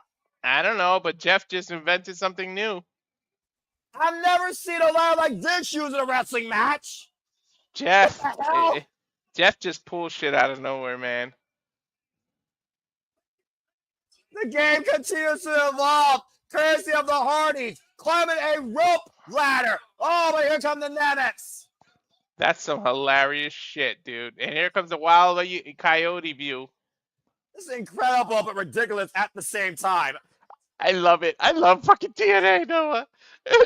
All right, like I said, this is an event. Now Ryan Nemeth looking to make the ascent, and Matt Hardy right now looking to swing against Ryan Nemeth like a piñata. It pretty much reminds me of the. I mean, you're not as old as me, but this reminds me of the rope you have to climb in gym. No, I know exactly what you're talking about. It's not a rope; it's a ladder, and Nick Nemeth is fingertips away. And now, nearly there at the championships, Jeff Hardy stopping the ascent. This is beyond ridiculous. You need a hell of a lot of upper body strength to get up that string ladder. Yeah, especially holding on to it by one hand. But if anyone's got it, it's Nick. Nick is muscle on top of muscle, man. Can you call the last wrestling match that involved a rope ladder in a ladder match? Nope. Okay, fair. Oh my God! Are they gonna use the table to climb higher onto that ladder? I mean, the chair. It's gonna be Generation Me and Morrissey Machine. No, wait a minute. I don't think they're looking to climb. I think they're looking to delete the Nemeth here tonight. Payback from Rebellion. Payback's a bitch. No kidding. And a broken neck, apparently. Two-stop face through steel chairs on the Nemeth.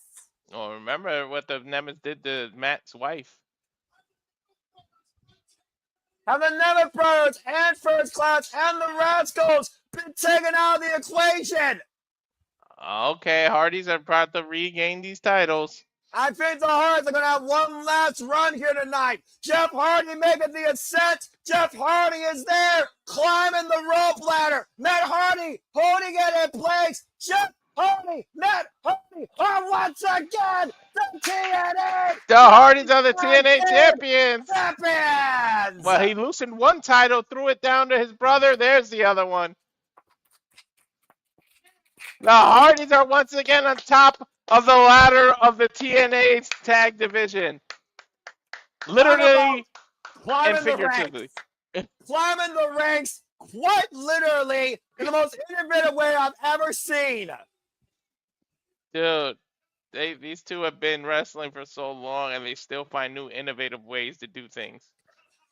30 plus years in the business, to your point, Walter, and they continue to find ways to innovate the ladder match. What the hell, dude? I've never seen this. Yeah, this is some shit. I'm telling you, All In's got some competition. This is absolute insanity. Can someone help Jeff Hardy down? Yeah, can you help your brother down, Matt? This was the definition of a human demolition derby, though, Walter. Some of these highlights, though, good Lord, every ladder made of steel was broken. I don't think I've ever seen that before in a ladder match. Well, that's why. I mean, when every steel ladder is broken, you got to think of new ways, and they come up with this damn string ladder. And speaking of ladders, bodies were broken. AJ Friends and Casey Navarro were a non-factor after Casey Navarro and AJ literally were braced in their own penthouse across ladders, with Jeff Hardy pulling out a rope ladder to once again regain the TNA World Tag Team Chairs Night Slammiversary. I hope AJ isn't looking to have more kids, because holy hell. What an incredible night for Leon Slayer and the Hardys, all on top of TNA Wrestling. Oh my God, they get to celebrate all as champions. I totally didn't. What the hell? What is this? Oh my God, is that freaking the Dudleys? That's crazy! Bubba Ray Dudley! Oh my God, where's Devon? Where's the Devon? Hall of Famer! Bully Ray just came out. Former Where's TNA Devon? World Heavyweight Champion! Oh my God. But isn't Devon has neck issues or something? Well, we all know the history with the Hardys and the Dudleys. We got one future Hall of Famer. AJ came out earlier. Now Bully Ray. Bully Ray surveying the carnage that the Hardys innovated tonight. Two old friends. Yeah. Two old foes. Friends, but better rivalries. I'll say, how many times have these guys freaking defined ladders, tables, and chairs? Bully has a stick. Coming up with his Team 3D theme, by the way. Bully is just as dangerous with a mic in his hand as he is with a table. Accurate. Well, let's hear what Bubba Ray Dudley has to say.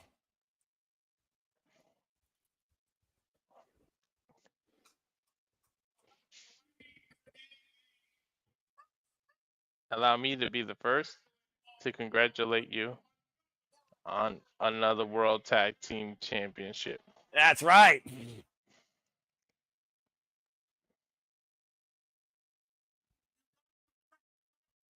You guys are catching up.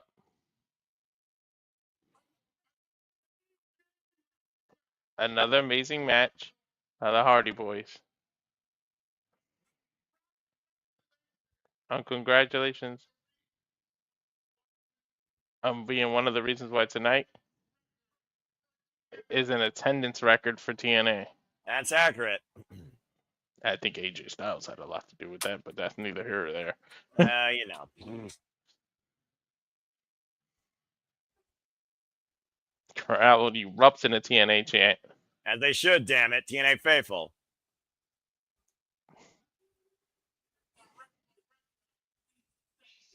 A record that we set.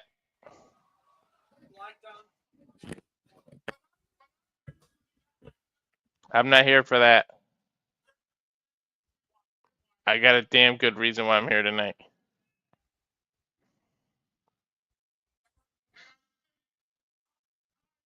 What? And I think the entire wrestling world knows why. Huh? I don't.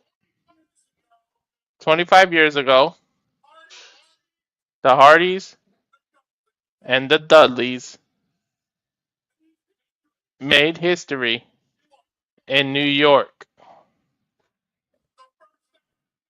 The first ever tag team tables match and the Royal Rumble, and we stole the whole show.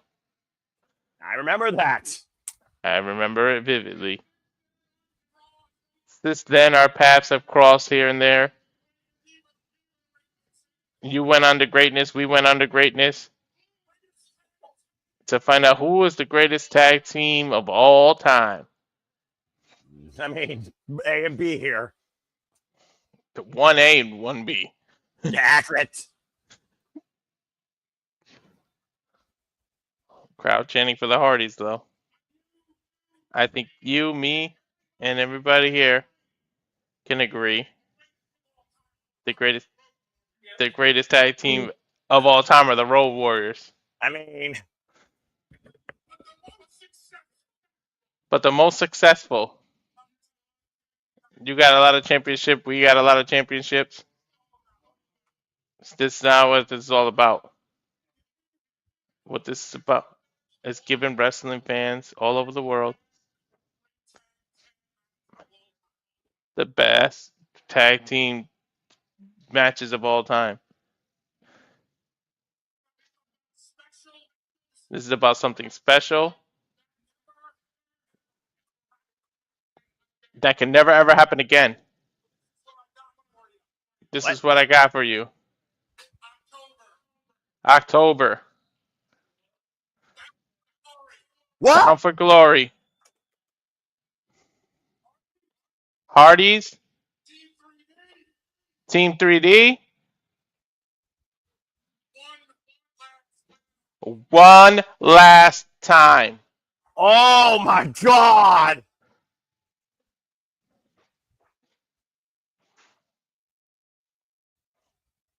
But where's Dion? Can Dion do that though? Yeah, where's Dion? Where is Dion getting tables? I don't know.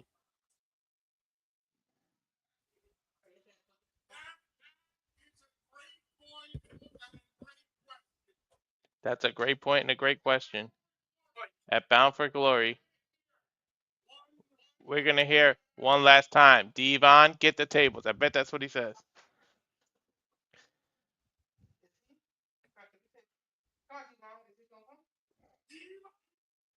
Dion!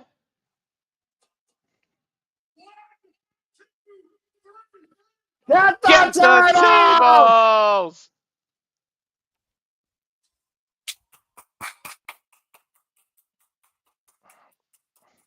A legacy! The gauntlet has been laid down for the final time in this lifetime, Walter, with two of the greatest tag teams, not only in TNA wrestling, but professional wrestling. Bubba Ray Dudley with the challenge to the Hardys. Team 3D, Hardys, Bound for Glory, one last time. Challenge made, and I think challenge accepted by that handshake, Noah. Come on, playing history to bed with more history to be made. Devon's got 3 months to get ready for this match. I think that's why he wasn't here tonight. He's probably retraining again. This has been, I'm going to say it, even though it sounds like a trope, but it truly has been that. A one-of-a-kind, phenomenal night that has met and exceeded all expectations of hype. Dude, but, depending... Oh. Sorry to cut you off. There it is, dude, Walter. Lowell, Massachusetts. Oh, shit. James. Bound for Glory, October 12th, Lowell, Massachusetts. And we will be covering it here at the Super Reliable Studios, folks. James, that's your neck of the woods, man. You better go. Hardys vs. Team 3D is already on your billing. That better be the main event, too. Just out of respect for the history they've done. Well, tonight's all about honoring history. It's a celebration. It's anniversary. 23 years of TNA wrestling.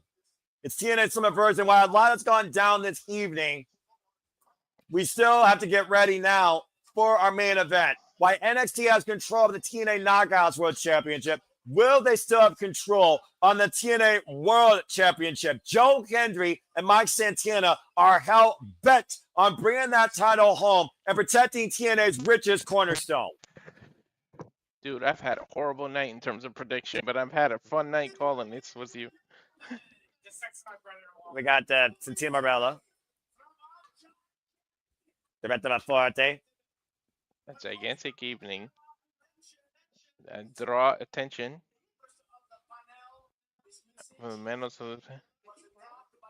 Who grow? Followed by the What do you tap. mean did he grow? At least Lee thinks he was shorter. Good! Tessa Blanchard has been suspended indefinitely. I'm not playing no more. But first, moving forward, an epic main event. Tricky Williams, Mike Santana, and Joe Hendry. Why did he have to say Tricky Williams? We asked the panels for their predictions. So, based on what happened tonight, Walter, let's just put it out there. Final prediction. Hold yourself to it. Die on your sword. Who loses that with the TNA World Championship? The Boricua badass Mike Santana. I can't go against him.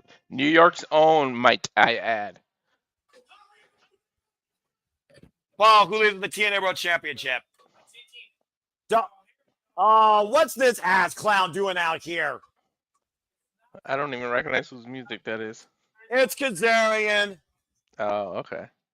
Mr. couldn't do it at Rebellion. Mr. who blew his shot. Mr. who tried to endorse the TNA World Champion. That left him high and dry as Mike Santana spun his block.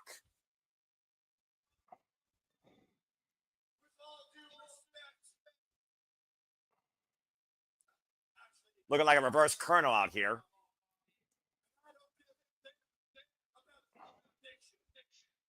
Doesn't give a damn about his prediction. I don't care about any prediction from your stupid ass Mark radio show. And the jury's out on that. Greca, you suck. It's Slammiversary. We're celebrating TNA. We're celebrating new attendance. Frankie's got a point. He's an original, man. He should have been on the show. Wah. Why don't you go cry about with Trick Williams that doesn't care about you?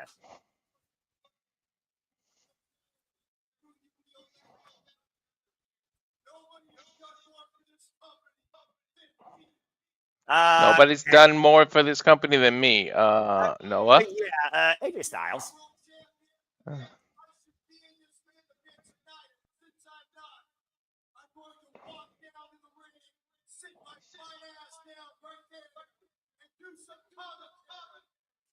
Oh, God.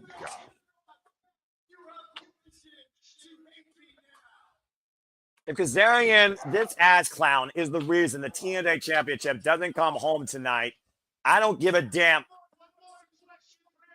I don't know. Well, that being said, Walter, I'm ready. Chat, similar community, are you ready? Let's go ahead and look at this video package. Yo, Frankie better not screw this for TNA. If Frank Kazarian screws this for TNA because he is a bitter old fart that will never be TNA World Champion, kiss my ass, JJ and Jeff. Your boy is the biggest flop, sellout, porn artist, TNA reject in the wrestling business.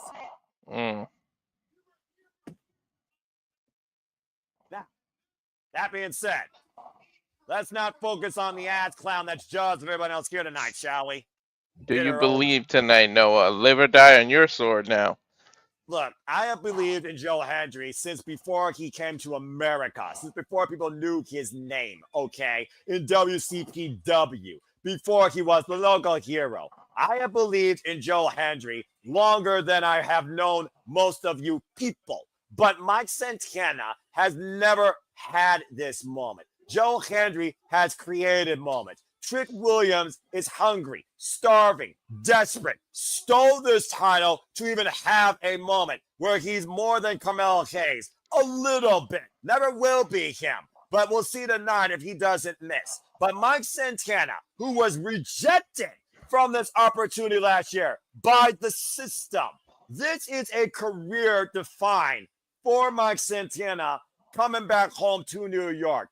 Exiled from his demons, no longer simply proud and powerful, still born nasty. Took everybody on sight that tried to hold him down and said that he doesn't deserve this, nor could be the standard of TNA, including Josh Alexander. It's like Kazarian in California, but here Mike Santana is more worthy. If Mike Santana doesn't do it tonight, he will never, ever become the TNA World Champion. Mike Santana brings that title home tonight. This is the ultimate level of redemption. When you cover your demons and you recover, you set a goal. This is the final goal that he can set and bring this championship home.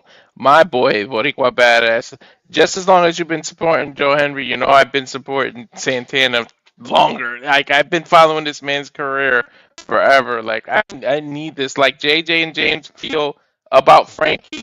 I need this for this man, and I hope he can actually do it, man. You see the tail of the tape, very minimal difference in weight and height differential. Every man with their own finishing move, the trick shot, the spin, the block, the standing ovation. Joe Henry, of course, first ever TNA Wrestling compete at WrestleMania, former TNA World Champion, reigning, defending TNA World Champion, two-time NXT Champion, is Trick Williams from NXT. And Mike Santana, four-time TNA World Tag Team Champion, with only 3 pinfall losses in the last 16 months across both TNA and NXT. Meanwhile, do you believe? I need to throw this, our boy Stat Boys out there. But Trick Williams, I need you to remember this, Noah, doesn't have the best track record when it comes to triple threat matches when he's the champ and he has to defend the title. This is how he's lost the NXT title twice. That's a very good point, Walter. But again, folks, 252 pounds of pure motivation. Again, the lowest of lows, the highest of highs for Joe Hendry this year as he looks to motivate more masses than ever here tonight in TNA to bring that title home and become a two-time TNA World Champion. There has not been a bigger, more viral sensation in the wrestling business globally than Joe Hendry while he was TNA World Champion. Dude, I literally think the cameraman's doing the side-to-side way because look how the camera's moving. And strike a Here's the turnaround. Money shot. Oh, man, that is a smile that is worth 250 pounds of pure motivation and the price of admission. Again, we believe. Seriously, are you ready, though? Oof. Look, all I know is that TNA World title better come back home. Kazarian, sit your ass down like a good boy on commentary. Oh, boy. Badass. Let's go, man. Let's go, New York. I'm leaving this entrance all to you, man. Full redemption.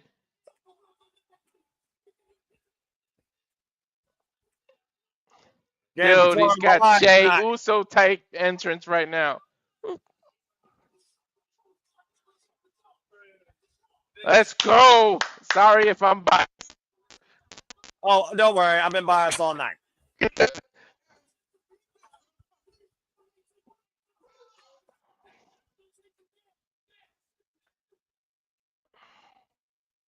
A renewed man. Look at that audience. That's my boy since the beginning. Welcome for the largest audience in TNA history to the main event, Walter.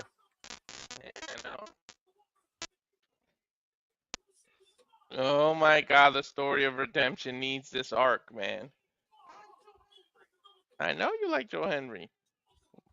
I like Joe Henry too, but I can't go against my boy.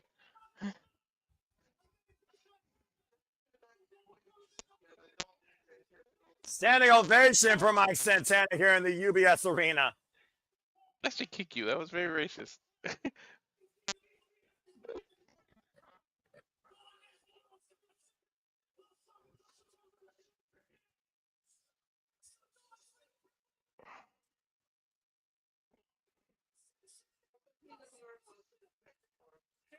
Not in the wrestling industry.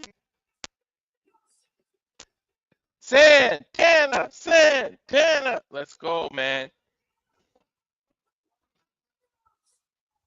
Pride of the Bronx. Man.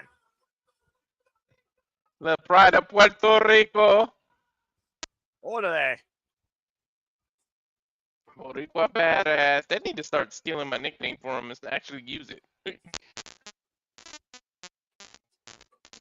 If that wasn't the loudest ovation, then I don't know what will be. That was an entrance that rivals Jey Uso's.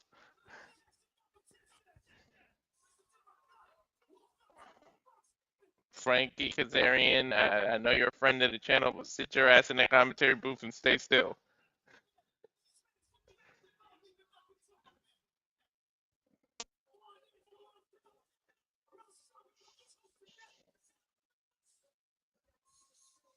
We saw what Mike Santana was willing to do to Josh Alexander. He was willing to take the man's out and make him say, I quit. What the hell will Mike Santana do for the rest of Kazarian's life if Kazarian costs Mike Santana here tonight?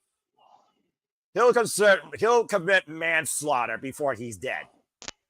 Lee literally said, just because we eat Goya beans together, don't mean I need to root for him. Puerto Rico! Can you reach to the camera and just hit her in the back of the head for me now? I can't do that. You know me better than that. I got more integrity than that. That's a hell of an entrance, though.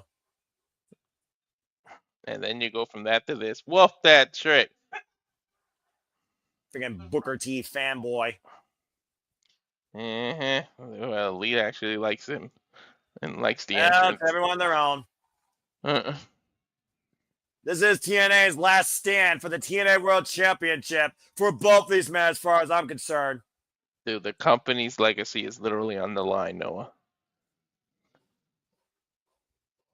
Oh, shoot. What the hell? Is there a chorus entrance? By the Harlem Gospel Assemble? Why would a gospel group sing Whoop That Trick? I don't know if this is blasphemy, but you be the judge. This is blasphemy. It is. The Dark Omen that's looming over TNA.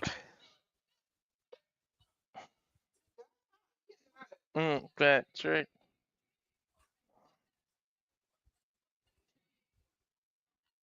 This is definitely bad blasphemy. What in the world is this shit? I mean, it's the Dark Omen. It's the dark cloud over the TNA landscape. Alicia, don't like this. You're gonna go to hell with gasoline draws on.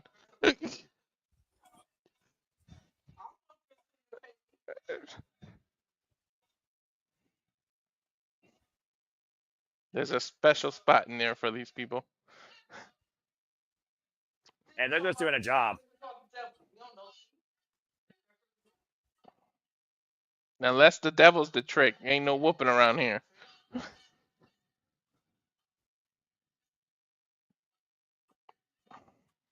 What is this? They're only in New York, Noah. Only in New York. Oh, what are you gonna do? That was an entrance and a half. It was an entrance. I don't know about beautiful, Lee.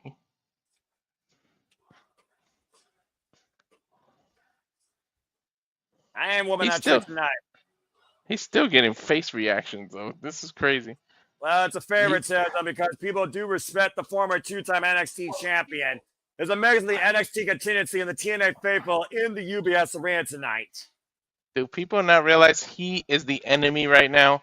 He's literally in TNA's pay-per-view from another company with this title. He's the enemy. Well, as far as the entire wrestling world's concerned, this is NXT TNA, a unified relationship. But after tonight, you might as well call NXT owns TNA if Trick Williams leads the TNA World Championship. You see the audience right now, very mixed reaction. Okay, Lee, we don't need you to whip the trick anymore. I see you whipping the trick. These men, stop moving. These are some old people. They're like one move away from a heart attack and death. We don't need to stay still, people. I mean, again, it's a gospel choir, so you be the judge. Well, I didn't know a gospel could be a dark omen for the future. that's what I'm saying. Let's go down to Mackenzie Mitchell for introduction. This is our main event. My main event already happened, and it was disappointing. Well, hopefully, Walter, we end on a high note. Oh, boy. No, 37 years of age, 12 years in the game, trained by Mikey Whiplash, Robbie Brookside, Marty Jones, 250 times of pure motivation, the former TNA World Champion, Royal Rumble participant, WrestleMania performer. His name is Joe Hendry. I'm so nervous about this main event right now for TNA. You and me both, bro. Darkstate is Darkstate still around. Freaking Frank Kazarian, who can't stop sticking his nose in business that don't belong, is on the commentary. It's just a man in midlife crisis, all he is. Listen to the ovation for freaking Mike Santana. King of the Bronx! New York own, 34 years of age, 17 years in the game, trained by Magic, looking for his first ever TNA World Championship. Former House of Glory heavyweight champion. Let's go, baby. Boricua badass. I'm telling you, I gave him full permission to use my nickname. Steal it. I don't blame you, honestly. I had that ponytail. It takes too much effort to grow that ponytail. No more. When you met me, I had that. I cut my hair and donated it to cancer. You know that. Respect. 62nd TNA World Champion in TNA history. Going into his 57th day as TNA World Champion. 31 years of age. 4 years in the game. Trained out of DCW Wrestling Academy and the W Performance Center. NXT's Trick Williams. Did you literally just ask me why he's the enemy? It's a TNA pay-per-view. He's an NXT star and he's their champ. Going into his fourth defense tonight, as you see, referee Dale Spencer holding the title. Walter, this is the main event of Slammiversary for TNA's richest prize. You know what to do. TNA World Championship on the line. TNA World Championship on the line, triple threat. The main event. Joe Hendry. Mike Santana, the Boricua badass. And whoop that trick, NXT's own, the actual champion for now. For now. NXT's own Trick Williams. Bell rings, and here we go. The legacy of TNA Wrestling as we know it on the line tonight to come back home if Mike Santana and Joe Hendry can beat Trick Williams for that gold. Again, to my point earlier, Noah, just remember Trick Williams' track record in triple threats when he's the champion. Big double flapjack by Joe Hendry and Mike Santana getting the early advantage of Trick Williams. We saw a Great American Bash, Walter. Joe Hendry and Mike Santana sent Trick Williams through the announce table, through the contract signing table as they took Trick Williams out of the equation. They eliminate Trick, but remember, triple threat, there's no friends. You can team up to eliminate one person to continue a one-on-one, but eventually you have to fight. Respect and all. Well, again, to your point, there are no counts, no disqualifications, but also it's a little bit different here besides just buffer and fall person, Walter. It's TNA versus NXT. TNA right now is held hostage by NXT Trick Williams. They've literally got TNA by the balls, man. They have the women's title already. Wasn't for Trick Williams, this honestly right here, this one-on-one right now will be your main event at Slammiversary, and rightfully so. Again, Joe Hendry was screwed by Josh Alexander last year at Slammiversary. Mike Santana didn't get a chance to compete at Slammiversary thanks to the system. It's still apparently early going. He's put that behind him. He's overcame the system just like he overcame his demons. But this is the last true test right here. Why Joe Hendry's career earned for this moment, with the world being his motivation. Trick might as well let this happen. Keep it one-on-one, slip into the not lose your title and take advantage, man. That's the problem with triple threats. You always got to look over your shoulder. Right now, shorter block exchange here between Joe Hendry and Mike Stanley in the ring. To your point, Trick Williams getting a moment to recuperate and regroup and game plan. All he has to do is come in and steal the pinfall, and he leaves still TNA World Champion. Nice escape there of the agility here. Deep arm drag by Mike Santana to Joe Hendry. Mike Santana was already beaten the system through freaking street fights, death matches, and then some, and also wiped out AJ Friends. Look at spin the block with Joe Hendry, and there's a stalemate. Usually, when you walk into a match as the champion, you have the championship advantage. In a triple threat, there is no such thing. Oh! Trick Williams able to come in like a thief in the night, wiping them both out with a double clothesline.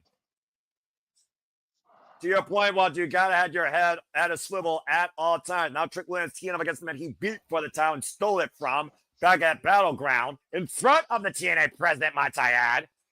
Carlos Silva has already had one hell of a night. Trick is doing what he's got to do. Isolate each man, stay on the attack. Then you got to dump one of them out and go after the whoever remains. Ooh, that's the way you defend your title in a triple threat. Double leg takedown, catapult, pump kick, hoisted up on the shoulders of Trick Williams. Bit of champion action effect here. Pushed off, Joe Hendry tricked me in the minds. Swing and a miss, my stance is up and over to the outside. Now Joe Hendry and Trick Williams isolated in the ring. And a bucket! Big Uranagi by Trick Williams with the cover at the far leg. It's a 2 count. You called it right. The bookend. He copies Booker T's every move. It's the bookend. Talking about the TNA World Championship, the legacy of this title goes all the way back to the inaugural champion, Kurt Angle, through 2007. A lineage followed by all-time greats, including not limited to Sting, AJ Styles, Samoa Joe, Chris Sabin covered here, hook of the leg, Bobby Roode, Steve Maclin, Joe Hendry, and the longest reigning TNA World Champion in this company's history, Josh Alexander, just to name a few. That's chop there. And, of course, Moose, who we saw earlier tonight, lose the X Division Championship.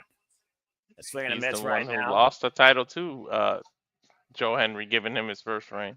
And another life, Moose wanted to unify the TNA World Heavyweight Championship and Impact World Championship as one, and did that in an attempt against Rich Swann before Kenny Omega took all the gold from TNA to AEW. Nice right jumping guillotine. A guillotine pride here in the middle of the ring by Trick Williams. Trick Williams, who was once leading the running mate to Camille Hayes, formerly NXT champion, not once, but twice, beat All Ego Ethan Page last time he held it, before he lost it to the Femi, your point of triple threat being pinned by the ruler at New Year's Evil. Look at the strength of the former champion. Holy shit. And you know Trick is no small man. No, it's not.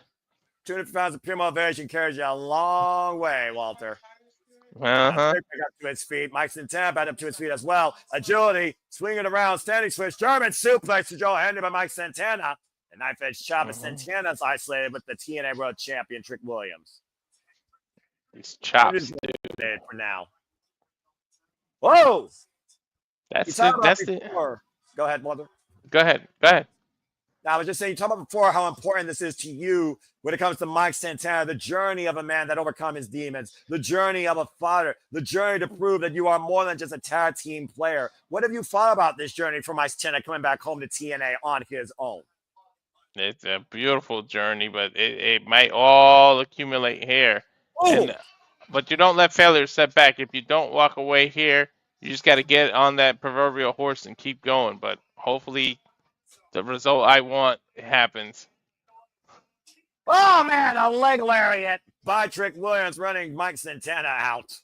But what I was going to say before you asked that is this is the issue with triple threats. You always give someone time to recover. If you're not on both of them, now Joe Hendry has had over 2 minutes to recover right now. That's the flapjack by Trick Williams. That long reach. Here's the cover. Back press the far leg. It's a 2 count on Mike Santana. As hashtag TNA Slammiversary is trending #1. And again, thank you all for tuning in. If you haven't already, subscribe to Rage of Wrestling and Bad for Wrestling. I'll be doing this for all the biggest pay-per-view specials and shows across all brands, wrestling, including not limited to WWE, NXT, TNA, ROH, AEW, and other independent promotions, including not limited to GCW, HLG, and more to come. And right now, Joe Hendry laying on the outside of the ring. Of course, the tumultuous history with Joe Hendry and Frank Kazarian goes all the way back when he stole a victory against Joe Hendry at Against All Odds last year. Yeah, there's no count, no qualifications, though, to your point, in a triple threat. Again, Trick Williams here is only here for himself. He's not here for TNA. He finds himself bigger than TNA and NXT. He calls himself Hollywood Trick. Big headbutt by Mike Santana to Trick Williams. And Mike Santana right now perched as high as an Empire State Building as Trick Williams catches him. Now, Trick Williams right now looking to hoist Mike Santana out of the corner, but here comes Joe Hendry from underneath. Oh, hold on a second. Trick Williams up in Joe Hendry's clutches. And a blockbuster!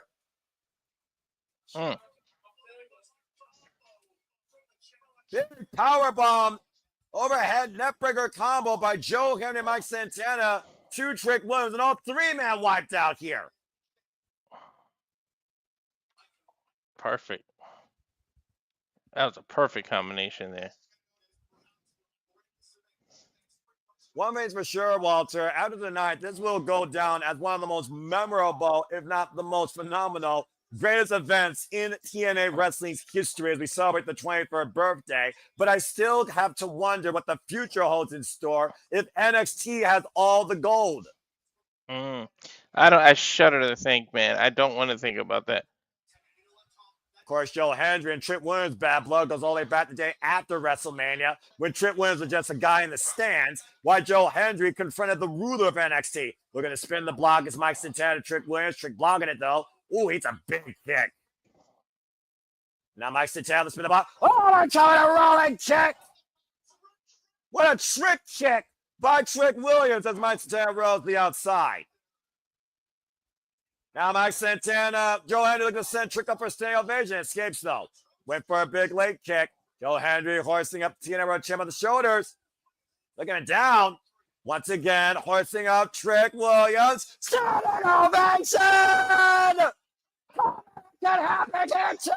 Oh, I'm considering it! You fucking worthless TNA roster member! Why? What the hell is wrong with you? You middle-aged crisis reject! Why wouldn't you want the title back home?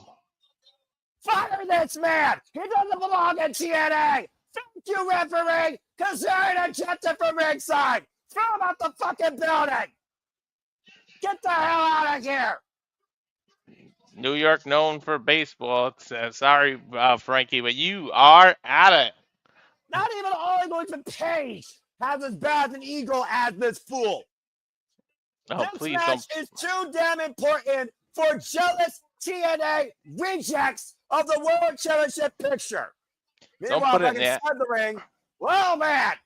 Don't put it in the atmosphere of those two getting together. I don't think they can handle the ego.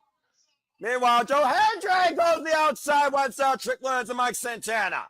Nice type. TNA, Joe Hendry getting his momentum back now after Frankie Kazarian gets eliminated from the equation. And thankfully, we have no outside parties besides these three men regarding the freaking TNA World Championship.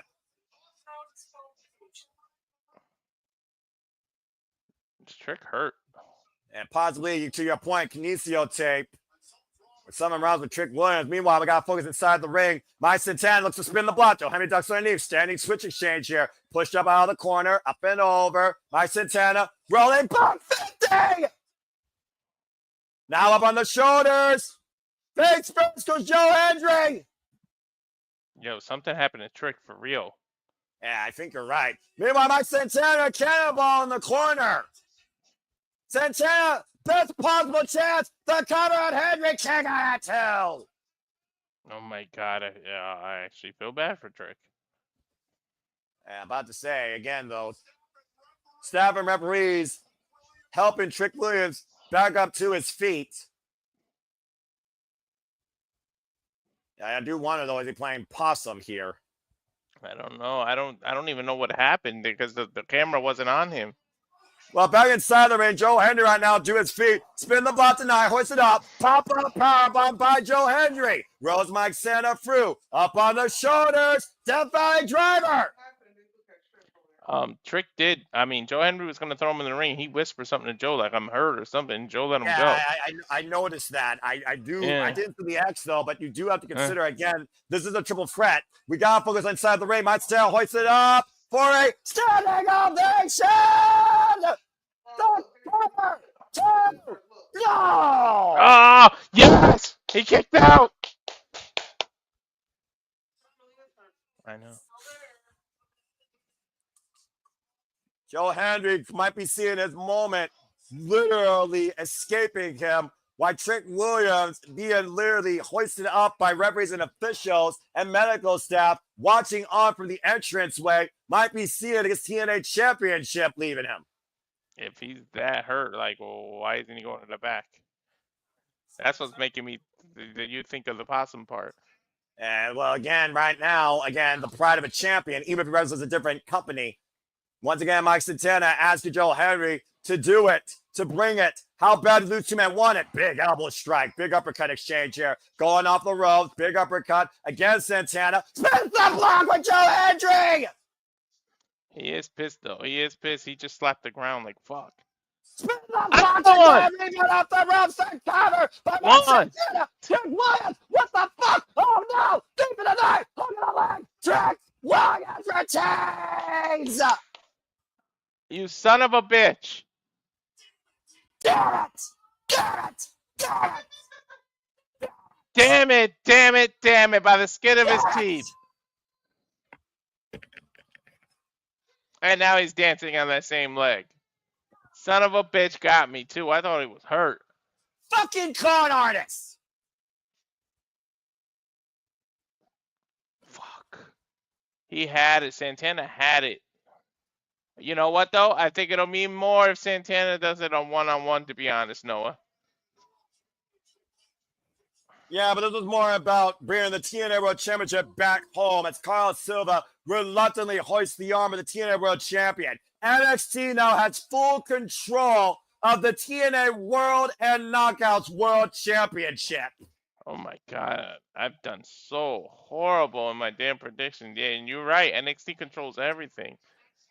Again, you saw the fight when Mike Santana and Joe Henry, a battle for TNA pride. Mike Santana looking for that moment tonight. New York behind him. A wormhole behind Joe Henry. Trick Williams like a thief in the night. Sent Mike Santana to the outside and capitalized on Mike Santana's work, pinning Joe Henry and stealing still once again the TNA World Championship.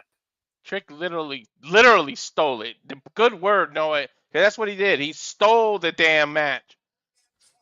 Faking an injury to the point where he got me actually sympathizing with him. Both TNA World titles are in the hands of NXT superstars. Son of a bitch.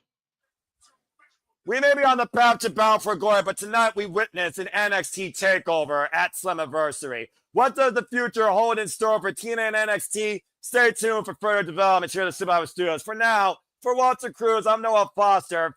Damn it! This has been TNA Slammiversary. Happy anniversary for the 21st time of TNA Wrestling. We'll see you all next time here at the Simply Reliable Studios. NXT just stole TNA tonight. Walter, cut the feed. I don't know how happy this stupid thing is, but thanks for watching. Son of a bitch!